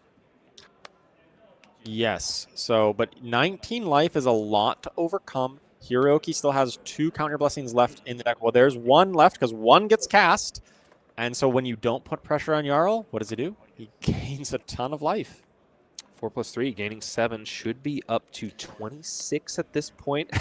Hey, why not disrupt your combo as well? Let's send a CNC, and hopefully Motohiro did not put that all-important Flicker Wisp in the arsenal. Hopefully that was instead one of those Skyward Serenades, which are maybe not as important. Oh, there was a Skizzik left in the deck. Oh, yeah, just used to block here. Maybe he just knew he couldn't go wide enough on that previous turn when he played it and didn't find one. That's very curious. Possible. Or he just knew he wanted to save it for later for a future power turn. Either one's possible, but that was basically the best 4-card hand Hiroaki could have possibly had into the off turn that Motohiro had. You know, you had the block to cover up the attack, you had the count your blessings, and you had the disruption on the back end. Absolutely perfect hand to have there for Hiroaki. So Motohiro is sitting on his Flicker Wisp Arc Lightning combo, but alas, Hiroaki has found himself another copy of Shelter the Storm, which could not completely stuff that turn, but definitely make it sting a lot less. It definitely helps into the combo. You know, it helps to block out those 2-point of Arcane packets if there is something like that Channel Lightning Valley to prevent. Otherwise, you may just want to cash in just for 4 block because 4 is greater than 3. But it looks like it won't be a combo turn as Motohiro is blocking out, and you got to think he's just trying to tread water, trying to set up this combo. But if he's taking too long, Hiroaki is going to find that last count your blessings, go up above 30, and I don't think the combo is big enough for that. Yeah, it's close to lights out at that point. But it's not all bad for Motohiro. Looks like 3 reds are in the pitch zone in order to pay for this Titan's Fist, one of which is an Okanold, the Fertile Ground. So Fertile Ground in red. That is, this man loves his life game. Which means we hit our pitch stack, I think, because he pitched it in conjunction with his Tunic counter in order to send a CNC very early in the game. All right, well, here's the Flicker Wisp. We're going to do it. We're going to do it. Flicker Wisp. Fused with Arc Lightning, of course. Well, this is the turn for Motohiro. How much damage can he output on this turn? This is going to be critical in determining whether or not this Aurora is going to get the job done, or if Jarl is going to weather the storm against it. And speaking of storms, that Shelter from the Storm was utilized last turn against Motohiro's Snatch. So it looks like it's a pitch for Oasis Respite, which will shore up all of this arcane damage. So Flicker Wisp itself only deals 2 arcane. The rest of the arcane comes from Arc Lightning. So if you're going to use Oasis on this kind of combo, you probably want to use it on the Arc Lightning. You would think so. Looks like they are asking a judge and clarifying this interaction whether or not the damage comes from the Flicker Wisp. The Flicker Wisp itself only deals the damage that it says. The 1, possibly 2 if you Lightning fused it, which it was. Because Flicker Wisp critically says if it was fused until end of turn, action card effects you control that deal arcane damage instead deal that much +1. The effect, as my co-caster has alluded to, comes from Arc Lightning, which says every time you go again, this deals 1 arcane damage to any target. Right, Arc Lightning deals that damage, and then that gets buffed up. So a little bit of an error here from Hiroaki using that Oasis on the Flicker Wisp, not going to get that full value out of it. We'll see if that ends up coming back to bite him. You know what Prevention doesn't care about the particular source, though, Charles? It's Seeds of Tomorrow. So this 4 damage prevention is just going to be used anytime that Hiroaki would be taking damage. Yes, but here we've got 2 Arc Lightnings with that Flicker Wisp, and we still got the gold and the Grasp of the Arknight and the Aether Ironweave here. This could be the big turn. Which means that every time we go again, we're going to say 2-2 once we've gone again, and it'll be 4 arcane damage essentially on the back of every single go again. Indeed. Drawing a card from that gold, sending 2 instances of 2 arcane damage at Jarl is Motohiro.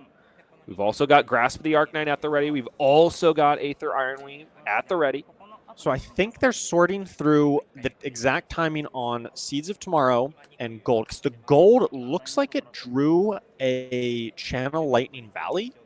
And I bet Motohiro is trying to figure out, hey, how can I make sure that I get to draw a card off of the Channel Lightning Valley? Because he hasn't actually dealt any damage to Hiroaki just yet. all of the damage has been prevented thus far. So he wants to make sure that he can get that in before the damage resolves so that he gets that card draw. And looks like he has got it. They're just sorting out the exact math here. Of course, because you crack the gold token and it doesn't go again until the effect has resolved. Yeah, and the card will be in your hand at that point. You'll get to see it. And we even get to see the new Armory card, the Armory deck card, written into the stars. Which is going to draw a card because our Aurora player has dealt arcane damage. It's also going to get go again, Charles, because an Arc Lightning has been played before it. This is so good on this combo turn. This is basically a 0-cost, deal 4 damage, move the embodiment down the line if you've already you've created that embodiment of lightning token. And hey, let's follow it up with yet another card with go again. It's Current Funnel, which has been a mainstay blue in these Aurora decks since Rosetta came out. Because there was a lightning card played last Chain Link, Current Funnel is going to get go again. And then it's also going to confer go again to the next card that is played this turn. And the next card was another written in the stars. He is going absolutely... There's a reason he did not want to shuffle his deck with that Skyward Serenade. It's because he had this pitch deck all ready to go. Once he hit it, he had this whole combo ready to go, that it was going to be this big turn with these multiple written in the stars to just really go over the top of Hiroki's defenses. Count your blessings, more like count your go-agains on this turn, as Hiroaki descends down to 11 life. Now our Aurora player is eclipsing him by 3. 14 plays 11, and we've got another source of go again, Charles, in Skyward Serenade. Chosen modes are probably going to be +1 create an embodiment, but it's also got written on it go again, which means 2 arcane, 2 arcane. 2 arcane uses the Aether Iron Weave for 4 more, as well as 2 resources. That resources can be used on Grasp of the Arknight. Oh, and we're shuffling up. Looks like Hiroaki just says, I cannot stand up to this combo. The Aurora player has made it, has trumped the Count Your Blessings Jarl deck that looked so fearsome, had so much life gain, but falls immediately to an Arc Lightning Flicker Wisp combo off the back of brand new cards from the Armory deck. He was well over 20 life on that at the start of that turn, and I thought, hey, Jarl's sitting pretty. He's got this whole hand, got this life total lead, but Aurora was just sitting on those combo pieces. The Flicker Wisp and the double Arc Lightning into the perfect pitch stack to really snowball that out of control did enough to take down Jarl. All of that arsenal disruption, Charles, all of that waiting, all of that perfect blocking meant absolutely nothing, and it looks like that lightning reigns supreme in the Battle of the Elements.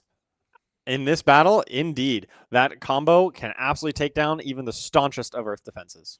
My goodness, Charles. Speaking of battle, I think you are bound for London. Am I mistaken? Where you will be doing battle in the Pro Tour at World Tour London. That'll, of course, be April 10th to 13th, 2025. How stoked are you, Charles? I cannot wait. I absolutely love playing in Pro Tours. These top-tier Flesh and Blood events, the Pro Tours at the World Tour, are the highlight of my year. The traveling to see the world by playing this great game of Flesh and Blood, seeing competitors from across the world, and competing for all kinds of great prizes is just why I play this game. Well, that's all well and good, Charles. I'm so stoked you're excited about that. But I have a very important question for you. Do you put the jam on the scone first, or do you put the cream on the scone first? I haven't had enough scones to have a preference. Man, on Sam this. said the same thing. You guys are opting out of the most important question that we're trying to answer on stream today. Okay. I think the last time I have had a scone in somewhat recent memory, and I'm pretty sure I put jam on it before the cream. Oh my goodness, I can't even talk to you anymore. Okay, we've got amazing prizes at World Tour London as well. We're besides the prizes, we've also got the souvenir package, which is on sale, but alas, it's almost gone. Just like my lingering respect for my co-caster who puts jam on his scone before cream.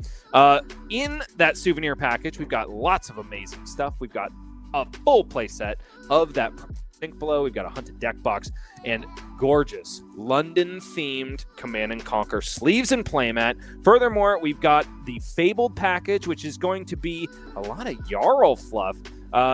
Despite the fact that he fell during the last game, he's an awfully cool hero, and boy, does his art look good, Charles. Oh, I love this artwork. I mean, I'm a Guardian guy through and through. I love me some defensive decks, and so I cannot wait to get my hands on these. You absolutely should go and pick up your own set of Jarl sleeves and playmat, as well as some of the cards from the most recent set, Hunted. Okay, second chance. At respect from Bryce, which path do you choose? Do you choose pack A, Path of the Ninja, or do you choose pack B, Path of the Warrior? Path of the Warrior by far. Wow, Are we not friends anymore? No, we are. Like, I definitely would rather have the Feng cards than the Cinder cards, but also the art on the Cinder cards in this case, I think, kind of just wins out. I will admit, I think I respect the artwork on the Cinder cards. I think is a bit more appealing than the Fang cards. I think the gameplay of the Fang cards, I love the combo potential of these stances. If you deploy multiple of them, they're really cool together. So I'd love to get my hands on those. Okay, let's try one more time here. Which random promo card would you most like to get here? Let's see if we can align ourselves on this one. Long Whisper Loyalty. Yep. Okay, I'm with you. We are Fang we're cards. aligned That once card again. is so cool. Like, it looks so innocuous on its face, but like it actually plays really cool. The artwork's awesome. The name is cool. Yep. Yeah. I like it all. I'm with you. Okay, so I have regained all of my respect for the 2023 National U.S. Champion, Charles Dunn, who I'm sitting next to, by the way. How cool is that? We've also got a 3-card promo pack, of course, for Battle Hardened participation at World Tour London. We've got Sink Below events all weekend long, Friday, Saturday, and Sunday. We've got a Classic Constructed, a Sealed Hunted deck challenge on Saturday, and then also another Sealed for the Hunted event on Sunday, all of which are going to qualify you for Sink Below promos. Get yours now. So do you have like no respect for the artist of the Sink Below, because they put jam on the scone before the cream? No, they're cool because they drew the card. Okay, but they drew it probably how they eat it themselves. Nah, I think they're trolling. Because I don't think any sane person can put jam on the scone first. I just don't think it's possible. Okay, I if you say so. Love you, bud. I mean it. There's going to be a lot of really cool people at World Tour London, not least of which are, of course, Sam O'Byrne, our co-caster on this World Tour Kobe right now. He's sitting like 2 feet away from me, you guys. Of course, Pankaj Bhojwani, who is the primo pair with Mr. Sam O'Byrne, Brian Gottlieb, a guy who still designs this game to this day and does a bang-up job doing it. And, of course, Hayden Dale, one of the 2 halves of Arsenal Pass, and an absolute monster of content creation and also professional play in this beautiful game. Well, guys, that's Pro Tour London, and it's coming to you just next month in April. That's the 10th to the 13th. Be there or be square, and pop on over to jolly old England. Try a scone, but put cream on first. Put jam on first. Oh, my goodness. I am going to think about my choice of co-casters as we go to a quick break. But when we come back, we will be here with more Flesh and Blood and more debates about scones after this.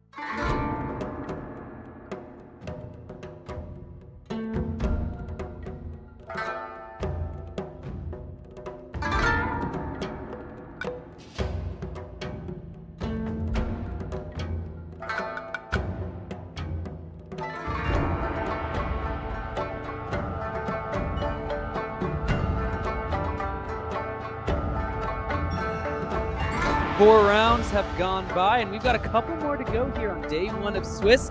The Calling and Kobe Samuel Byrne, joined by Charles Dunn, Calling champ, national champ, and as we learned earlier, first person to put LL points on Starvo. Turns out that wasn't that hard, but I'm sure it was still pretty exciting when you did it first, you know? It definitely was, and it was a good introduction to competitive Flesh and Blood, but, there's a lot of competitive Flesh and Blood to be played this weekend that I am just as excited to be a part of. Well, let us waste no time. We've got a game to get into, my friends. Let's rocket ourselves down into the feature match area because it's a cool one. It's an exciting one.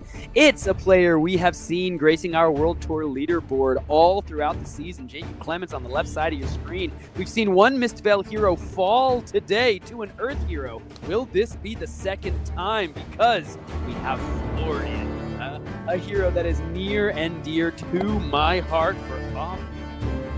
Also sitting at 4-0. There's one thing I'm curious to see about this matchup. It's how many times are we going to see Earth cards banished to Nude's ability, because that might help Florian get online faster than normal. Yes, indeed. So it looks like we've got a one arcane barrier here on Jacob Clements' side, skewing one of the dagger options. So just has that beckoning Mistblade as the only dagger to attack, and is going to lead off with that here. We've got the Canopy Shelter blocking here, creating a Might on turn 0. That is a good way for Florian to start off their turn. And then the follow-up being, looks like just that blue double trouble, threatening potentially a Transcend. I do think we see the Rising Sun, Setting Moon in Jacob Clements' hand. But this is now an immediate opportunity. Look, Ryosuke here, Urase, he's lining up 2 Earth cards to put in front of this. Maybe just trying to get those Earth cards right into the Banish Zone. It's like this double-edged sword, right? You don't get to decompose with them, meaning your decomposed cards, you need to find other Earth cards. But look, 2 Earth cards heading right onto the stealth attack because Nu is going to banish them whether Jacob wants to or not. And that means that the Plow Under and the Autumn's Touch head right to the Banish Zone. This all of a sudden changes the math so much for how Ryosuke needs to do decomposes for the rest of this game.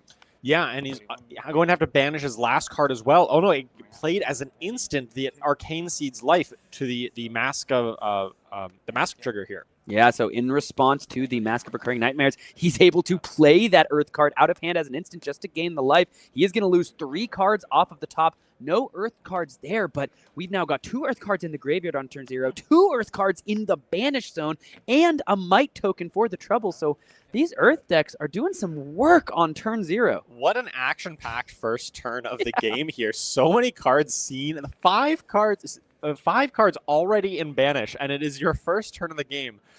I don't know if I'm super happy about that, because it seems like Nu is well on the way to fatiguing this Florian, but well on the way to activating that hero power and creating double tokens for the rest of the game as well. Yeah, so talk to me about the matchup here. You know, we have to imagine this is going to be a long one. I don't think Mr. Jacob Clements is on CYB. I think this is more of a God's honest Nu. But talk to me about what you might expect in terms of how each of these players are going to look to win this game. Yeah, this game, as you said before, is definitely going to go long. So it's going to be about finding the optimal value out of your cards on both sides. Now, while Florian has some really good tools for going long with that Reaping Blade, that consistent weapon to swing and attack to threaten that fatigue, it does mean that a lot of his damage also comes from arcane damage, which Jacob can just pitch cards and keep them in the deck in order to prevent. So Jacob will be looking to fatigue out or at least pressure the deck total of Florian by a lot of his cards that have these on-hit effects, that on-hit banish a card either from hand or top of the deck, and just really try to sneak in these damage and on-hits to really disrupt the Florian, as Florian tries to block a good amount and try to swing back with small hands, efficient hands where possible. So here comes the Leave No Witnesses onto the combat chain. The Pain in the Backside was the first action of the turn, blocked out by that Truce. One of the only cards that Jacob brought into this deck, at least in Memphis when I was chatting with him about the new cards brought in from the Hunted. It was really Pain in the Backsides were some of the only cards that he actually likes for his particular build of Nu. I'm not sure if it's changed too much in the time in the interim. For Ryosuke here, though, coming in with just that yellow Autumn's Touch, pitching away the Condemned to Slaughter. But look, we see that die on the 2. What this means is that normally to get your hero ability on as fast as possible in these Earth decks, you need to go a Decompose with 3 Earth cards, a Decompose with 3 Earth cards, and then a Decompose where you go 2 Earth cards and 1, non-Earth card. That's what gets you on the fastest. But now he only needs to do that once. Actually, doesn't even need to do it at all. I think he can just go 2, 2, 2, and 1 each time. That will get you to 8. You don't even really need to do too much decomposing. If a lot of stealth attacks come out of Jacob, you can just block them and get those Earth cards banished. Here, opting to attack with the Yellow Autumn's Touch, even though it's just attacking for 6, you saw Jacob just took it. It seems like he has a much more aggressively slanted version of New. If you said he wants to be playing Pain in the backside and doesn't want to be playing those Count Your Blessings, then we might see him really try to focus on aggression and pushing damage. And so the fact that he just took 6 damage there means, hey, my hand's good. I want to push. And we see the Bonds of Agony. That is a great card to buff up with some attack reactions. Now look at this, Ryosuke here. You can see the hands maybe beginning to tremble a bit. 4-0, working towards a nice potential placement at this calling in Kobe. But he has to really consider whatever cards are left in hand are going to be the legal target for the Bonds of Agony. But once again, if you leave yourself with Earth cards in the hand, then Bonds of Agony just does the decomposition for you, filling up the banished zone like the seeds coming home to harvest. Here's the first play out of the hand. It's going to be the Homage to Ancestor, so up to 33 goes Jacob Clements, and that means the first attack reaction here is most likely going to be the Mask of Recurring Nightmares into the Venomous Bite. That's going to now come across with the Fang Strike as well.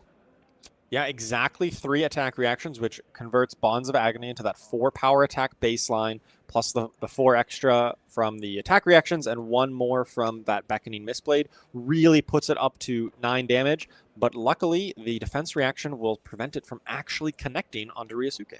Yeah, and look at this, the Rootbound Carapace from Arsenal, but Ryosuke here is just going to go ahead and put, let's see, is he going to make the decision? He's deciding when, no, it's going to be all. There we are. So it's because that other card there wasn't an action, the Canopy Shelter couldn't just do all 3 of those.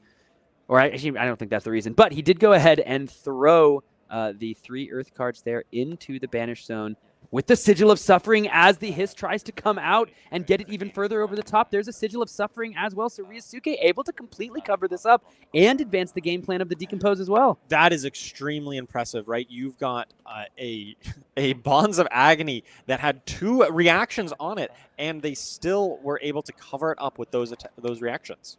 Yeah, so that's why Ryosuke went ahead and made sure it was 3 Earth cards on the Decompose and not the 2 Earth cards and 1 non-Earth card, because now he sits at 6, meaning the next Decompose can just be 2 Earth cards, 1 non-Earth card, boom. He has already made himself in the position to have his hero ability online significantly earlier than I think he can find it in other matchups.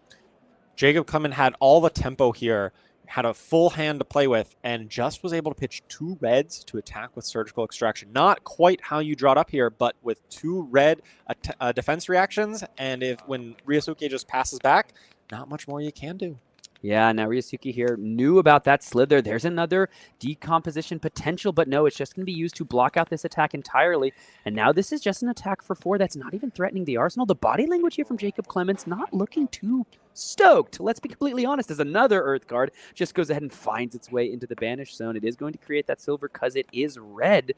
But that turn for Jacob didn't necessarily get too much done beyond place Ryosuke's Banished Zone kind of right where he wants, as the hero ability here is about to be online with the Felling of the Crown. What a great way to finish your decomposition as Florian here. Felling of the Crown, coming in for 8, removing a card from the hand. This is how you really start to take the tempo of the game. Ryosuke is already up in life totals, and now is going to be even more so, and really establishes firm control here as the player who has tempo and has some real powerful plays to be able to do. Talk about a powerful play, Mr. Dunn. If you're going to be left with 1 card in hand, how about a Codex of Frailty for your troubles? The question is, Ryosuke, is he just going to go ahead and grab the Felling of the Crown? I was like, dude, I mean, you might as well. He's going to have to go ahead and attempt to preserve it. He does have to discard a card. It's going to be the Channel to Millennium Tree, often just in these Florian decks for that 3 in the bottom right corner. But here, now he can go ahead, and he has the Sink Below as well. That's going to sink a card out of hand, and he gets to preserve the Felling of the Crown that he just attacked with. Plume of Evergrowth, who? I can reoccur this card just as well as my Earth Sister. Absolutely. I mean, if you're going to pick one card to have left in your hand, it's definitely going to be Codex of Frailty here. But on the Florian side, rebind that Felling of the Crown is absolutely huge. Looks like I pointed out.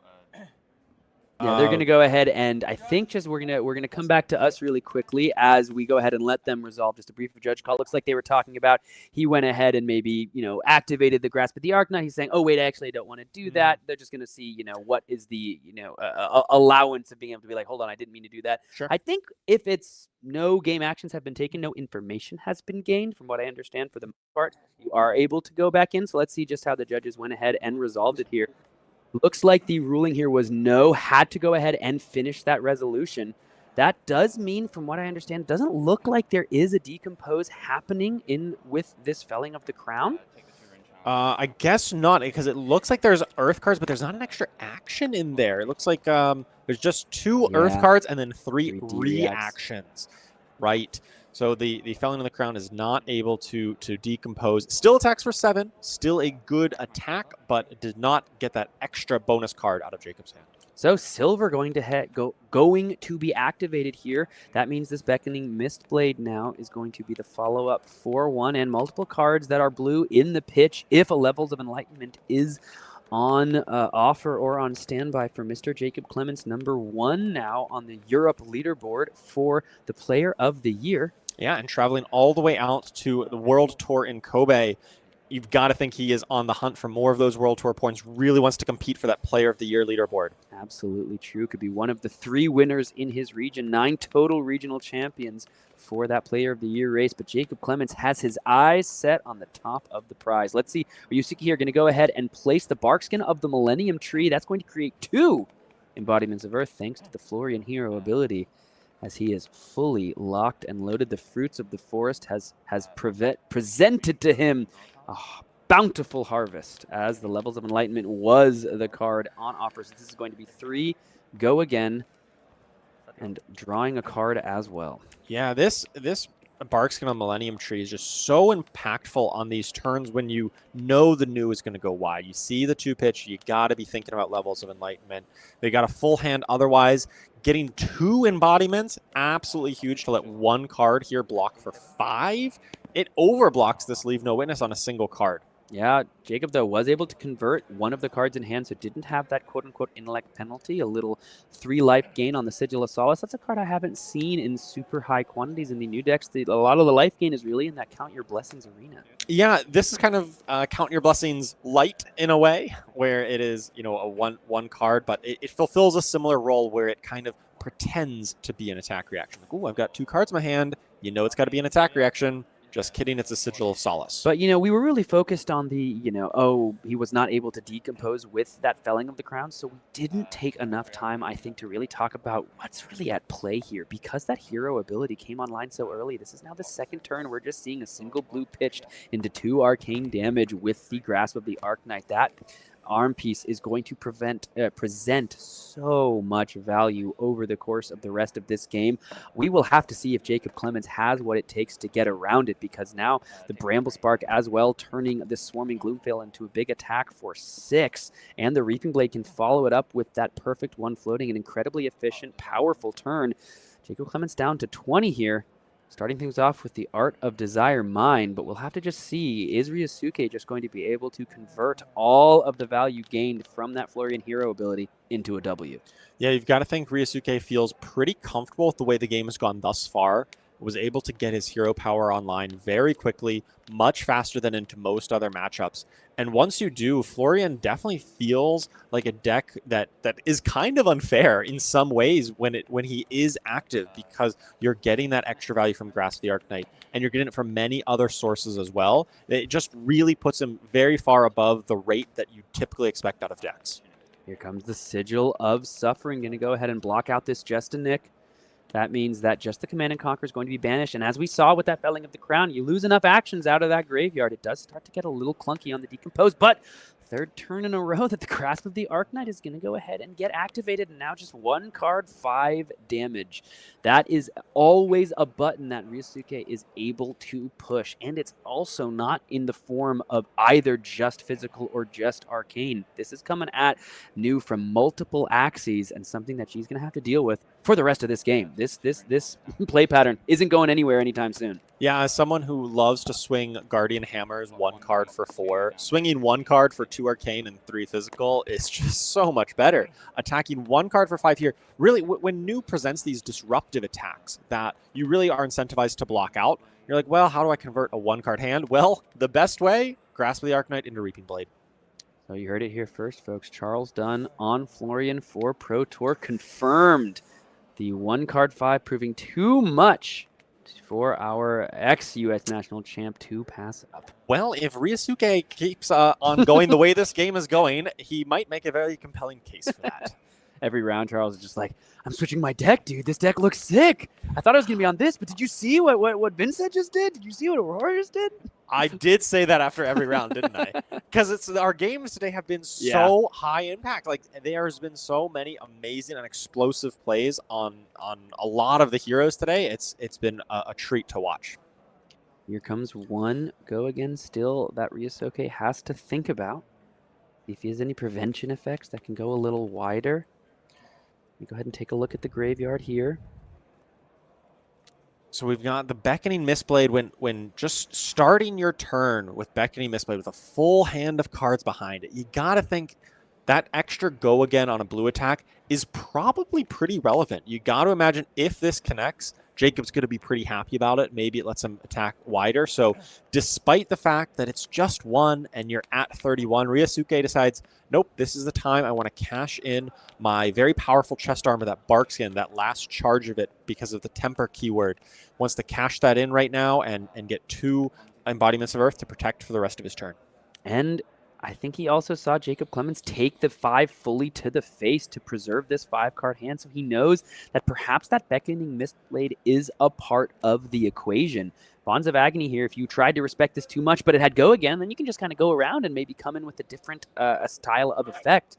Now there's no go again represented with the Mistblade, so Jacob's going to have to find it another way. Yeah, Bonds of Agony is so much scarier when it has go again, because if you risk overblocking, they can just pass along and then hit you with another follow-up attack. When it doesn't have go again, you know he kind of has to just commit to that one, unless using some other go again enabling effect like Hiss or the Silent Stilettos. So you're much more comfortable throwing a bit extra block on that Bonds of Agony. Mask of Recurring Nightmares, after the Preserved Tradition targets that Codex of Frailty, is going to be the attack reaction to begin. That means a card from the hand has to hit the Banish Zone from Ryosuke's side of the table. So this is one of the punishes for sort of over-blocking this Bonds of Agony is the Mask of Recurring Nightmares. Oh, you put extra block value? Well, how about I take an extra card as well? And so Ryosuke has now lost 3 cards out of his hand, 2 on the block, 1 out of there. But that means he only has 1 card left. Oh, what is Florian to do with 1 card left? No, what could it be, my friend? We will have to wait and see. I hope it's Grasp into Reaping Blade. He does have a card in the arsenal. We'll have to see if he deploys it here. The Sigil of Solace was the follow-up, and it is just going to be another Earth Blue into the pitch. Here comes 2 Arcane. Here comes 3 Physical. Ryosuke can just keep hitting this button over and over again. He's already got the 11-life lead. Jacob Clements here is going to take that 2 Arcane. Let's see if he wants to respect the 3 Physical. It's just going to be that Sink below, so that's not an efficient use of that 4 value on defense. Down to 17. Here comes, most likely, the Beckoning Mistblade once again. Yeah, so much of the value of new decks in general is with those very impactful on hits. And if you can get your attacks to hit and trigger, and numerically, New's attacks are a little bit below the standard rate, and she's really banking on these on hits being relevant. But when Ryosuke is covering them up and not caring about them, and then still throwing back efficient hands out of just 1 card left, that's really the recipe for beating up on New. Here comes two go again. This time the Bonds of Agony has the go again stapled upon it thanks to that Mistblade beckoning that card forth with that extra action point. Yeah, much tougher to block this out, especially when Jacob still has all of his equipment left. So even with just that one resource, he's able to threaten a lot of options here on how he wants to play with this Bonds of Agony. Whether he wants to, maybe pop the Silent Stilettos or the other equipment to give it bonuses, or just play another attack on top of it. Siren's Call. This is a card that is one of the major reasons to play the Mystic Assassin. Just such a devastating effect, looking into the hand, grabbing a card if it's blue and adding it to the chain link, and then a draw to follow things up. And that draw, no matter the cost, no matter the color, can filter into the Arousing Wave or the Undertow Stilettos for that second and third reaction to power up that Bonds of Agony. Right, and Ryosuke has already sort of overblocked this, has put 6 value of block in front of it, and so really just taking that one extra card, and yeah, hey, you already gave me 2 cards, why not a third? And so there comes the Blue Autumn's Touch. Card can be drawn for Jacob Clements. Let's see what he draws. It is a blue. It's a Persuasive Prognosis. Does he have something like a Hiss or a Venomous Bite in the arsenal to actually get over the top? Looks like the answer is no, but he does have the go again, so he can just come in with the levels of Enlightenment. This is going to be 5, draw a card. So basically, like, he just kind of created and stapled together an Enlightened Strike out of nothing. He's just going to end this chain with 5 damage and draw a card for his arsenal. That's, like I said, the go again on the Bonds of Agony, so much different this turn versus the turn prior. Yeah, absolutely letting him just get a bit more value of Ryosuke being scared of that on hit, has to overblock. Now Jacob Clement has been able to take a really powerful turn to actually push some real damage onto Ryosuke. He looks like he's probably just going to take most of this. If he wants to block this last card, doesn't look like he does. Rather keep that card back on offense. But then Jacob Clement gets some damage in and still gets an arsenal. So Jacob Clement had a really good turn there to try to keep pace and claw his way back into this game. Yeah, I was going to ask you when this turn cycle completed. I was gonna be like, all right, man, like, what is the recipe? What is the blueprint for Jacob Clements to turn this game around? It looks like this is kind of how it begins. Strip most of the cards and then do it again? Yeah, you really need to get Ryosuke to, I'll say make a mistake, but it's really like you need him to block in a way that is disadvantageous given what else is in your hand. And it's not necessarily a mistake in the way, because it's hard to know exactly what New has, but it is in a way that you need to get value from them blocking incorrectly. And on that turn, committing 2 cards and then getting the Siren's Call. So you basically blocked 3 cards on an attack that only attacked for 2, really. That was, that's how Jacob gets back in, is when you use that extra value in a spot where maybe it wasn't as useful. Pain on the backside here, coming in for 3 on hit, going to make that Beckoning Mistblade deal another damage, so becomes a 0 for 4 if it hits, and also then would give +1 and go again to the next blue card played, which is a significant bit of value if this card hits. You have to imagine Florian is going to look to put some defenses in front of this. He does have plenty of equipment still on offer, does have the Plume of Evergrowth in the equipment zone, including the Well-Grounded and the Grasp of the Arknight. Let's go ahead and see what's on the combat chain. It is going to be a block for 3 with the Blue Autumn's Touch. What's the follow-up going to be from our World Tour Player of the Year frontrunner in the EU region? Just going to close the combat chain. Beckoning Mistblade is going to be the follow-up, pitching away the Sacred Art of the Undercurrent Desires. Does look like he's got a pretty strong follow-up behind this, with just a nick, turning his blue attacks into a very powerful threat. So Ryosuke may not be feeling very threatened right now, but if this hits and then a blue attack comes in, he's got to be a little worried about what might come of that. He does have a lot of life total to play with, so you got to think he hasn't... he doesn't feel the need to block here and just says, show me what you got. I've got a hand. I can pressure you. You're at 14.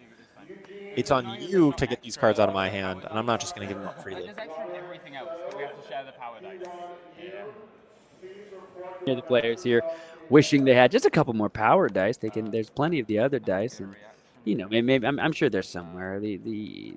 Our producer brings a lot of dice. Our Of producer's course. pretty prepared. I don't know if you've met him, but he's pretty focused on the little details. Yes. It's part of why we can enjoy such wonderful Flesh and Blood coverage. It is going to be the path well traveled. Excuse me, the pass over out of the arsenal here. So it looks like he's actually still considering the targets as a way to transcend. Yeah, on one hand, you want to be banishing the earth or the blue attacks, right? Because then you can eventually play them with your new hero power. But that does mean that, well, I guess that would mean that you would turn on Florian's hero power a little bit faster, but that ship has long sailed. Interestingly, had that path well traveled in the arsenal to transcend and then play the sacred art, which would transcend and be all modes active, which would then give you the chi to do basically everything you're doing, but also have those 2 reactions. But looks as though wanting instead to just go ahead and try to threaten, looks like that card draw, get the value out of making sure you could use that card you drawn for the arsenal, weren't left with some of those extra tokens. Yeah, it's interesting. I wonder if Jacob is just like, he could have done that line, but then he needs to pitch the extra card, and he's kind of taking a line which opts him into activating his hero power to maybe play some of the blue cards out of Ryosuke's banish. Maybe he wants to hold on to those and like know that this game, hey, even the life totals are getting a little lower. He knows it's going to go a little long, and wants to make sure that the couple blue attacks that are banished, he wants to hold them in the banish for their opportune moment to set up one big turn. You had mentioned earlier about how does Jacob get back into this game, and I think it's, yes, he's behind, but you notice the life total is getting a little closer. Yeah. He's clawing back. He's keeping the game close. And if there can be one turn where Ryosuke maybe stumbles, maybe just has only an attack for 5 and that's it, and Jacob gets to keep an ideal 5-card hand, he can set up a big kind of combo turn with some go-agains, with some slither tokens, and playing out of Ryosuke's banish. If there's a couple of those blue autumn touches or blue fruits of the forest in there to be played on Jacob's side, it can really swing the tide of the game. And we saw at least one of those blue autumns touches head onto the combat chain as a result of the Siren's Call. So we'll have to see if Jacob can find some more of those cards into the banish zone. In the meantime, we've got a surgical extraction coming in for 4. This is an oldie, but a goodie. Coming in on hit, going to look at the hand and banish a card from that hand as well as the top of the deck. 4 power attacks are generally something that Florian is pretty comfortable covering up. Has got a lot of defense reactions, has some extra armor too if he really feels the need. Looks like he is going to commit some armor here, but Jacob still has 2 cards back, and you got to think it's possible there's an attack reaction coming. As you heard him say, in reactions, going to play Hiss up to 7, and now gets that Slither. This is where the value potentially comes in. If Ryosuke was really hoping to hold every card in his hand, if taking any one individual card out of it could be bad, he's got to be thinking about using that well-grounded here. It's a one-time use thing, so he opts to hold on to it, save it for another time. Yeah, use the sink below instead. The well-grounded would have been the perfect 2 to cover the 7 on top of the 5 already presented in blocks. But the sink below was played from hand, and now the new ability is going to go ahead and be activated here. Thanks to the go again from the path well traveled, he's able to go ahead and create the silver from the blue card being banished on this combat chain from the new ability, thanks to the contract on the surgical extraction.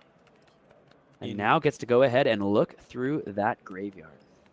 Indeed, these silver tokens are sometimes useful for new to be able to filter out some excess blues to maybe dig for some action later on. But more importantly, it looks like Jacob is going to get to attack for 5 with a Ryosuke's own Autumn's Touch. Is the silver an aura? It is not. It is an item. Okay. I was just curious if you could play that blue condemn, sacrifice an aura. Could be kind of fun. Wouldn't that be fun? I don't believe there's any auras that Jacob could make here. But precisely as you pointed out, Mr. Dunn. This is Blue Autumn's Touch into Blue Autumn's Touch thanks to the sliver off of the hiss. The go again on the surgical extraction was preserved thanks to the path well traveled. So this was a huge turn. We talked about how does Nu get back into this game? Well, folks, she's back into it. Jacob Clements is up 5 life on the Florian player. It's all felt as though like 3 turns ago that everything was coming up Florian's way. But now he's taking this damage because he's going to present with the 1 floating here. He's got 2 arcane. He's got... looks like he's representing 4 physical thanks to the Swarming Gloom Veil.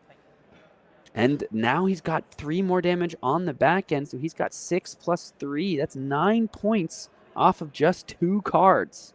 Yeah, this is a really efficient turn out of Ryosuke to come back. A 2-card, threatening 9 damage, 2 arcane, into 4 physical, into the Reaping Blade to finish this chain up. It's a very efficient turn, and that's why he had to hold on. That's why he had to take so much damage to make sure that he can keep pace. Yeah. If Jacob can string together one more big turn like that, it might be lights out for Ryosuke, but in the meantime, he's going to be playing some pretty efficient turns, even on these small hands where he has to block 1 or 2 cards. I'm really curious what that card in the arsenal is. It has been growing there for quite some time. He planted it many turns ago, but this Earth Hero, we will have to wait and see just how it bears fruit.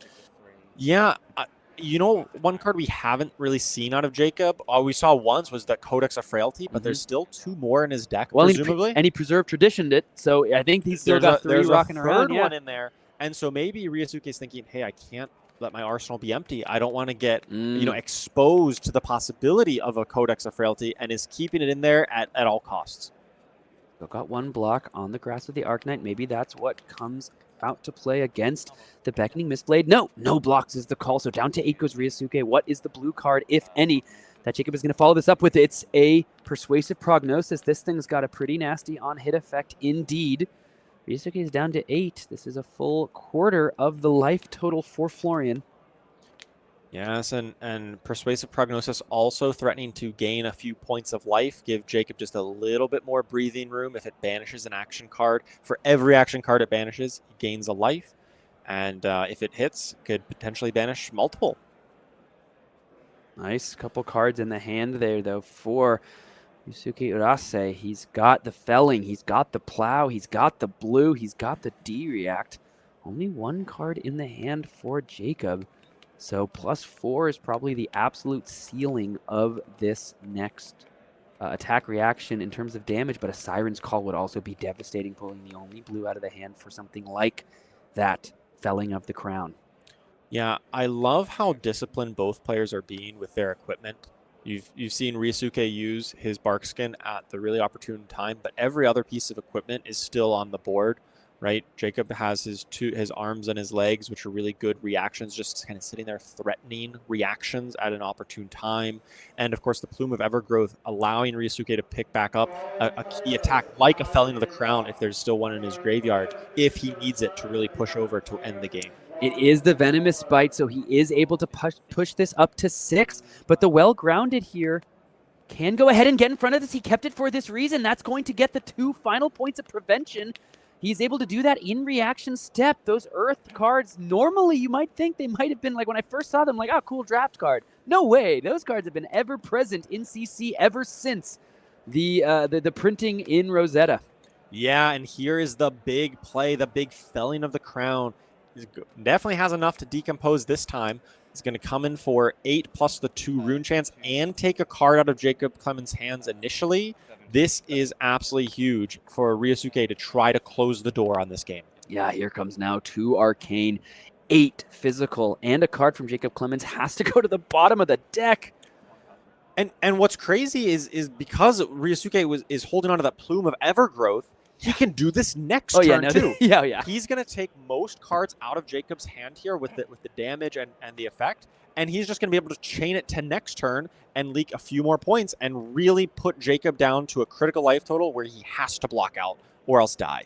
Man, this game has just felt like advantage has been firmly moving back and forth like a tennis match across our screens. It felt as though Florian was just in the driver's seat before Jacob pulled ahead, but the decomposition and these Earth cards stronger as they gain power, as they mature, as they grow from the earth from which they were planted in. And it looks as though potentially Florian now pulling ahead once again. 2 damage over the top with these 2 cards blocked. Is it something like a Codex as that final card in the hand for Jacob? No, it's just a card straight to the arsenal. Yeah, you know, the 1-card hand, when an assassin blocks out onto 1 card, you just hope it's not a Codex of Frailty. And here it was not for Jacob. And now Ryosuke has got a full hand of cards. What's he going to do? He's got some options here to play with. Ooh, he's got a big old Germinate. I wonder if he can utilize that here if he wants to take a whole turn off. I'm not sure that's going to be potentially worth it. But he could go for it. This might be getting close to the pitch deck. He did pitch a Germinate near the beginning of this game. I think he did pitch it with the CNC, but I'm not entirely sure. Yeah, it's tough. We don't know his Arsenal card. That's still been sitting there for a while. I'm so curious.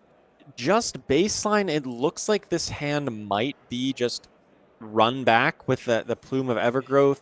Alternatively, he could make a decent number of rune chants between this and the Oath of the Arknight and play the CNC, which looks like what he's doing. He's making 4 rune chants and probably just going to attack with Command and Conquer for 6 here. Yeah, so now he gets to come in 4 arcane and 6 physical. And if the physical damage gets over the top, if that's something like a defense reaction that Jacob Clements was trying to preserve, he ain't going to be playing it against the CNC, and there are a couple cards in this hand that cannot be utilized against the CNC. An Inner Chi that doesn't block, a Shelter for the Storm that isn't going to be able to be played, and a 2-block in the Codex of Frailty. This is a pretty nice time for Ryosuke if you're fans of our Earthen Runeblade to be throwing a Command and Conquer. Yeah, this is a great way to just utilize your big 4-card hand. You still get this, 10 points of value, 4 on the Arcane, 6 on the Command Conquer. It might not look great, but when your opponent is at 5 life and has some cards that don't block and some defense reactions, it's a pretty good hand. Yeah, come on now. Here comes 4 Arcane. What are we going to do if we're Jacob Clements here playing new? Sorry, I think we're looking okay. He is deep in thought. He knows that he is in trouble here and has got to find a way to survive, but also leave himself an avenue to get back in this game, which is very few, but I think it involves resolving that Codex of Frailty, but we got to see how he's going to be able to do that. It's going to be tough. He can discard the Shelter from the Storm as a veritable blue to go ahead and get through 3 of that arcane damage and get some value out of a defense reaction that otherwise would get none in a Command and Conquer turn. Let's see if that is part of the equation here for Jacob. It is going to be a discard, so that's going to shore up 3 of the arcane damage from the rune chants. The 1 additional is going to be taken, so down to 4 goes Mr. Jacob Clements. We're going to cash in some equipment here. Just looks like he's just taking 2. Down to 2, losing the Siren's Call. Okay, but hey, he still survived. He still has the Inner Chi and the Codex of Frailty. Those are the cards you want in order to turn this game around. It's a tough battle, but 2 cards can be a lot of value here. Will it be enough? Let's see what he gets off the new. Activate new, look at the top, banish. It looks like it's going to be, I think it's the Trot Along, and now he can go ahead and search through the whole banish zone. What choices, what fruits? You can see Ryosuke just gave kind of a deep exhale. It's going to be the Summer's Fall as the option. This is just going to be 4 points of damage. It's 4. Does not have go again at the moment, and we think the last card is that Codex of Frailty. I believe it is. It's an interesting choice here then to go for this without a way to resolve that Codex this turn. I just worry that this isn't enough pressure, and Ryosuke is going to maybe block 1 card on this, maybe not, maybe just take it, and be able to present a big turn so that Jacob doesn't have any space to live at 2 life. I'm so curious if your call earlier of just holding that card in the arsenal this whole time is just to preserve an arsenal for Codex of Frailty, to not discard a card. Again, Florian, these smaller hands can be so devastating. You don't have to necessarily worry about a 4 or 5 card hand with an arsenal to present some major damage. And if our Japanese player here is utilizing that strategy, it is maybe paying out in dividends for him as we get towards the end of this game. Looks like it's going to be the Undertow Stilettos to find the go again because of the potential potential to keep going. Yes, the Tunic resource. Totally forgot about the Tunic resource there. That is what allows this go again. So the 4 block is going to be utilized here on the Summer's Fall. Just grabbing the Leave No Witnesses. So Ryosuke here going to go ahead and have to stare down 4 damage. Even so, Ryosuke's got 1 armor left on his gloves. Yep. The Grasp of the Arknight that's going to help cover this up with any 3-block card, and then still be able to present back a powerful turn on the back end. If he has just 2 blue cards as his 2 cards remaining in hand, hey, that's enough for a Felling of the Crown with Plume of Evergrowth. Germinate, going to be the card utilized to block with that Grasp of the Arknight. That's the last piece of blocking equipment available for Florian. It's just going to be Felling of the Crown. He slams that card down onto the combat chain. He doesn't need a Plume of Evergrowth. He's going to go ahead and decompose. There's the 2 Earth cards. Let's find the action. It's the Swarming Gloom Veil. And that means here comes 8 damage. Jacob drew a card off the Ponder, but chose not to arsenal it, probably because he just drew the Inner Chi. Yeah, not ideal there. And that means he just has that much less to work with when defending against this Felling of the Crown. Is going to keep him alive, and there's the Codex of Frailty. He can just do it again. So here comes the Ponder, here comes the Frailty, here comes the Leave No Witnesses. No more block available for Ryosuke, but he hasn't committed any cards to defense, unlike last turn when he had to utilize the defense reaction on the Summer's Fall. Now he can just give a couple cards if he wants to preserve the arsenal. Clearly he wants to preserve it. He won't show us what it is, but clearly he wants to keep it around, given that he blocked with the Grasp of the Arknight the turn prior. You've got to think so. Ryosuke also might be thinking, hey, this might be the time to just let it go. Maybe my 4 cards are good enough, and it's served its purpose. I didn't have to discard an extra card, and now I can just lose this one, take 4, but then I've got 4 cards to pressure Jacob when he's only at 2 life, and if you can build up enough rune chance, might be good enough. See what the block is here from our Florian player. He still has that same option of if he keeps 2 blues back, he can plume back the Felling of the Crown and basically rinse and repeat. He's counting his deck. He's got to be thinking, hey, I'm running a little low. But Jacob is also running a bit low. We don't have exact deck counts here. Like he might just be lining up a block with the Canopy Shelter. No, it is going to be the Autumn's Touch. Just block 3, 1 over the top. Finally, we get to see what that card is in the arsenal. It's a Germinate as well as an Autumn's Touch. Germinate, an interesting card. No action point to be utilized. Let's see, Jacob here. You can see a little look up to the sky. I think he did keep it in the arsenal. Channel the Millennium Tree now into the... Oh my goodness, Channel the Millennium Tree is going to amp this thing. So this is going to be coming in for 4 arcane damage with that rune chant. Does he have any way to get around there? So is Jacob Clements just going to die to the amp damage from the Channel the Millennium Tree? It's going to be an activation of new. Look at the top. Is he looking for anything that can try to save his life here? Or is this damage just going to be enough? Does he have any way to gain life? If he had this, he had the Sigil of Solace earlier, but I don't think he has any more left. I think this might just be it. Jacob looking through the Banish Zone, looking for a way to get around the damage from the Millennium Tree, but the Fist Bump is going to be extended as leaves turn and summer falls indeed. What beauty lies in death for Ryosuke Urase as part of the Mistveil. Ain't looking too impressive at the calling in Kobe. You know, you've seen the meme. We've all seen the meme of Patrick and SpongeBob with another set of Living Legend points. And time will tell if that happens in this tournament. But so far, we've seen Zen and we've seen New fall to a couple of the new heroes from Rosetta, and those games were bangers. Yeah, this game so back and forth. It looked like Florian was off to a super hot start, getting his hero power online with those 8 Earth cards and Banish right off the rip. Really got that advantage. But Jacob Clement, great player that he is, he stayed in the game. He found his ways back. He got the game very close. It could have gone either way at the end, but finding that Channel the Millennium Tree to really push over in the end was all that the Florian needed to close out the game. Yeah, that was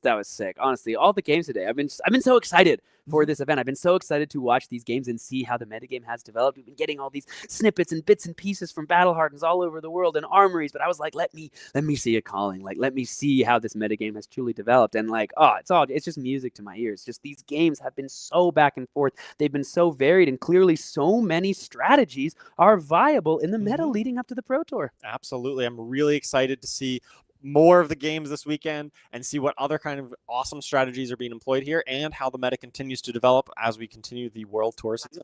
Yeah, so we have got a new armory deck on the horizon, my friends, including a hero that is very near and dear to my heart. We got the hype himself, Max Nitro, with that big old wrench swinging around, coming in and swinging into your stores all over the world as the armory deck Max Nitro rockets out of the armory deck and onto your gaming table, and is not yet quite revealed just what pieces and what toys are available, but there is a little bit of spice here, as you can see Max staring down deep into my soul, making me, I won't say uncomfortable, but maybe a little bit afraid, because I think he is a bit of a loose cannon, and he's got a brand new cannon, a brand new wrench at his disposal in that bank breaker. But given that you're banishing cards from under it, I'm curious how precisely he is able to wield this one. Yeah, I'm really excited about this. All of the armory decks, I love these products. They really help shake up the metagame and give support to some certain heroes in a really targeted way.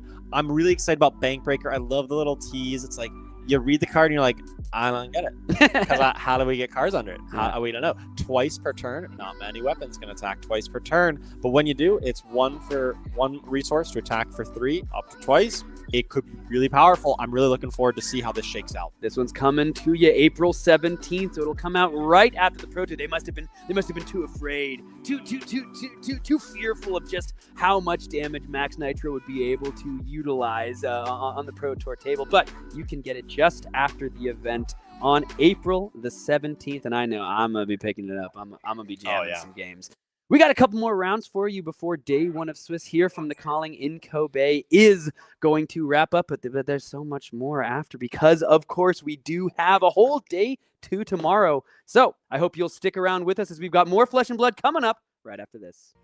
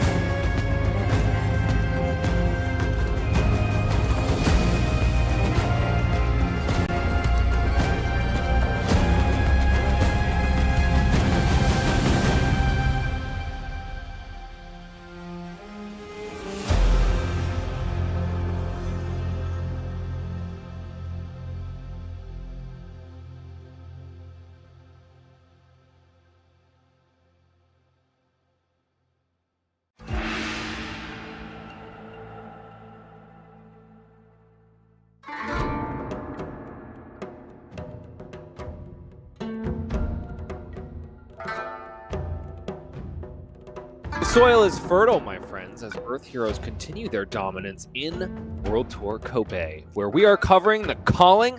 It's me, Bryce Platts, with Sam the Man O'Byrne.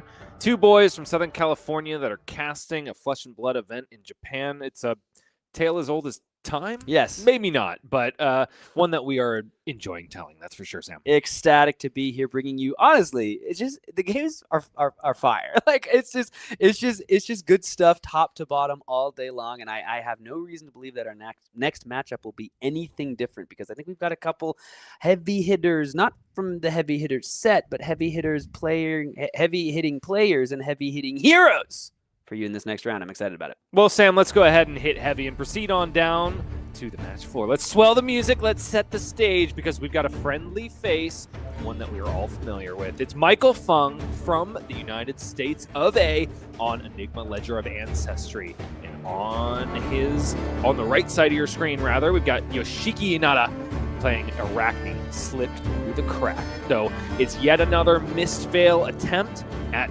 glory. Both of these players are X-1, really hoping to secure yet another win before proceeding to the last round of Swiss, because it could be a calling day 2 on the line for both of these folks. Yeah, this is an important win. You take your second loss, you have to win out for a chance to make it into the top 8. So both of these players really kind of not fighting for their tournament lives, but fighting to make their lives a whole lot easier. That is for damn sure. Michael Feng, of course, our recent battle-hardened champion in Charlotte, able to go ahead and utilize this Enigma deck that we're going to be seeing to a battle-hardened win just a couple weeks ago, trying to do the same thing here in Kobe, Japan. But we've seen Slippy do better than anybody has expected, honestly, in these recent events. And Yoshiki trying to once again write that same script and take down an Enigma. We did see it happen on stream in Christchurch. Can Yoshiki do it again against battle-hardened champion Michael Feng? It's a head jab that is the first attack played during this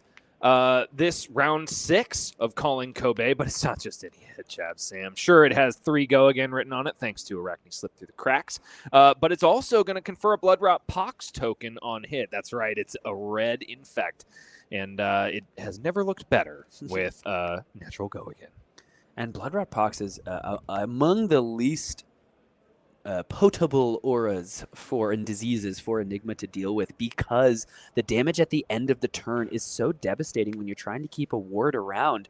That ward will attempt to take care of that Blood Rot Pox, and it will fall victim to the virulent touch end disease. So not something that Michael Feng wants to have on his side of the board, but this attack's got go again, and it also threatens attack reactions. I think we just saw Yoshiki say no reactions initially, if Michael Feng did just say no blocks, and if so, it's one of my favorite ways I've ever seen anybody say no reactions. Both hands in the air, spread into the side, like, I have no tricks, this thing has go again. Michael Feng does seem to be rocking a beautiful extended art shelter for the storm. Have to wonder which part of his house he mortgaged to get his hands on that one. This is just going to be no blocks, no reactions. So taking 3, getting the Blood Rot Pox token. Maybe Michael Feng doesn't look like there was a lot of ward in that hand, so maybe this is a turn he's okay getting that Blood Rot Pox. The Pox is on Michael Feng, and we'll see if he's got some Dayquil to handle that. But in the meantime, it's a Codex of Frailty to the pitch zone, which is not usually where you want it to be, but early on in this game, that's kind of all you can do with it. And it's the weakest link on the combat chain, which is more of a threatening thing against Enigmas. But that being said, I believe we just found the passover that it could be threatening to discard. But alas, it's going to be covered up nicely by a 3-block and that shelter from the storm as we pass on back to Michael Feng, who is at a 1-life deficit to Yoshiki Inada. I love this, because last round we saw one of these players at the top of our World Tour leaderboards come into Kobe and try to take down a hometown competitor and fail. Jacob Clements was not able to claim victory against the Japanese player that he was fighting against. Now, Michael Feng looks to change that script, as he's going to go ahead and play out a Spectral Prowler and then look as though, in response, banish that weakest link to be able to flip this card into the inner chi and activate Enigma. Because, in response, by doing this all in the layer step, before Spectral Prowler has a chance to resolve, it gets to come in with go again, thanks to that Spectral Shield being around once the layer step has completed. But, look at that, there's a popper. That Spectral Shield is going to also immediately fall to the Blood Rot Pox token, so getting some nice value there from that Blood Rot is Arakni slip through the cracks. Back on over to Yoshiki's side of the board. He has blocked with a Pauper, but he's got 3 cards in hand and 1 arsenal. He's also got a 2-life surplus to Michael Feng's 36. Let's see what he can put together with a fistful of go again. What is he working with, Sam? He's not going to show A face-down me. card in Arsenal, Bryson. Oh, who knows what it could be? It's going to be so good, whatever it is, Sam. Oh, and we're starting off with Art of Desire Body, which is going to come in for 3 go again. If it hits, it's going to banish a card off the top of Michael Feng's deck. If it's red, then Yoshiki's going to gain a life and draw a card. But, you know, it's a very, very good card. Enigma runs a heck of a lot of blues, though, Sam. 3 go again. Let's see. Let's see. No blocks. Yoshiki, I think, says, I have a reaction. It's going to be a spike with Blood Rat. There's more Blood Rat on offer. The Bonds of Agony is going to the pitch zone. That means 6 damage taken by Michael Feng. And the Blood Rat Pox token threatens any ward that Michael Feng is going to try to keep from this point forward. And it is going to be that Astral Etchings. So everything coming up, Slippy here as a card is going to be drawn off of the Art of Desire Body. Slippy is above his starting life total here. That is absolutely insane. There's not what I expected. Yeah, Yoshiki probably didn't expect it either. I think I saw both of his hands go up once again. We got 2 floating, which means that we might be able to sneak a mark in here as well as that Blood Rot Pox token. The blood is being let on Michael's side of the board. I mean, let's see if he can clot, Sam. Here comes the no block, no reaction. That means Michael Feng is now down to 29 and marked. No floating from Yoshihiki, though I'm sure they'll represent that shortly because those 2 were spent on the attack with the Hunter's Clave. Let's go ahead and see what the follow-up is. It going to be just that double trouble, so now coming in for 3. That'll be an infiltrate. Oh, excuse me, yeah. Threatening on hit, banish the top card of Michael Feng's deck and be able to play it until the end of the next turn. This one doesn't have go again, however, because it is the 2nd stealth attack of the turn, and Slippy's hero text. Sorry, folks. What? Sam and I are screaming into our mics because the banished card from this infiltrate was a Phantasmaclasm, which is a 2-card 9 with Phantasm, of course. So Yoshiki is allowed to play that card until the end of his next turn. So we're going to see slip through the cracks. How about slip right into a Phantasmaclasm? Dude, somehow the top 2 cards of the deck were just red there for Michael Feng. In a deck full of blues, 2 red cards on top of the deck, perfectly timed for Yoshihiki. You saw both players there just give a laugh as the Phantasmaclasm was revealed. I've been a non-believer of Infiltrate. That single play might turn me into one. This day is like one of my favorite days of coverage I've ever gotten to watch. The games are just ridiculous. The vibes are so high. and we are seeing why Michael was reluctant to block during that last turn, because he does have a path well traveled in hand. He is taking it back, however. He was thinking about playing out that Enlightened Strike with the path well traveled. Instead, it's just going to be a Spectral Manifestations, which is going to generate a Spectral Shield, and because he has no other auras, it's going to get 3+1 counters as well. So this Spectral Shield is going to come in for 4 go again for free. I think the main reason for doing this, Sam, is because you always want to lead off with that Spectral Shield and not give as much information as possible. The block is a Leave No Witnesses, which means that Yoshiki descends back down to his starting life total of 38.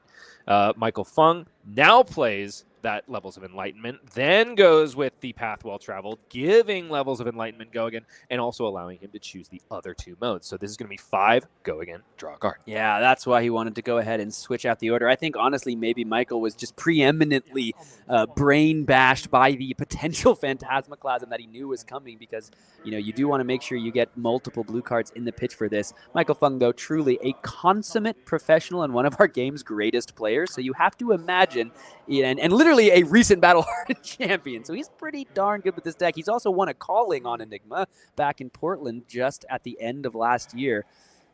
He does have an extra Spectral Shield here now from the Enigma hero ability. Both of these Spectral Shields are threatened by the Blood Rot Pox token, of course, but Michael's got a pretty good answer, Sam. Yeah. It's a Restless Coalescence, which could remove the +1/+1 counters from those Spectral Shield tokens and at least conserve some of that value for a following turn or more Spectral Shield tokens, and simply let the Blood Rot Pox take his 2 Spectrally allies.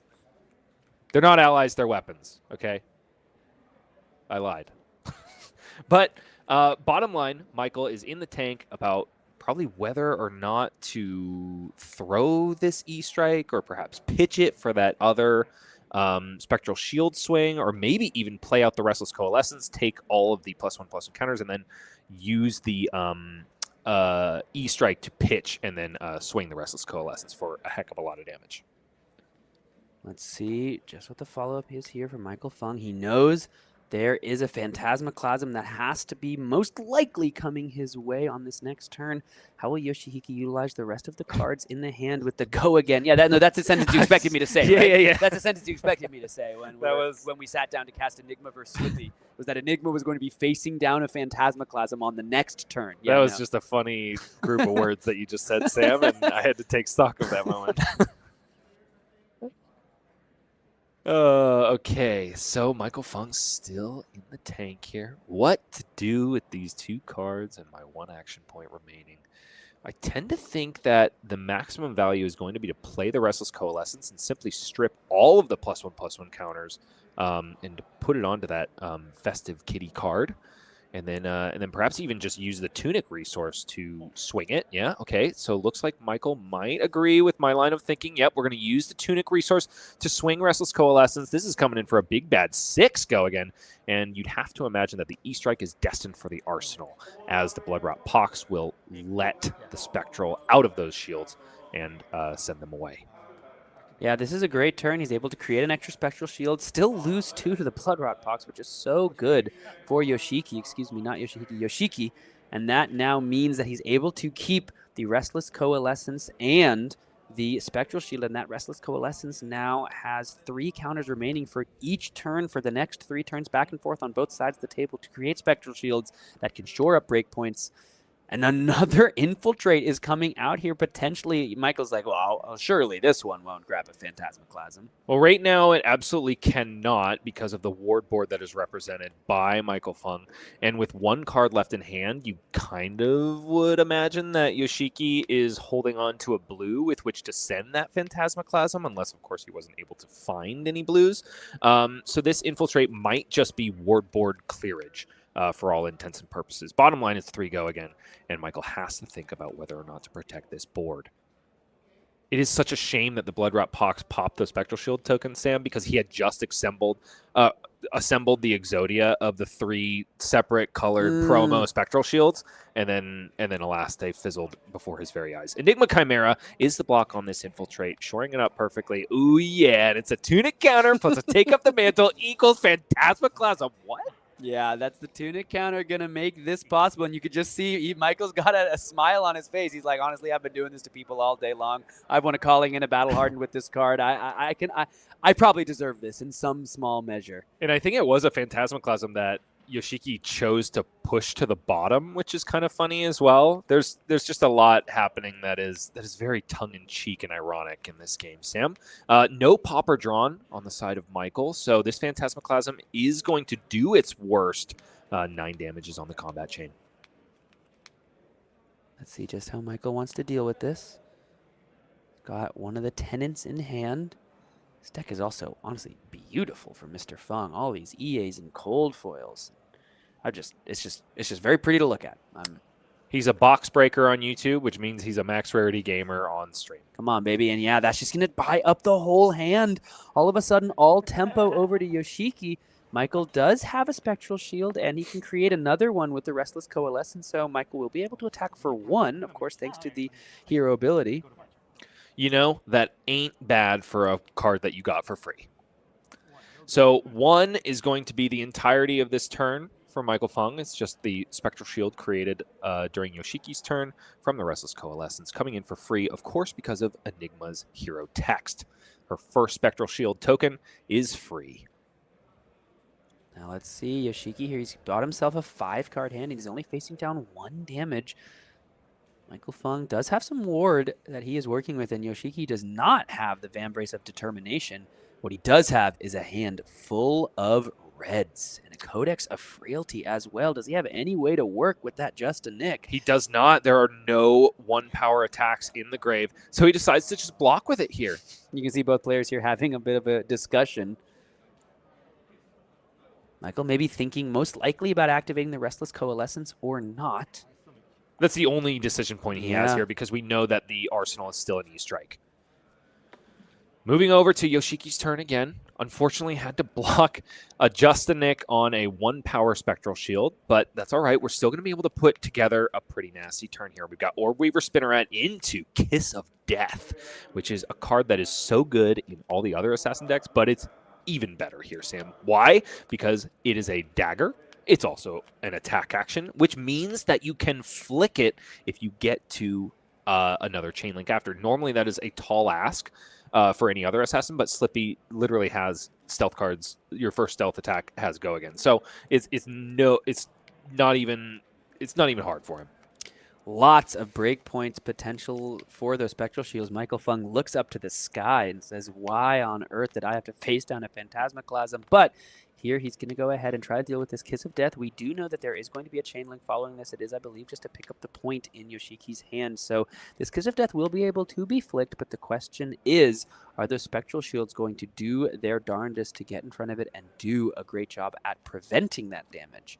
But the Codex of Frailty in arsenal for Yoshiki, also able to continue this chain, making it possible for Yoshiki to go 6 into 3 into 4 on this turn. And, of course, threaten the Ponder and the Frailty. The Frailty would be making all of the Spectral Shields attack for an additional, or for a minus, a subtraction of 1 value. A negative additional, Sam. A negative additional, precisely the correct term. No, I am smart and good at this. Yes, without a doubt. A negative additional. 6 go again, still on the combat chain. Orb Weaver Spinneret plus Kiss of Death equals 6. 7 if you count the loss of life that will be conferred if and when this Kiss of Death hits. And this card is kind of like the entire reason that Slippy has -2 health. It's also the entire reason that Toxicity is now being bought up all around the world, because Toxicity plus Kiss of Death allows you to have 2 on hit that reduce your opponent's life total by 4. Let's take a look at what Michael Feng is working with. He's got a Manifestations of Miragai, a Fate Foreseen, a Spectral Prowler, and a Rage Spectre. So plenty of defense, but a Manifestation that doesn't block. And at the moment, and we know it, like you said, it's an E-Strike in the arsenal, so has no way to find the Chi. Would have to utilize Traverse the Universe to grab it. Is this the turn for Michael Feng to try to press the advantage? No blocks, no reactions currently, because we know there's not one available.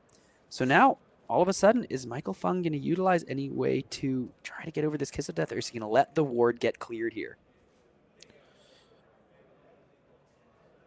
It's really tempting to throw that helmet out there, because you've got a pretty solid board with which to protect the rest of this turn. If you can hold on to it just a little bit, then maybe you can also defend your Mirror Guy on a following turn. No, he says, let this ward board go, and let's see what we're dealing with. So that was 2 plus 4, which covers it all up, so no loss of life there. Players just making sure that all the math is accounted for. And the follow-up is, of course, pick up the point. Both of our dagger slots are full. Slippy's hands he's got a full grip, and so there's no need to pay for this retrieve cost. This is just a head jab cosplay. And then, of course, we're going to follow it up with a Codex of Frailty. And the Flick Knives now not going to have to worry about those Spectral Shields. So Flick Knives will get an additional point of value thanks to the Kiss of Death's on-hit effect. And then the Codex of Frailty, if that is the follow-up, probably will meet that Fate Foreseen in the hand. No blocks. Kiss of Death here going to go ahead and flick across the combat chain. So Michael going to take 2 down to 24. Also consume that mark. So Michael's feeling good about the fact that he's probably not going to be facing down like a Mark of the Black Widow or some other debilitating on-hit. Oh, but alas, it's a Codex of Frailty, so we can choose any on-hit in the graveyard. But you would have to imagine it's a Leave No Witnesses. Do we? Yeah, we do have one. Yeah. Okay, great. Blocked with one a couple turns ago. There is a Fate Foreseen in the hand, so you have to imagine Michael Feng is just going to slam that down to deal with this Leave No Witnesses. Or maybe he just doesn't care about that E-Strike getting out of there. You have to imagine that this is the time to block with that Fate Foreseen. He also kind of has the go-ahead to block with that Traverse. I mean, yeah. What else are you going to do with that Manifestations on Mirror Guy on that turn? Maybe he's wanting to preserve it in the arsenal. Maybe, yeah. He's got the E-Strike. He's got a Rage Spectre. He's got things to do on his turn. E-Strike, just one of those quintessential hand fixers, though. Really, really good at converting all cards in your hand. So versatile, with 3 modes to choose from. Fate Foreseen blocking out that Leave No Witnesses, as you foretold, Sam, who is very good at this. Just a card immediately flashed right into the arsenal. Yoshiki does have the Crown of Providence available, so even a bad draw can be filtered into a good one with that legendary headpiece. There's just almost no whiffs in this Slippy deck either, Sam. Like Yeah, pretty much good every point. single card you've got there, even your blues, are great arsenal targets. E-Strike comes out first with Go Again. 5 Go Again on offer for Yoshiki Inada. 4 Go Again, excuse me, thanks to the Frailty token generated by the book. No block, so 26 for Yoshiki. Then the follow-up is just going to be the Rage Spectre. So yeah, the Manifestations is going to go ahead and hit the arsenal. Here comes 5 more. They utilize those 3 cards, kind of, technically, to go ahead and get that 9 points. So was just perfectly on rate, but now Michael preserves that Manifestations in... Doesn't preserve it in the arsenal? Did he just pitch it away? I guess he had to pitch it to the Rage Spectre. I just must have didn't see miscounted. it. Yeah. No, you're right. That's okay. That Traverse lives to fight another day. There's always another Mirror Guy coming, Sam.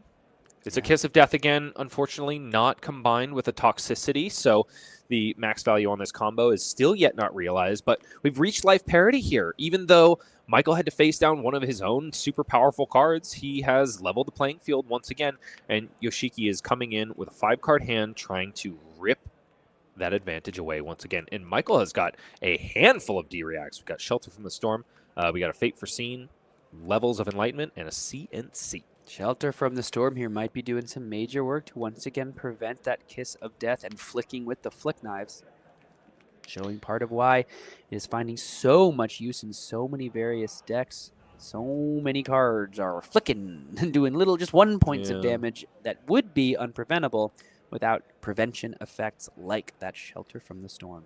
With a full grip on Yoshiki's side of the board, Michael has got to be thinking that the defense reaction clause might be even more valuable here, especially if he can defend that Rage Spectre, and then Flick Knives would just kill that aura, and he would save that 1 life anyway. Yeah, it does have the Tunic counter, so could utilize that into the Rage Spectre on the next turn. It will be on 3. So if he can preserve that 1 ward, that could be a large part of why he went into the play line that he did on that last turn to, go into the E-Strike into the Rage Spectre, was because he thought he might be able to preserve it and then utilize that Tunic counter for an additional 0.6 value, It's no Manifestations of Miragai, but still utilizing the Tunic for 6. It's not 8, but 6 is still pretty darn good with your Tunic counter. Yeah. It's dang good. And Kiss of Death still sitting there menacingly, ready to get stabby. Michael is really in the tank here. Block. No blocks is the call on the Kiss of Death. Any reactions from Yoshiki? It's a Razor's Edge. It comes up to 6. Which means that these defense reactions are now just not in a position to block out super cleanly. Sure, you could throw a Fate Foreseen and then discard the Shelter from the Storm to shore this up, but it's not the best use case, especially because your Rage Spectre is going to die anyway. But here we go. Discarding Shelter from the Storm. 3 prevention floating. Yeah, currently 3. No, yeah. Yeah, the players discussing. Currently 3. And yeah, Fate Foreseen donated to the combat chain, which means that this is completely covered up. 1 from the 3 prevention floating from the Shelter of the Storm, 4 from the Fate Foreseen, and then the 1 remaining from the Rage Spectre, because it's only got Ward 1 when it's your opponent's turn. Once again, Michael Feng trying to come in here and take this victory from the hometown competitor here, Yoshiki Inada, trying to utilize this Slippy deck and take down this Mistvalian Titan. Takes care of the Rage Spectre there, still has some floating because of the prevention on the Rage Spectre. It is still Ward 1, but here comes a Weakest Link. Now only 2 cards left in hand. They do both block 3, though. But it is just 6 damage that Michael Feng's going to have to think about. Yeah, more numbers, Sam. But the good thing for Michael in this situation is that he's almost assured that Yoshiki's arsenal is going to remain in place, which means that if he deploys that CNC, which he's not, it would have at least threatened that card in arsenal. So Michael takes 2 because there were still 2 prevention floating from the shelter from the storm. So 3 + 1 = 2. Descends on down to 19. That means almost assuredly that this Levels of Enlightenment is just going to go straight to the arsenal, and Yoshiki gets another shot at descending the life total of Michael Feng. Yeah, another full grip. All the tempo over on Slippy's side. Let's see, we've got at least one Transcend card there, and I think maybe a Manifestations. We'll I have think to I wait saw and one see. too, Yeah. Sam. Here comes 3 go again with the Art of Desire body. Once again, Michael's like, Michael gives a nod of approval and respect to the Art of Desire body at And this he's- point. He says no block. Surely it can't be a red. Once again, he descends on down to 16, and it's a red. It's a fade for scene, ladies and gentlemen. Literally never punished is Yoshiki Inada. There's going to be a card off the top. You saw Michael. He literally was like, no blocks. Let the Like, good times roll, says Art of Desire body. oh, this is awesome. And what did we get for our troubles? It is some empty air, but Did air see that he can breathe and fuel this turn. Okay, it's a Hunter's Clave, pitching a persuasive prognosis, threatening a mark on hit.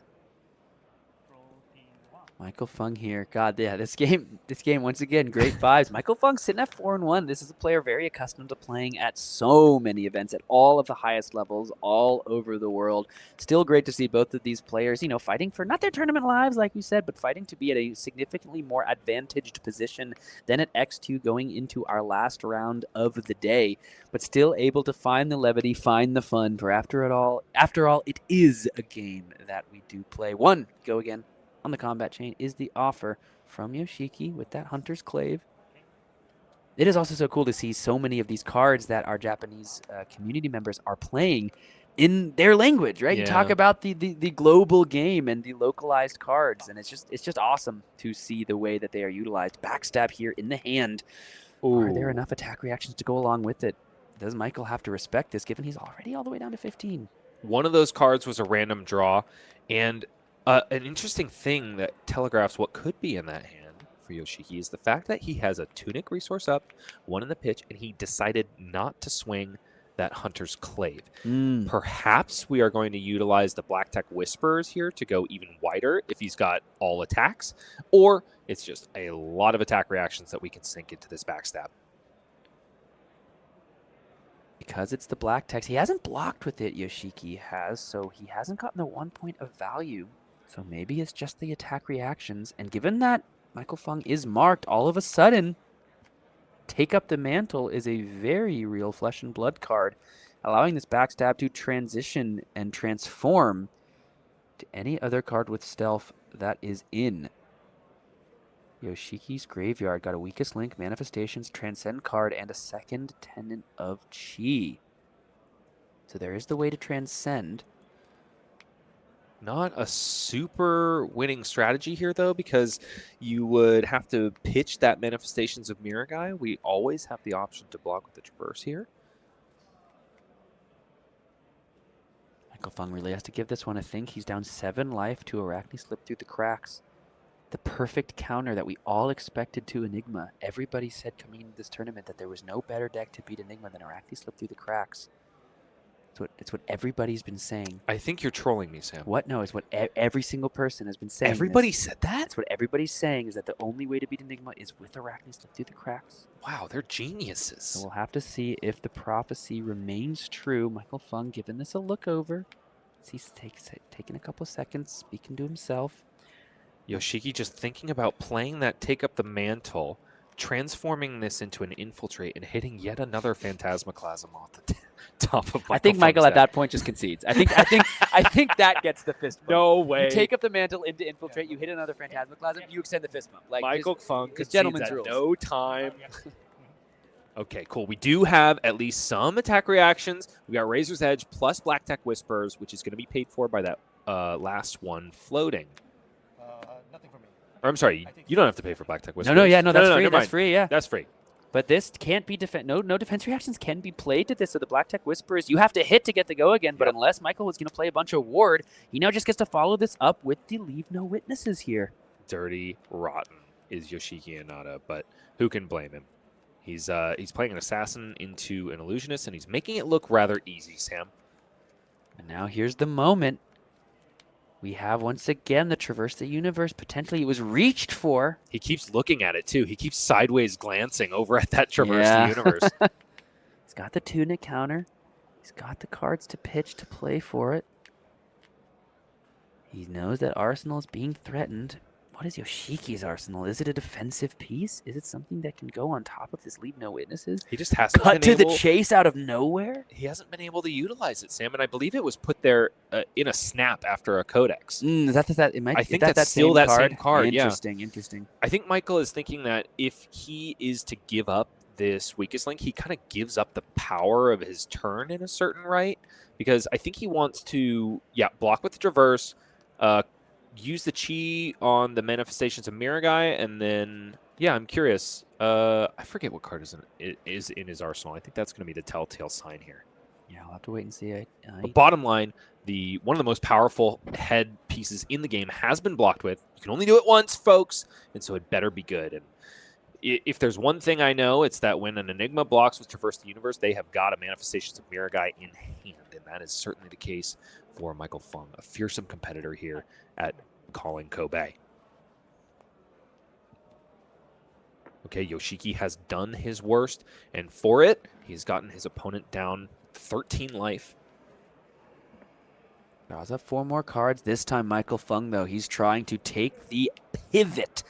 The Traverse the Universe turn is where these Enigma decks look to try to slam down the door. Yoshiki here, he's going to see the the most expected manifestations you've ever seen. After the Traverse the Universe block, comes in with the 4 counters.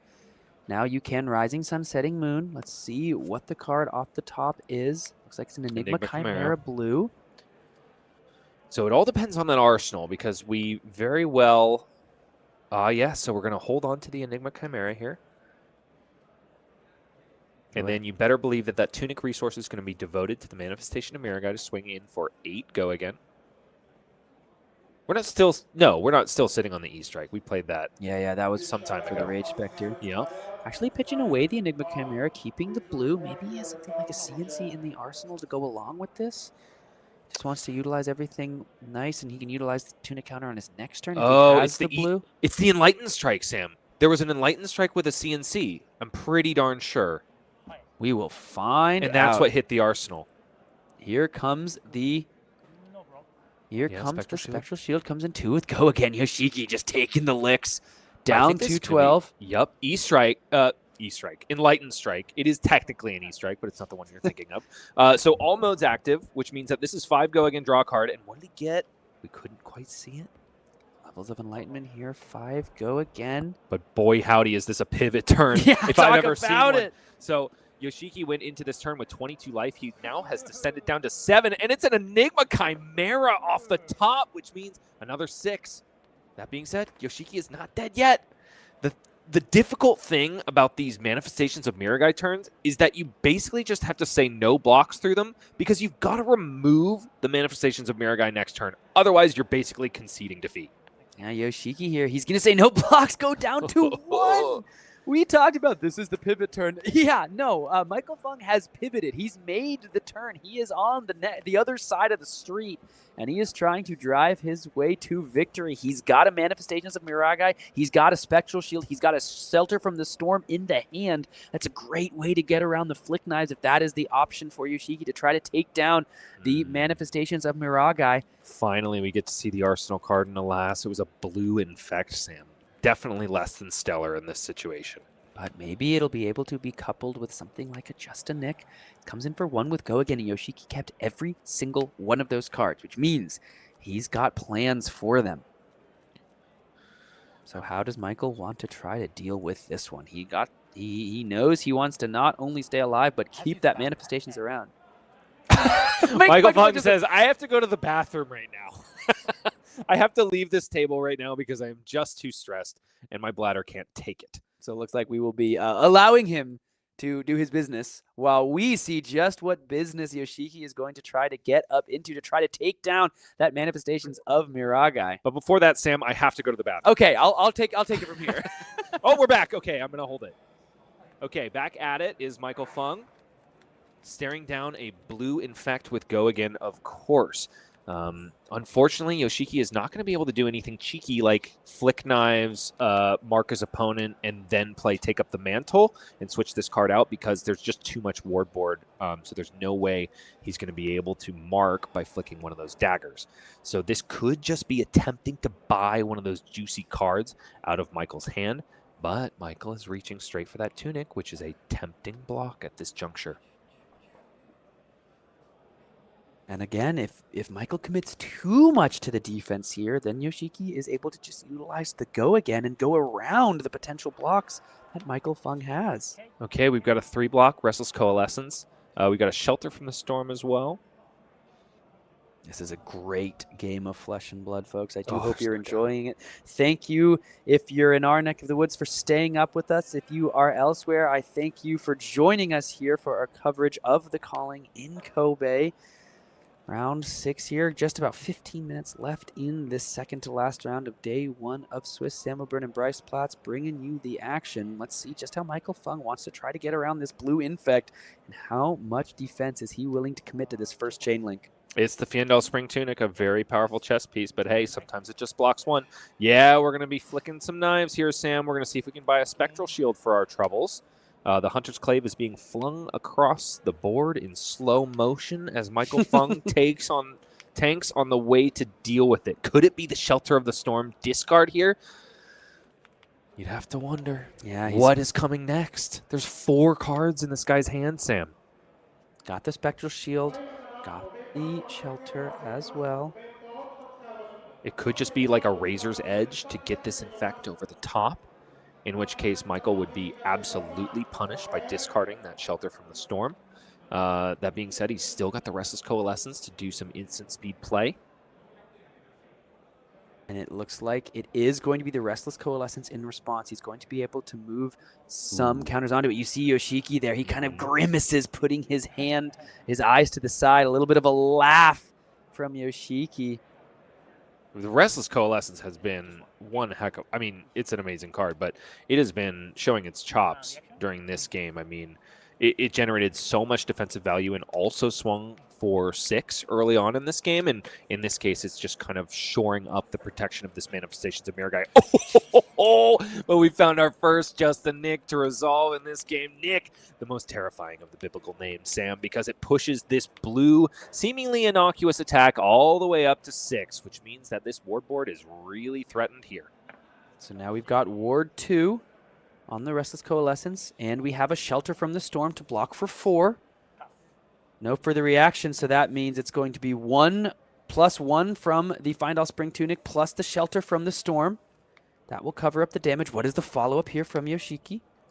So Specky go bye-bye, but we've still got 3 cards to work with. Ooh, Sam, it's an Orb Weaver Spinneret, which means that we get a Graphene Callister. It's a second one, and then another Infect, this time in the red. So that means it's coming in for a big bad 9, threatening a Bloodrot Pox token, but alas, the real threat is removing that Manifestations of Mirror Guy once and for all. Yoshiki pleads with Michael Feng to let him kill the Mirror Guy. Please let it go away, Michael. I think he's done it, though. He's got a block Sure for has. 6. That is only going to get the Manifestations over, and you see a little celebration from Yoshiki as he took all the cards out of the hand, and there's no Tunic counter, so this Restless Coalescence can't attack as well. He went ahead and took care of it. And now Michael Feng only has a ward for 2, and once again, Yoshiki has all of the tempo and 4 cards in hand. What is he able to do with it? This is what I was talking about, Sam. It was a 21. He took 21 damage on Michael Feng's pivot turn, and then he threw everything he had at him, and he didn't buy a single point of life. But what he did get is that very fearsome ward board, which means he gets to try one more time to close out this game when his opponent is below 10 life. So cool to see Justin Nick utilized there when... in response to that Manifestations of Miragai, just powerful Majestics back-to-back from these 2 sets.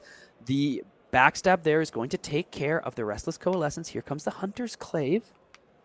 So that means that Yoshiki should have a couple cards left after this. He's not stoked to find a blue here, but, you know, a well-timed mark here could be absolutely catastrophic for Michael Feng, especially when Yoshiki is sporting that Graphene Callister token, which means if this Hunter's Glaive connects, he's going to be able to go one go again after that as well and continue to chip away at Michael Feng's life total.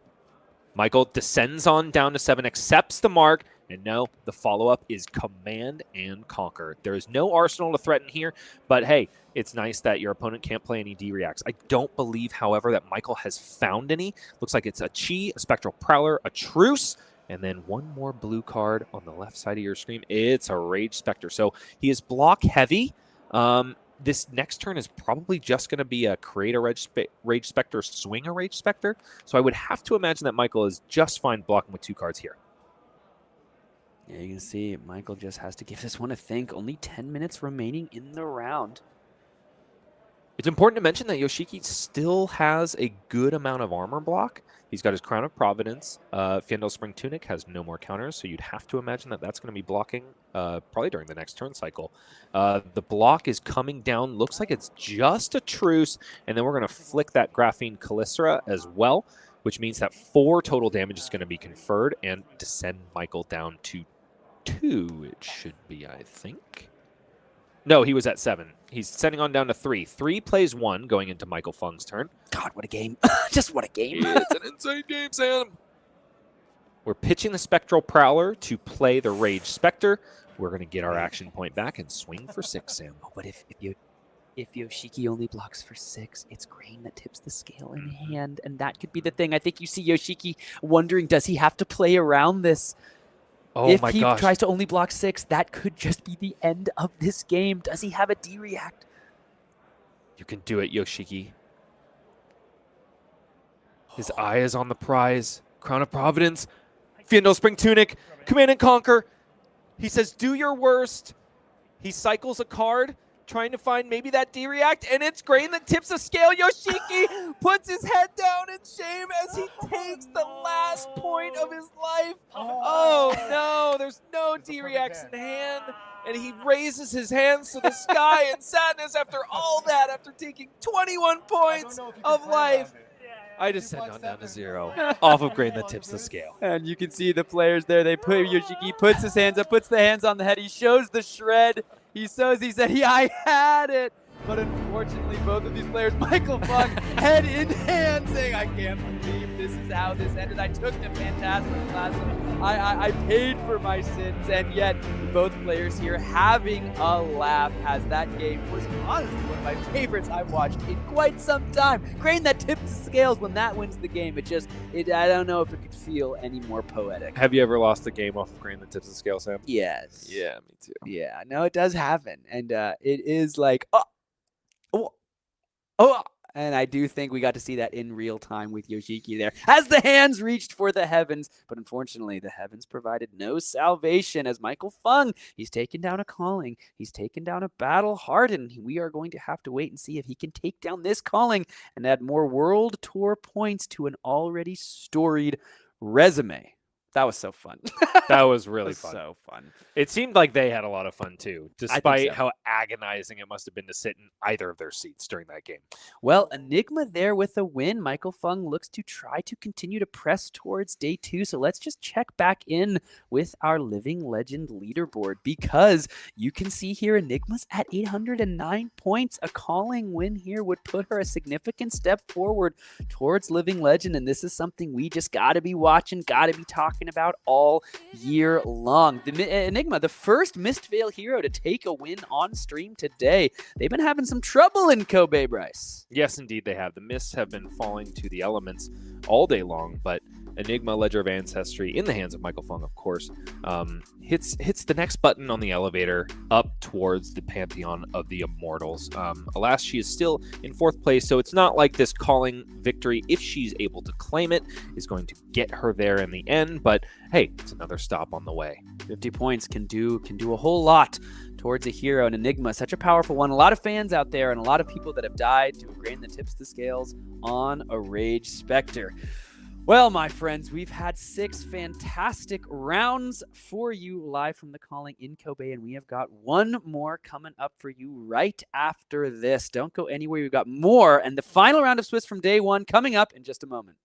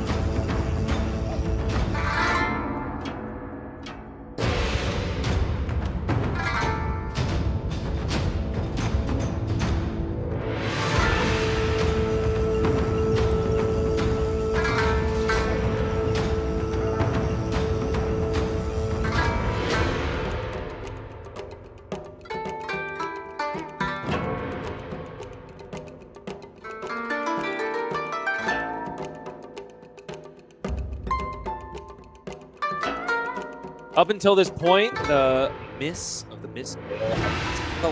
time again. Sending Purpose has fallen, and so did New Alluring Desire. But alas, the final misfail hero has finally clinched victory, and the blue people are so happy, aren't they, Charles? They are. That game was so intense, and you know, Enigma really looked like it was falling behind, but big pivot turn. That's what Enigma is known for, that traverse the universe. So powerful, and was able to turn the tides of that game and get Mistvale on the board. Welcome back, folks. From us here at World Tour Kobe, we are bringing you coverage from the calling, and we're about to proceed into our last round. Bryce Platt's here with national champion Charles Dunn, and we are so excited to transport ourselves back down to the match floor. Ladies and gentlemen, the stage is set.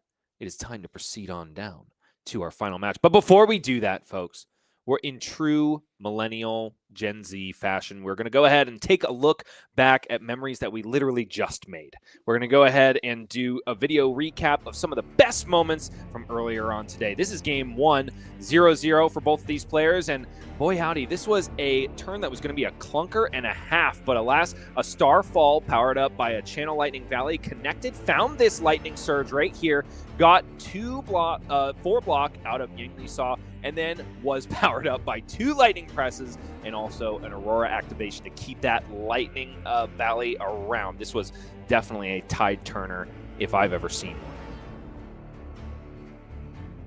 Next up, of course, is still from our game 1.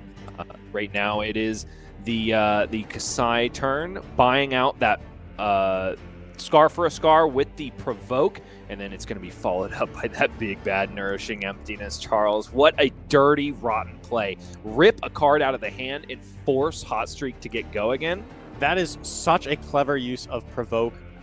Great addition to Kassai in this new set. Kassai fell during that game, but that was quite a sick play. Next up, of course, is Ira versus Shing on Vynnset, and this is going to be one of the many calls that have been absolutely dastardly all throughout this game. So yeah, sure, resolve your dual threat. I'm going to play out this call and banish that Amnesia straight out of your hand. Call is so amazing here. It gets basically 9 points of value, denying that a bonus from dual threat and taking the 6 power attack behind it.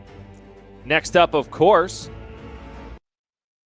is yet another play from the very same game. I have to imagine it's going to be yet another call. Would you? Possibly. It actually seems like up sticks and run, and then more up sticks and run. For a, how often do you see a Kadachi for 10, is it? That's a lot of damage on a Kadachi. Honestly, I'm a little bit worried about Kunihiko running with that many sticks in hand. He could poke his own eye out. Yeah, I think he accidentally added an extra 0 at the end of that. And it's supposed to be for 1, actually. Okay, next up is, this match, Charles. I believe we were calling it together. This was the Arc Lightning Flicker Wisp combo that could, I believe, Hiroaki Miyamura on the left side of your screen started at plus 20 life. It was like 27 life or something like that. And then Motohiro Makigano said 4-4-4, but in the form of 2+2 Arcane over and over and over again until this Count Your Blessings Jarl fell and crumbled to That eternity. is the power of pitch stacking a Arc Lightning and Flicker Wisp combo.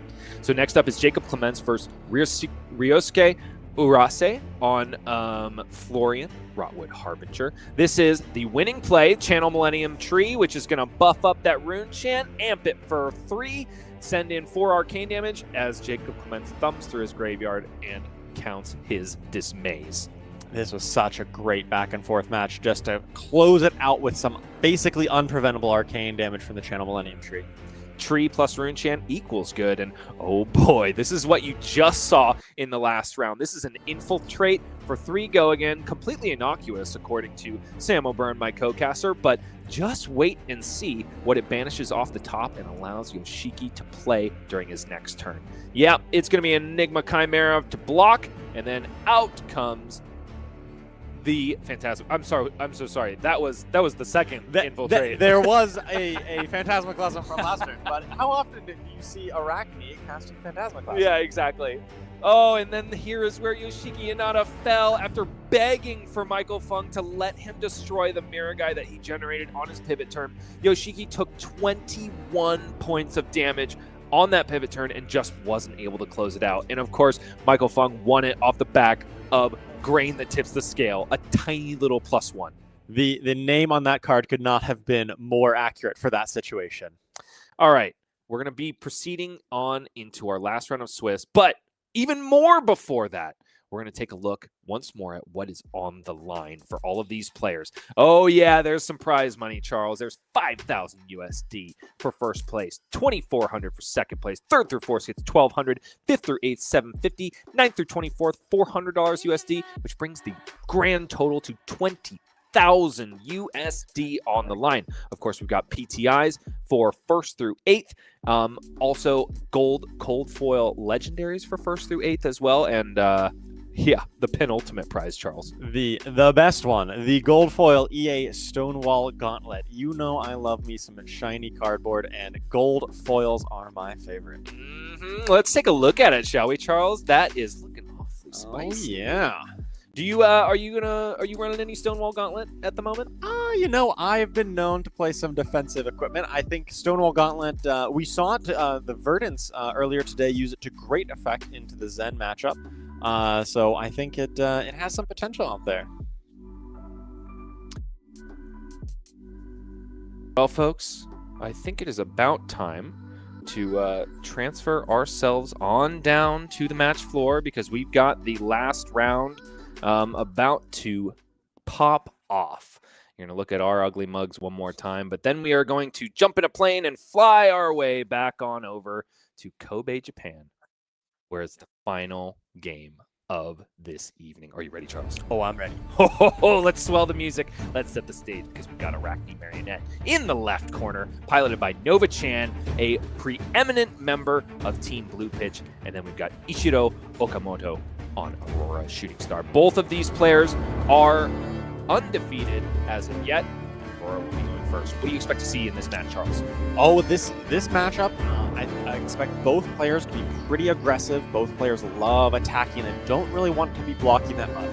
Aurora definitely is the deck that goes a little bit wider, a little bit faster in that regard, but Arakni Marionette, essentially every card in that deck says on hit, do something.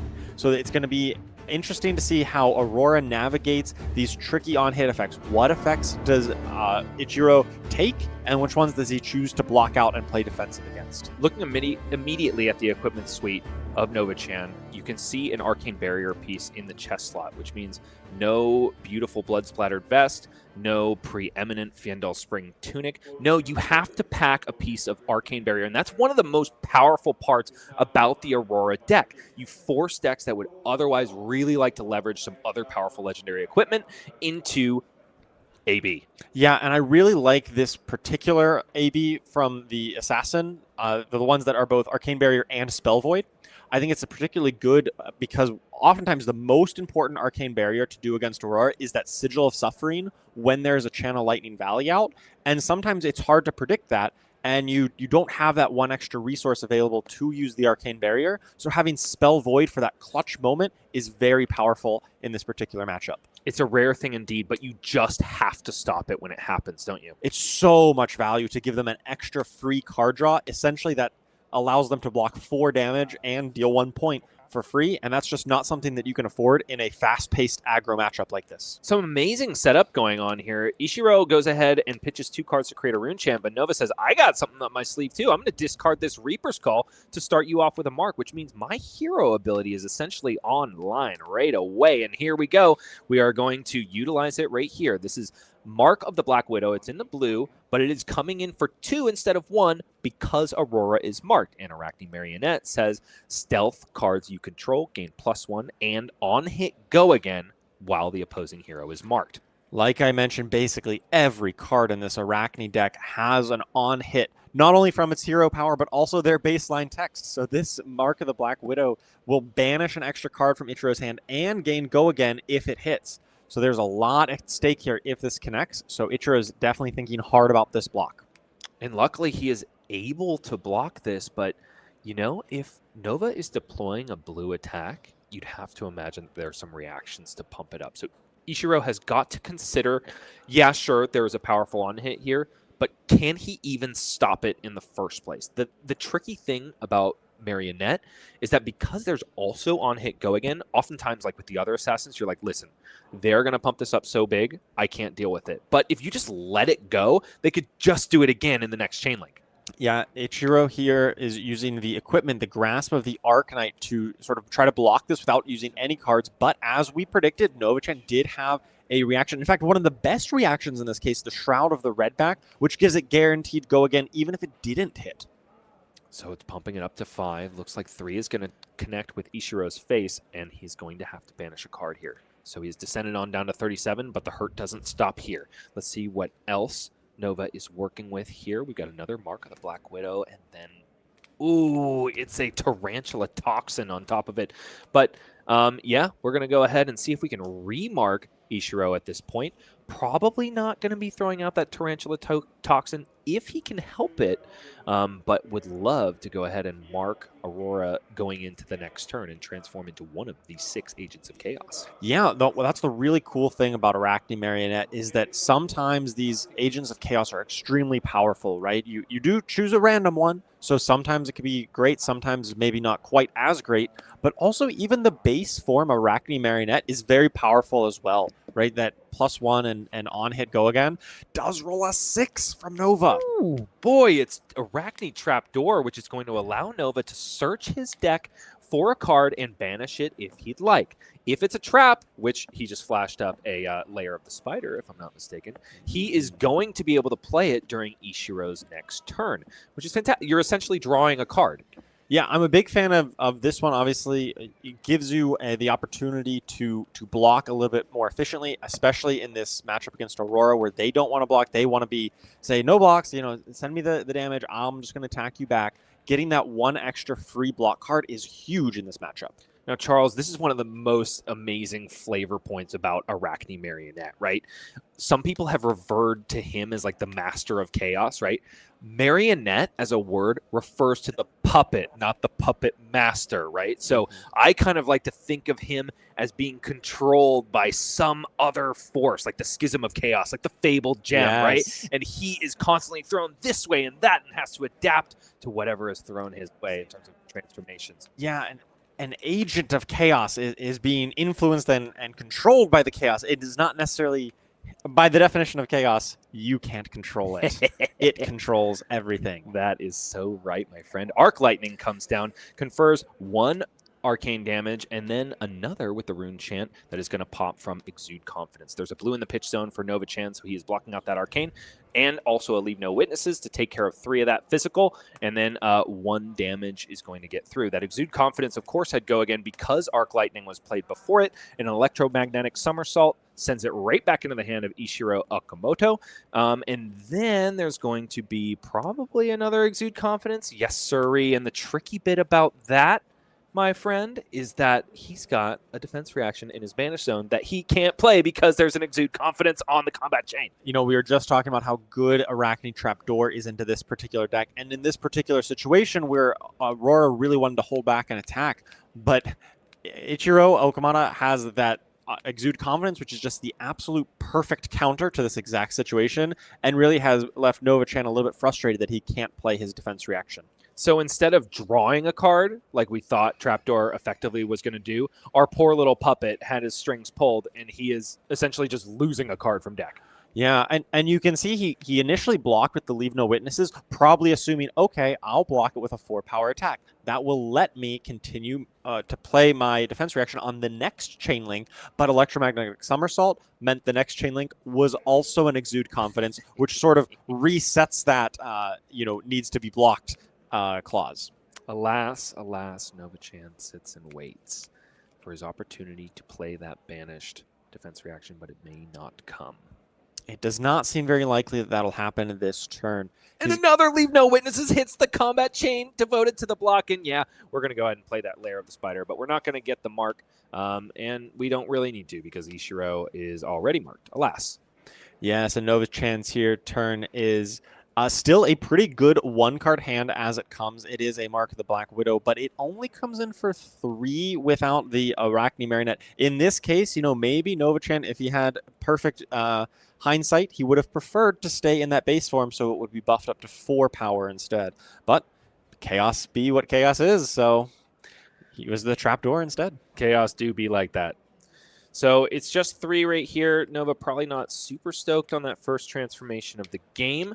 But Ichiro is definitely going to have to devote a card to the combat chain here. He does have a Sigil of Suffering, which is sure going to gain a little bit of value from that arcane damage ping, but unless he has the Channel Lightning Valley in the arsenal to combine with it, it's not all that threatening. Yeah, that does seem like the ideal situation to block here, or he could be trying to hold on to that in anticipation of finding a Channel Lightning Valley in the future. And it'll be interesting to see how he chooses to block it out here and what his return might be. We do know about the Tarantula Toxin in the arsenal. If that is what Nova-chan also is interested in using as a reaction as well. Which could mean that he's going to get a card either way.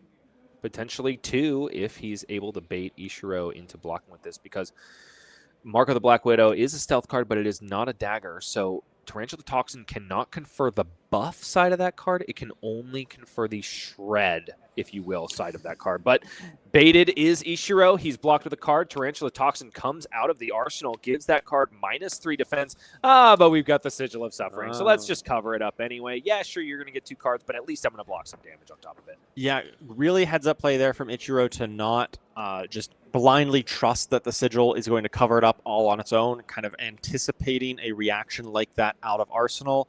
Otherwise, it could have been a big advantage to Nova, and otherwise, it looks like Ichiro actually came out of that turn a little bit ahead. So returning to the Brood is Nova-chan, but Ichiro is still marked, which means that Arakni Marionette, really powerful hero ability, is still online for the next turn. And oftentimes, you're almost more happy being Marionette in certain situations. I mean, for example, last turn, I'm sure Nova would have much rather been Marionette. Yeah, it would have been +1 and help to get those breakpoints across for those on-hit effects. Arc Lightning is the first card played from Ichiro Okamoto. He's only got 1 card in hand and 1 in arsenal, but whatever he plays next is going to have Go Again. It's a Gone in a Flash, 4 Go Again, with 1 arcane on the back end of it. So we've seen several different Aurora games today, right, Charles? We saw one that was pretty bread and butter. We saw one that was anything but. It relied very heavily on a big pitch stack, Arc Lightning Flicker Wisp combo. In this case, Ichiro seems totally fine to just kind of throw Arc Lightnings out here and there. He's not saving it for an end game, right? Because this game is just going to go too fast. Right. In some matchups, Arc Lightning is your big power card that you really need to maximize the usage of. And in other times, it's just kind of a bread and butter card that makes your hands a little smoother, just kind of, works a reasonable role to smooth out your hands, give you the Go Again, be a lightning card. And that's how Ichiro is using it here, to just make sure he can keep up the pressure and don't give Arakni Marionette too much space here. So this is yet another Mark of the Black Widow. I believe we've had one played every single one of Marionette's turns this game so far. Nova-chan finds a red one here, which is going to come in at a break point of 4 and potentially Go Again if it's able to connect with Ishiro's face. Let's see if we have any attack reactions in the hand. It's an assassin. They always have the attack reaction in their hand. And boy, is it a doozy. And it is one of the best. It is Nova-chan is holding on to it. Take up the mantle, which does allow for a lot of tricky situations or a lot of tricky plays. And from a blocking standpoint, it's almost impossible to play around this. It's going to give +3 because Ichiro is currently marked, and Nova gets the chance to look through his graveyard and pick whichever attack he wants it to be. Although Mark of the Black Widow, one of the better ones. Yeah, I would have to imagine he's just going to leave it as a copy of Mark of the Black Widow. I wonder how much Ichiro noticed, hey, he was just looking at his graveyard. I wonder if that's a little bit of a tell. I don't know. It's hard to say in the moment. Obviously, we are here, removed from the game, just talking about it. But when you're playing against an assassin that has all these kind of combat tricks and these reactions, you got to try to, get the read on them, put on your poker face and think, okay, what are they bluffing? Do they have it? Do they not? Yeah. You got to play the body a little bit, right? Yeah. You got to get that edge however you can, because otherwise, you're just blind guessing. Leave it to our 2023 U.S. National Champion to notice. Right now, 3 damage is leaking over for Ichiro. I don't believe he's accepted the damage yet. I'm not. Perhaps he has. And yeah, we're banishing a Ravenous Rabble, followed up by an Infiltrate. And man, there are a lot of cards in the Aurora deck that Nova would be able to utilize if he's able to banish them from this Infiltrate. Infiltrate, of course, says when this hits, banish the top card of your opponent's deck. You may play it until the end of your next turn. And we saw this card used to devastating effect when it banished a Phantasmaclasm off of the top of Michael Feng's deck just last game. Yeah, imagine if there's a lot of great targets to hit in the Aurora deck here. So once again, every card in Nova's deck seems to have a powerful on-hit effect. And so Ichiro's really got to consider, does he want to risk it? Or does he want to commit an extra card to block or possibly armor to try to cover this up and buy himself a little bit of space? Yeah, because by all intents and purposes, this Infiltrate is kind of acting like a Snatch in this case, but it's only got 3 power, which makes it awfully easy to block. But that being said, I don't think Ichiro actually has a 3 block in hand. I know there was the Channel Lightning Valley and potentially another Exude Confidence after that Ravenous Rabble was banished. Believe so. So he's really taking a look at Read on Infiltrate, which to me sort of indicates, yeah, I'm going to take this. I just want to know exactly how bad it's going to be for me. Now, what's the best case scenario for Ichiro? Maybe, maybe like Written in the Stars would be kind of. Yeah, some of the blues are pretty bad. Yeah, right? yeah, like Current Funnel would not be that bad. But no, he says, here we go, I'm going to block. Yeah, so you have to block for 4 here because Flick Knives could make you marked kind of at instant speed, which would then retroactively give it +1 because of the Arakni Marionette ability. So you do have to overblock there in order to make sure it doesn't hit. But that's just another point of value going in the favor of Arakni here because you essentially wasted 1 armor block on that. Infiltrate is a sweet card. Coming out of Outsiders, of course. One of the many sets that has buffed Assassin over the last few years. Yeah, it's funny that Infiltrate as a card was released like a while ago, actually, and it never really saw too much competitive in play until just recently. I think with Arakni Slip Through the Cracks, it uses it particularly well. Arakni Marionette also uses it to pretty good effect as well. And I think just the new batch of heroes really put this card on the map, even though it's been out and released for quite a while. We're really seeing the power of it with these new heroes. It's got to be because so many of these brand new assassins have Go Again enablers just printed on their hero text. Exactly, yeah. The card is quite powerful. Like you said, it's kind of a snatch, but you really want to get Go Again to it in some way. And the easier access to that and just the general power level of assassin in general nowadays is what brings it to the fore. Back over to our Arakni Marionette player. The first action is going to be Hunter's Clay for 1 Go Again. On hit mark, of course, Ichiro Snap takes it down to 32. We've reached life parity, folks, in this turn 4 of the last round of Swiss of calling Kobe, but that's going to be it. That's it for Nova-chan. Ichiro is marked, which means that we're going to transform into another Agent of Chaos, rolls a 2, and transforms into Arakni Funnel Web, which is the Agent of Chaos that has a bit of Arsenal Disruption on the attack reaction for any stealth card that is buffed. Yeah, the nice part about this from Ichiro's side is that, hey, I know that he can disrupt my arsenal. So now Ichiro's really going to be incentivized to try to make sure he uses all his cards and doesn't leave an arsenal there that's going to be susceptible. But maybe if he was trying to set up a bigger turn, he would have preferred to keep that arsenal. We'll have to see how it plays out. Oh boy, Charles. We've seen it time and time again today. It is Starfall into Channel Lightning Valley. Nova-chan takes 2, descends on down to 30, and Ichiro's got himself a new card. Yes, very powerful, and he had already pitched a blue. I believe that looked like a Sigil of Lightning, and now Ichiro has a very powerful hand. You've got the Ravenous Rabble, you've got the Second Strike, which has already been dealt damage, so it's active. Looks like Ichiro is going to be able to utilize all of the cards, at least in his hand, and hopefully the card in his arsenal to not leave it susceptible to the Funnel Web. If that is any 0-for-4 attack, he's going to be able to play it as well because he's got the 2 floating at the ready to create an embodiment of lightning off of Aurora. So what does Aurora like to say again? 4 Go Again. Yeah, we're gonna hear that quite a few times on the following turn. And even if he decides to keep his arsenal card for whatever reason, he does still have the Crown of Providence as well to be able to bail that out and prevent it from being susceptible to that arsenal disruption as well. Ravenous Rabble reveals the first Skizik that we have seen from our Aurora player, and hits completely on Nova's side of the board. Descends on down to 26. Oh, and it's not a 0 for 4 go again attack, but it might as well be because the card in Arsenal was a Skyward Serenade, which is a brand new card in these Aurora decks because of the Armory deck that has come out just mere moments before this tournament began. I love the flexibility of this card in the deck. It's a yellow pitch, which sometimes the deck does need to pitch some lightning cards. It's also a 0 for 4 go again, assuming you still have a Skizik in your hand.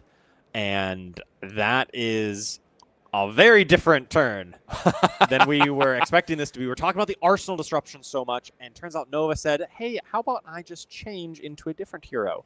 The Arakni Black Widow instead.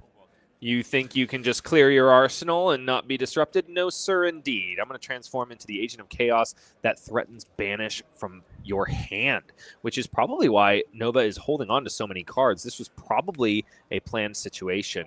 But Second Strike is not blocked at all. And then here's a Snatch, and he's got the answer. It's a Shelter from the Storm in the arsenal. Such patience, such poise on Nova's side of the board, not throwing out that Shelter from the Storm at any of the 4s that came before it, instead waiting for the one that actually counted. Absolutely. That was a great play from Nova there to hold that for the optimal moment, but he did have to take a ton of damage to do this. Remember, we were just talking about life parity just a moment ago, and suddenly Nova is down to 20 to 32 on Ichiro's side. Nova does have some tempo here. He's going to make an attack and be disruptive, but he does have a 12 life point deficit he needs to overcome. With 3 cards in hand at this point, and a Mark of the Black Widow, yet another one. Yep, you heard it here, folks. I think this is the 4th or 5th that has been resolved this game.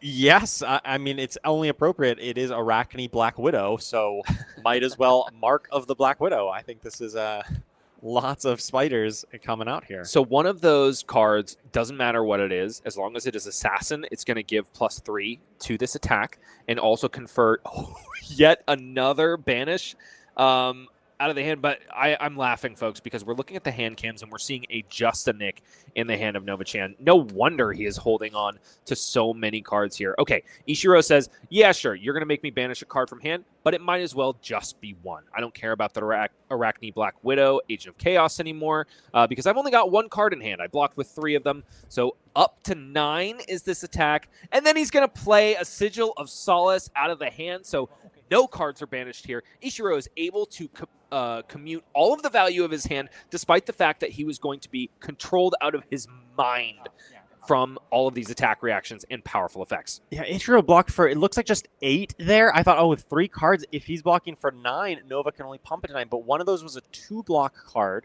And so Nova pumping it up to the full 9 was able to force that last card out, which was the Sigil of Solace. I love Sigil of Solace because it is so flexible and like, oh, you're going to make me discard this? Oh, no, I'll just play it. I'll just gain 3. And so even though I talked about how Nova had a 12 life point deficit to overcome, now he's got a 14 life point deficit to overcome, even though he was the one who had all the tempo here. He took 12 damage in order to make that play, and for his trouble, Ichiro gained 2 life. Not ideal. Less than. Ichiro on his turn simply cashed in his Tunic for a swing of the Starfall, and back over to Nova-chan, who is swinging a dagger in his own right. It's Hunter's Clave coming in for 1 go again, threatening a mark. So one point in Nova's favor on that was that during that turn cycle where he lost 2 points of life, Ichiro did have to lose his Channel Lightning Valley, which is very important, and Nova gets to kind of start a brand new turn with a full grip of cards rather than having to block out. But unfortunately, we see he does have at least a Sink Below in that hand, which means he's going to be a little bit hard-pressed to really convert this hand to its full value potential. Yeah, it's a Sink Below plus a Kiss of Death, and alas, this is an Art of Desire Body, an amazing card, but Nova really needs it to connect here. Otherwise, he is going to get an IP penalty of 1, essentially. We'll see if Ichiro is able to sniff it out, but with 2 cards in the hand of Nova, if I am sitting in Ichiro's seat, I'm thinking, oh boy, one of these is an attack reaction, surely. Yeah, he's gonna overblock here out of an abundance of caution, but this is where Snapdragon Scalers just bails you out of these situations where you need it to get go again. Oh, and he's got the electromagnetic somersault in the hand to get those attack actions back. And now it's a Kiss of Death coming in for 4, potentially go again on hit. But Ichiro's got to be thinking, this is not the threateningest of on hits, and it will at least consume this mark.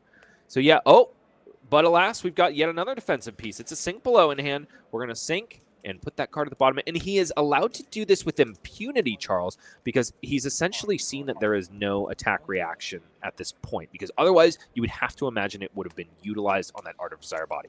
Yeah, I wonder about the sequencing here on Nova's side. I wonder if sending the Kiss of Death first and then using the Snapdragons on that would have been better, because then on the second chain link, you can flick knives it to get 2 extra points of value. And I wonder if Nova had considered that line of sequencing instead. Drawing back up is Nova-chan. Ichiro's got 2 cards and a dream. Let's see what they are. We got Ravenous Rabble plus Snatch. That's an amazing 2-card hand if I've ever seen one. I do love saying 4 go again. And what the heck? Why not draw a card on hit as well? We do have an embodiment of lightning, which looks to be potentially wasted here, or at least redundant on top of that Ravenous Rabble. Although I guess you could, in theory, lead off with the Snatch, and then if they fully block it out, you just Arsenal the Rabble and maybe save it as a starter next turn. Ichiro has some small considerations there, but I think the default play could still just be send the Rabble and then try to send the Snatch afterwards. How do you feel generally about playing off Arsenal against Assassin? Yeah, it's tough because they do have a lot of Arsenal disruption cards. We did see 2 of the Leave No Witnesses get blocked with earlier on, but I don't believe we've seen any of the Codex of Frailties yet. So it's possible that, Nova-chan might have come up on one of those by now. It's been a few turns. We haven't seen one, so you got to be thinking, hey, maybe it's about time one of those shows up, and by God, there it is. Funny you should mention. And he's also got the other Codex of Frailty-like effect, yet another Take Up the Mantle I thought I saw in that hand. Oh, and we're going to go ahead and cover up the Snatch with Go again with that Sink Below from Arsenal. Ichiro thinks hard about whether or not that Ravenous Rabble is destined for the Arsenal or the Combat Chain at this point. And at this point, because there's a Codex of Frailty in Nova's hand, if you are a fan of the Aurora player, you are probably hoping that he's going to stick that card right in Arsenal. You do have the Crown of Providence on Ichiro's side to kind of, bail you out of that situation, that Arsenal disruption. And I think that's probably what he's thinking is like, worst case, I need to cash in my Crown of Providence here. I think he just wants to ensure that he has a bit more gas for next turn. It's like, if Nova generally wants to end up with a little bit more blocking.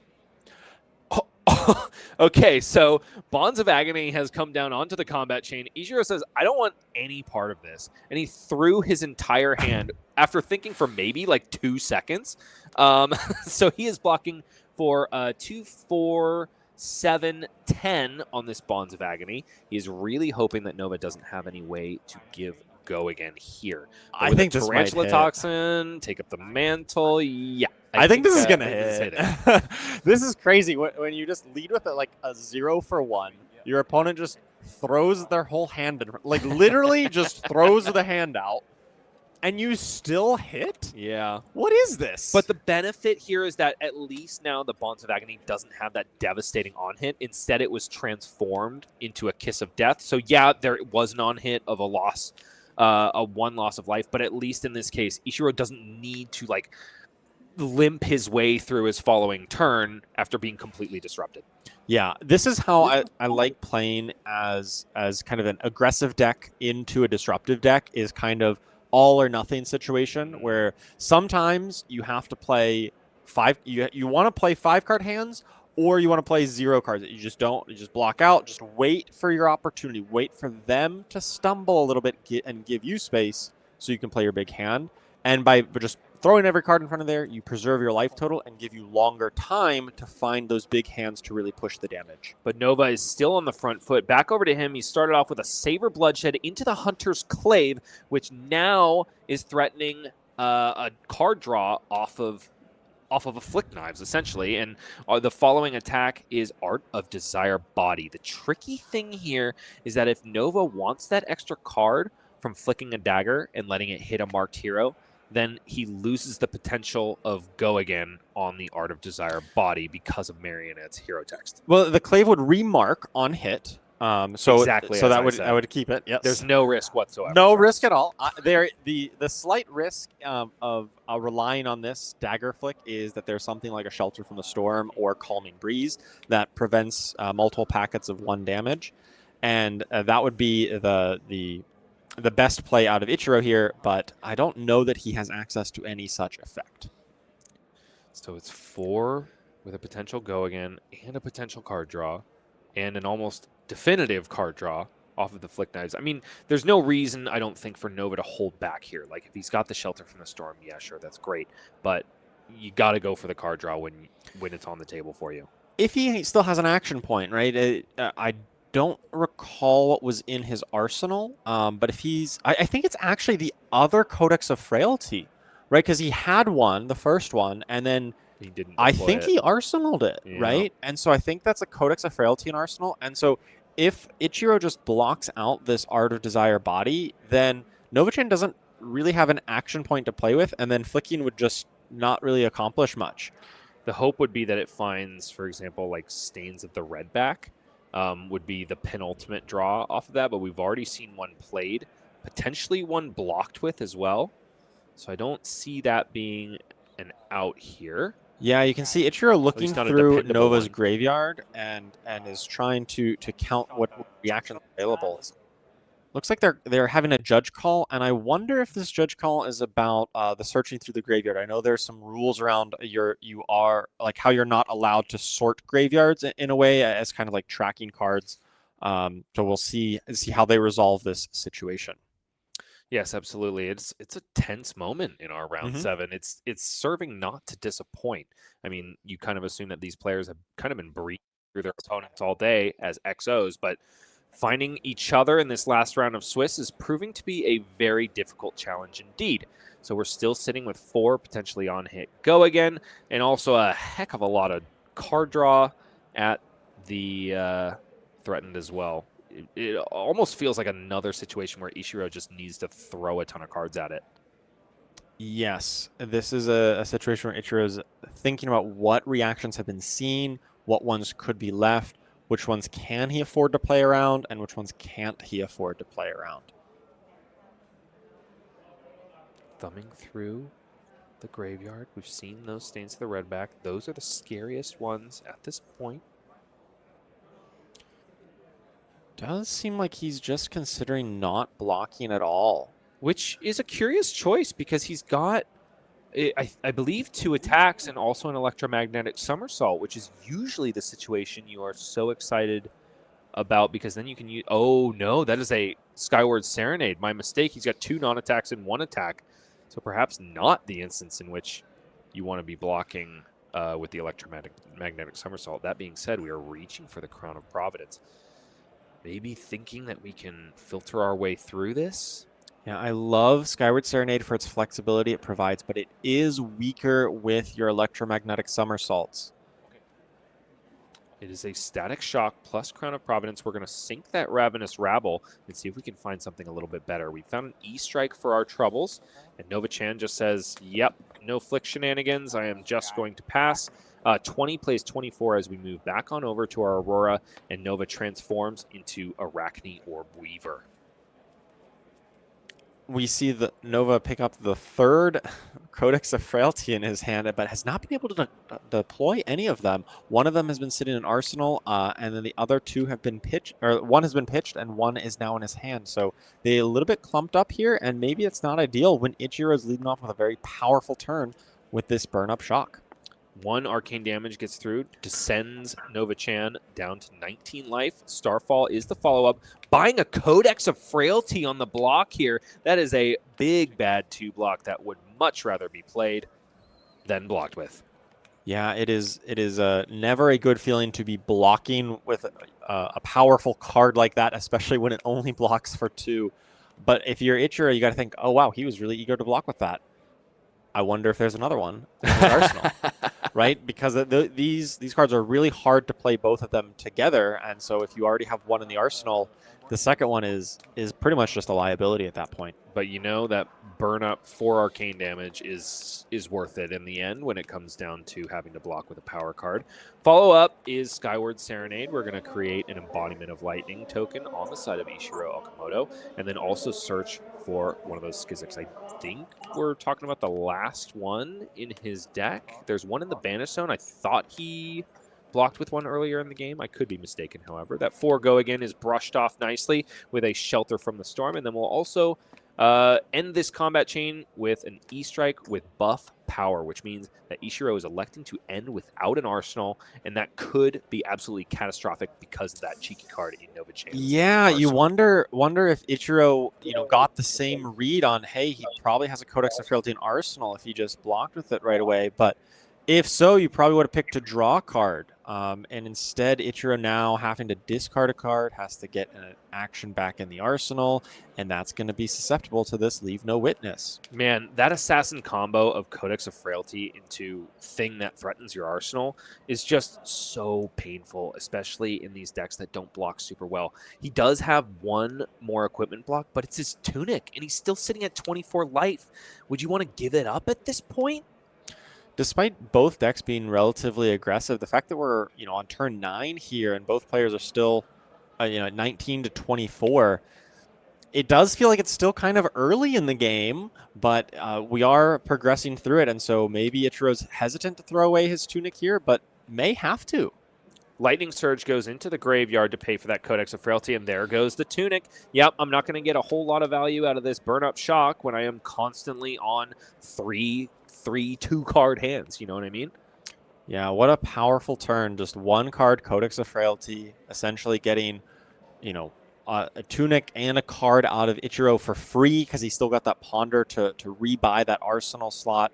And Nova, despite being a little bit behind on life, maybe a bit behind on the tempo where Ichiro is now attacking, he's still in this game because of the power of Codex of Frailty. Wow, Nova has found a fistful of defense reactions. We've got a Shelter from the Storm, a Sink Below, Savor Bloodshed, and Bonds of Agony, which could be a little bit of an awkward hand depending on what landed in the arsenal off of the Ponder token. Ooh, yeah, Ichiro has found himself a Channel Lightning Valley along with a Starfall, but alas, the defense reaction will cover it up and deny that card draw, which Ichiro really needed on this turn. He's going to be able to carry that Channel Lightning Valley on into the next turn. Instead of making the embodiment of lightning, he elects for the Rune Chant, which is an interesting decision, it might look like, but also that Rune Chant provides a little bit of inevitability for the card draw on Channel Lightning Valley. Whoa, Nova Chant is coming out. He's going super Nova Chant at this point with 2 Savor Bloodsheds onto a Hunter's Clave, which is going to come in for 9. We had a Kadachi for 10 earlier today. That was pretty impressive. Savor Bloodshed, double Savor Bloodshed for a Hunter's Clave for 9 with on-hit draw 2 cards. Pretty good as well. Yeah, but it's entirely possible that... Oh, never mind. Ishiro's marked. Don't listen to me at all. It doesn't matter that Nova has already blocked with his Flick Knives. This Hunter's Clave is threatening a card draw no matter what. Yes, indeed. And Ichiro is like, I don't really want to block because I have this Channel Lightning Valley that I really need to get some value out of. It looks like, yeah, it just connects. Nova draws 2 cards. Ichiro takes it all down to 15. Nova draws 2 cards, and Ichiro remains marked. Next up, it is a Through the Trap Door, which is going to come in for 2, potentially go again. Does that mean that Nova has found yet another Justinic? Oh no, he's found Take Up the Mantle, which is essentially Codex of Frailty at reaction speed, Charles. Wow, what an amazing card to draw here.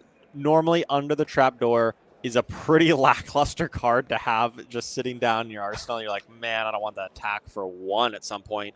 But the fact that you turn this into the best attack in your graveyard, and it's for 7, and it has an on-hit, absolutely amazing turnaround from Nova. He looked like he was falling a bit behind, or was maybe a bit behind on tempo, but that 1 Codex of Frailty bought him some space, and then he's able to turn it around. He was at a 5-life deficit going into this turn, and then he just connected for 16, Charles. And he's going to still get an Arsenal card? Man, these assassins can do some powerful things. I can see why Nova was drawn like a moth to the flame to Arakni Marionette. Now, Aurora's no slouch, though. Ichiro on Aurora still is going to have a pretty big turn, has elected to basically no block any of this in hopes of having an equally impactful turn as well. But they are, going to have to lose one card here due to the effect of the Mark of the Black Widow. So it's not going to be quite as big as Ichiro might have hoped.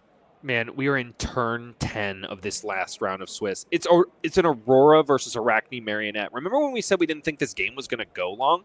This is going the distance, man. Can you imagine getting to the end of a long day of Swiss, running a marathon, essentially? It is important to state how long these days go, and then you're faced with a situation like this, where you are just in complete agony all game long. Yeah, it is tough, and you can tell that Ichiro's taking his time. He's got to think through this. He knows this is the pivotal turn of the game, and is really taking his time to make sure he's banishing the right card and makes the right attack.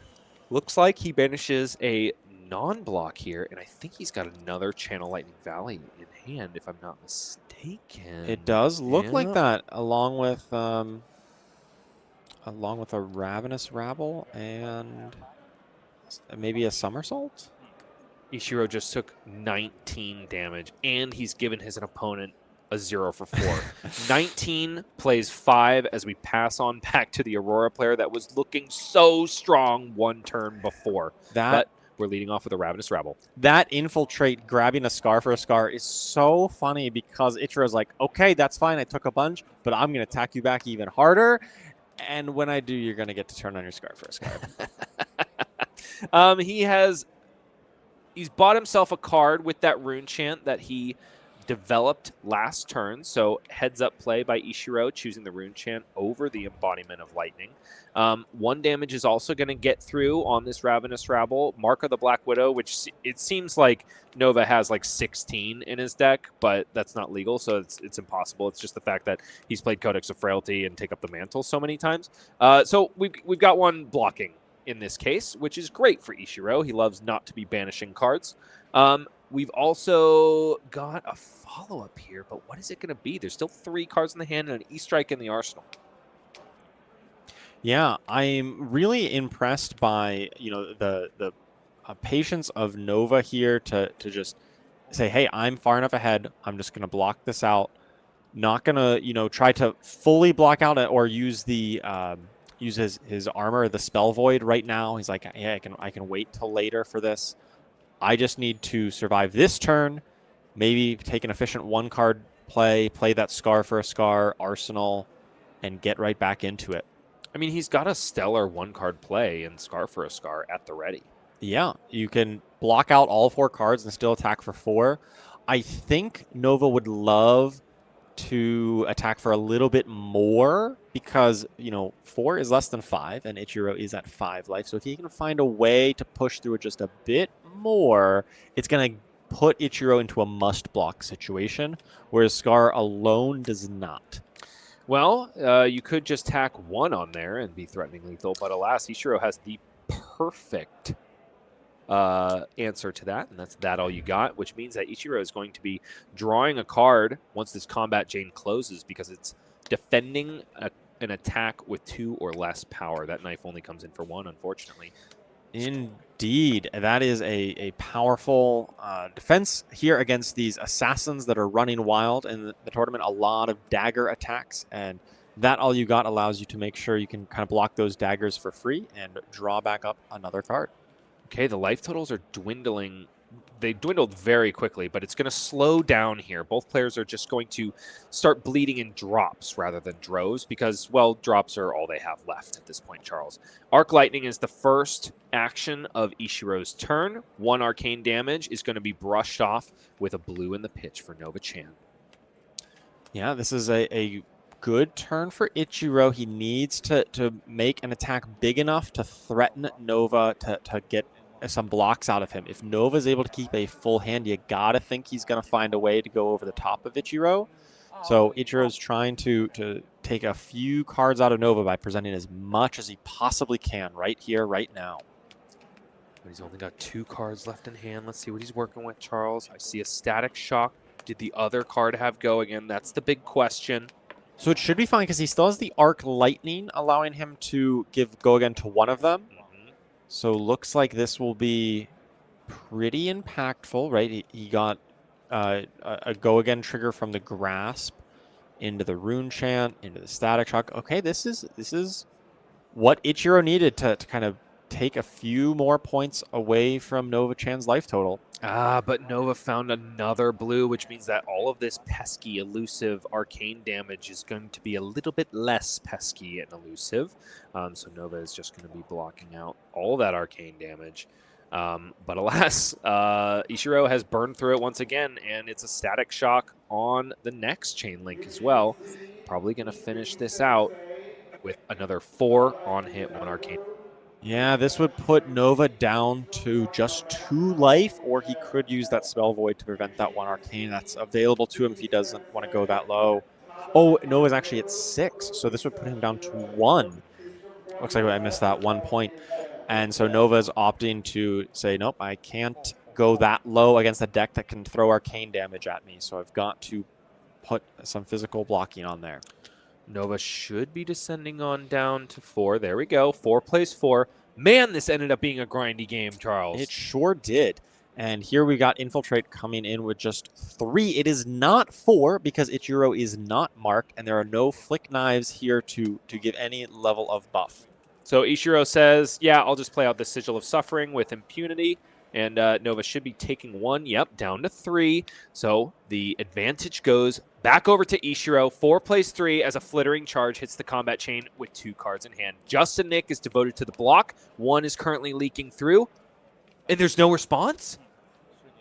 Oh, there is a response. Thank goodness. It's Sigil of Solace out of the hand, which is going to give Go again to this Flittering Charge.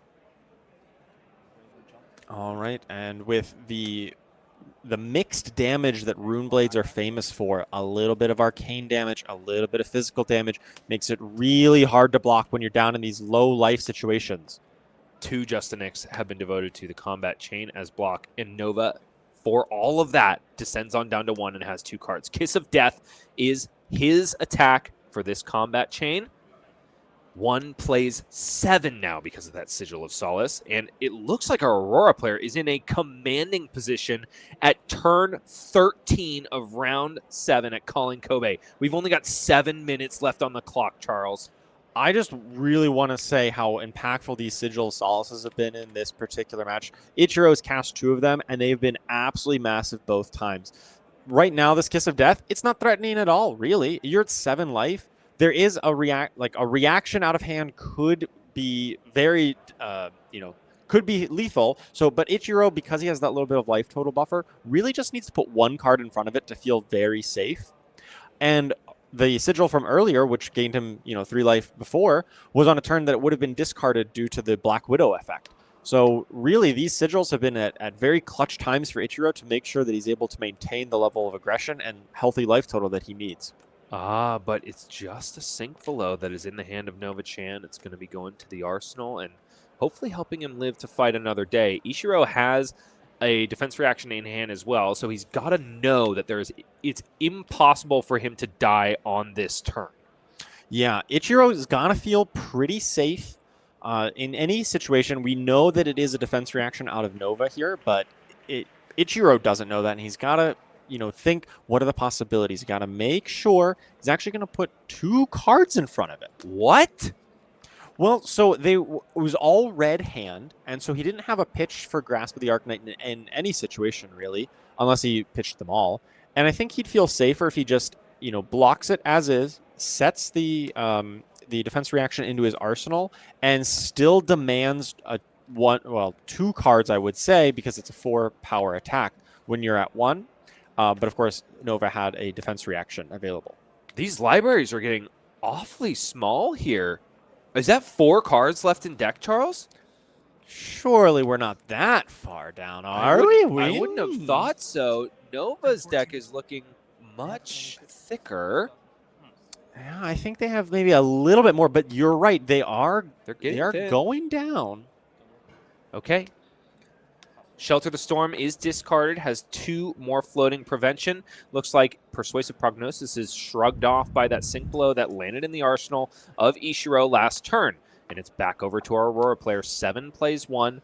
Do believe we've got 3 cards in the hand. It's a Flittering Charge, and we know that there's an Electromagnetic Somersault in the hand. Yes, this could be it for Nova here, where this onslaught of 4 go again and 4 go again.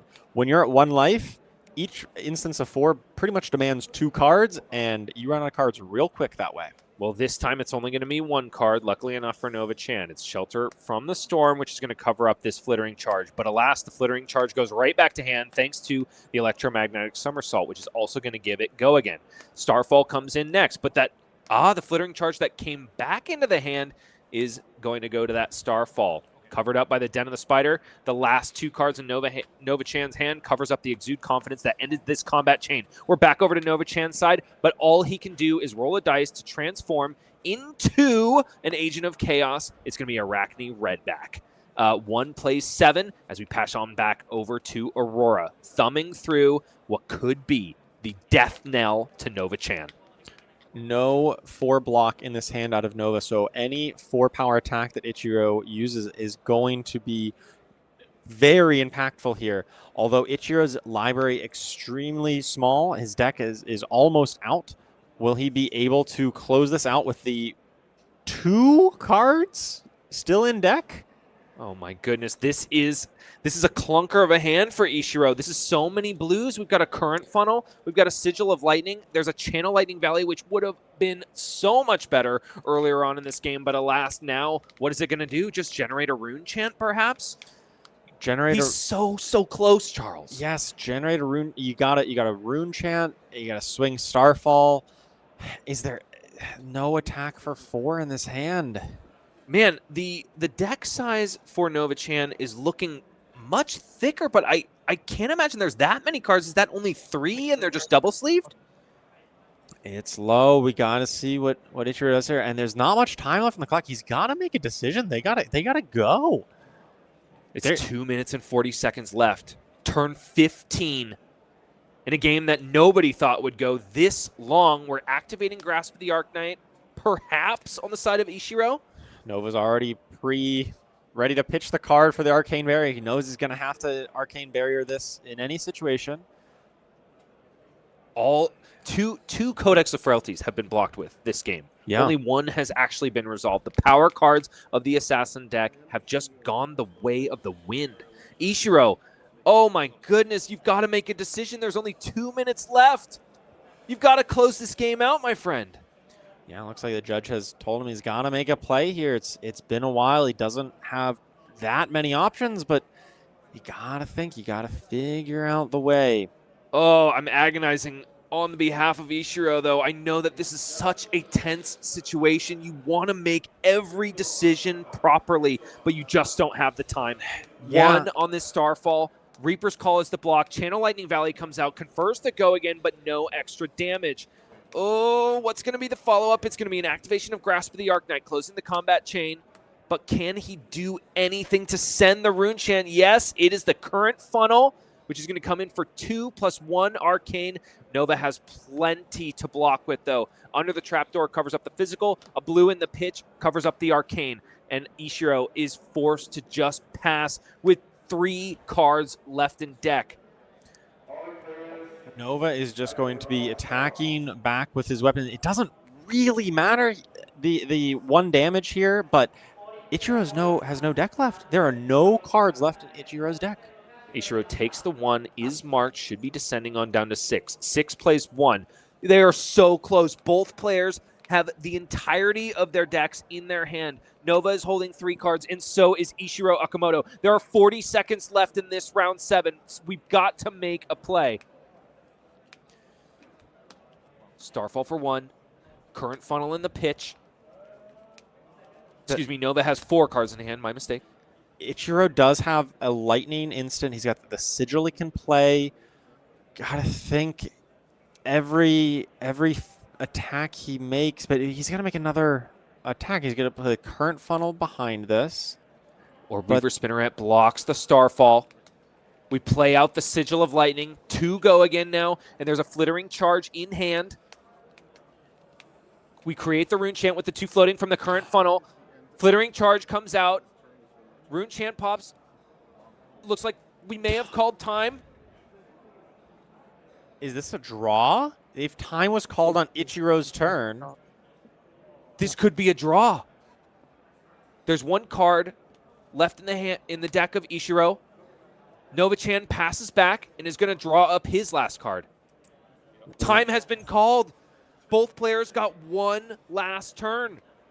And it's a draw. Ichiro would have won if the game had gone to multiple more turns, but he took too long on that decision. He just needed to realize, I need to make a play. I need the turns. I will win this game if I just keep swinging my weapon every turn. But he took too long to realize that. And when time is called, the other player gets the 1 final turn, and then that is it. Ladies and gentlemen, my co-caster has been in this situation not 1, but probably 72,000 times. If he knows how to play, if anyone knows how to play in an endgame situation, it's this man sitting next to me. So you heard it here first. Just keep swinging your weapon. Don't go the way of Ichiro. Ichiro.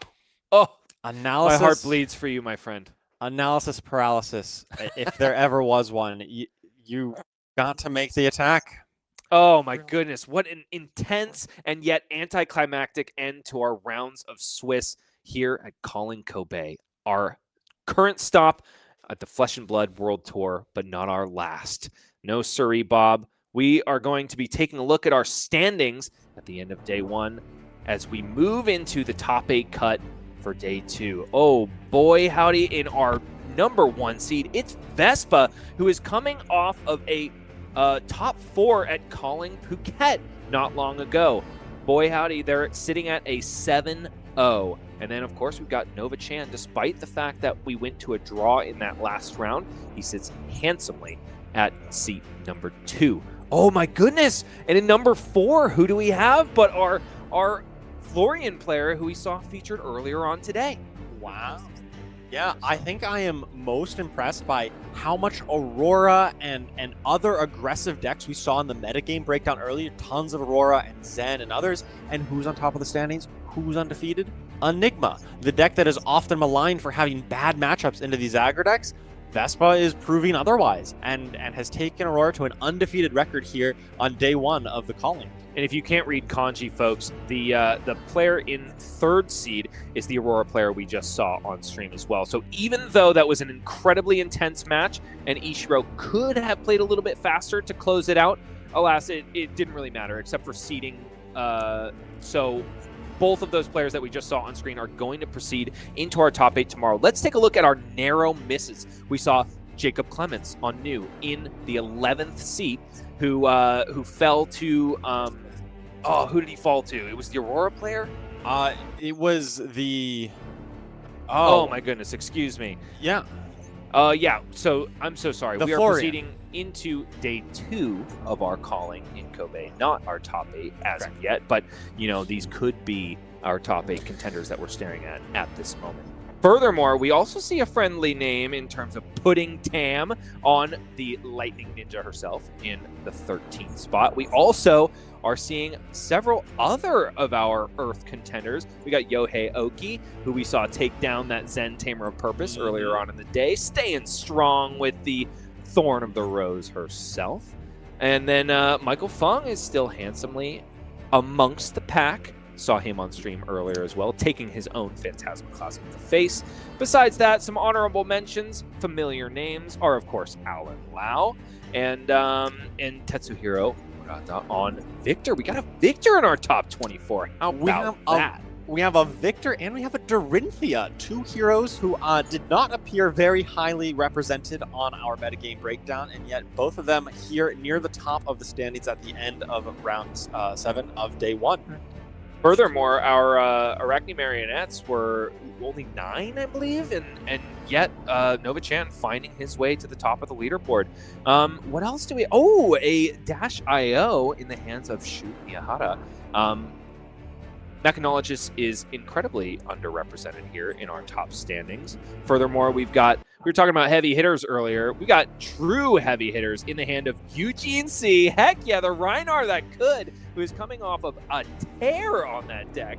And then also Kuji Hamada in 48th place with KO, Armed and Dangerous. Yeah, I love the diversity that we're seeing throughout all of these decks. Yes, Aurora is the most represented deck, and there are tons of Auroras around, but there are still plenty of other decks, as we've seen. And I even spy a little hero that is close to my heart, Feng. I've been loving drafting Feng. I've been drafting Feng nonstop, trying him out in Constructed, and I see the potential of him, but I'm really happy to see that Miyagi Kotaro is doing quite well at 5-2 with Feng here at the Calling. Oh, we've also got Nick Butcher in the 30th seat. He's also on Florian. Could there be something to that edgy Runeblade? Oh, finally, we found some Rangers. We've got Joe Yana in 50th seed on Azalea, Ace of the Hole, and also Neil Bautista. Thank you for doing the good work, my Ranger friends. Keep strong and get ready for the high seas. All right, let's come on back to us in the booth. Folks, what an amazing day of Flesh and Blood it has been. Thank you for joining us at our stop in Japan at World Tour Kobe. And we will be proceeding on with day 2 of the Calling in Kobe tomorrow. Got 5 rounds of Swiss tomorrow, and of course our top 8 cut. And you better believe there is just better Flesh and Blood to come. I don't think today could be topped, but I really hope I'm proved wrong tomorrow. Oh, Charles. I can't wait to find out. You know, the games today, all of them just absolutely amazing. Lots of highlights. I was absolutely riveted by how much high-level Flesh and Blood that we were seeing today. It was absolutely astounding, and tomorrow is probably going to be even better. So we're going to say goodbye to everybody and good night. Thank you for sticking with us if you are on the West Coast and burning the midnight oil like myself and my compatriot next to me. But before we say goodbye, we are also going to say goodbye on behalf of the best caster in Fab, Sam O'Byrne. He will not be joining us tomorrow. He's got very busy LSS business to attend to. Instead, it'll just be myself and an ex-US national champion holding down the fort and explaining exactly how to survive these nail-biting fatigue scenarios. Well, I'm going to let Charles explain that. I'll just sit here and be along for the ride. Well, from all of us here at Legend Story Studios, thank you so much once again for tuning in, and we will see you tomorrow for more World Tour Kobe, more Charles Dunn, and more lightning-y, explosive-y Flesh and Blood games. Good night.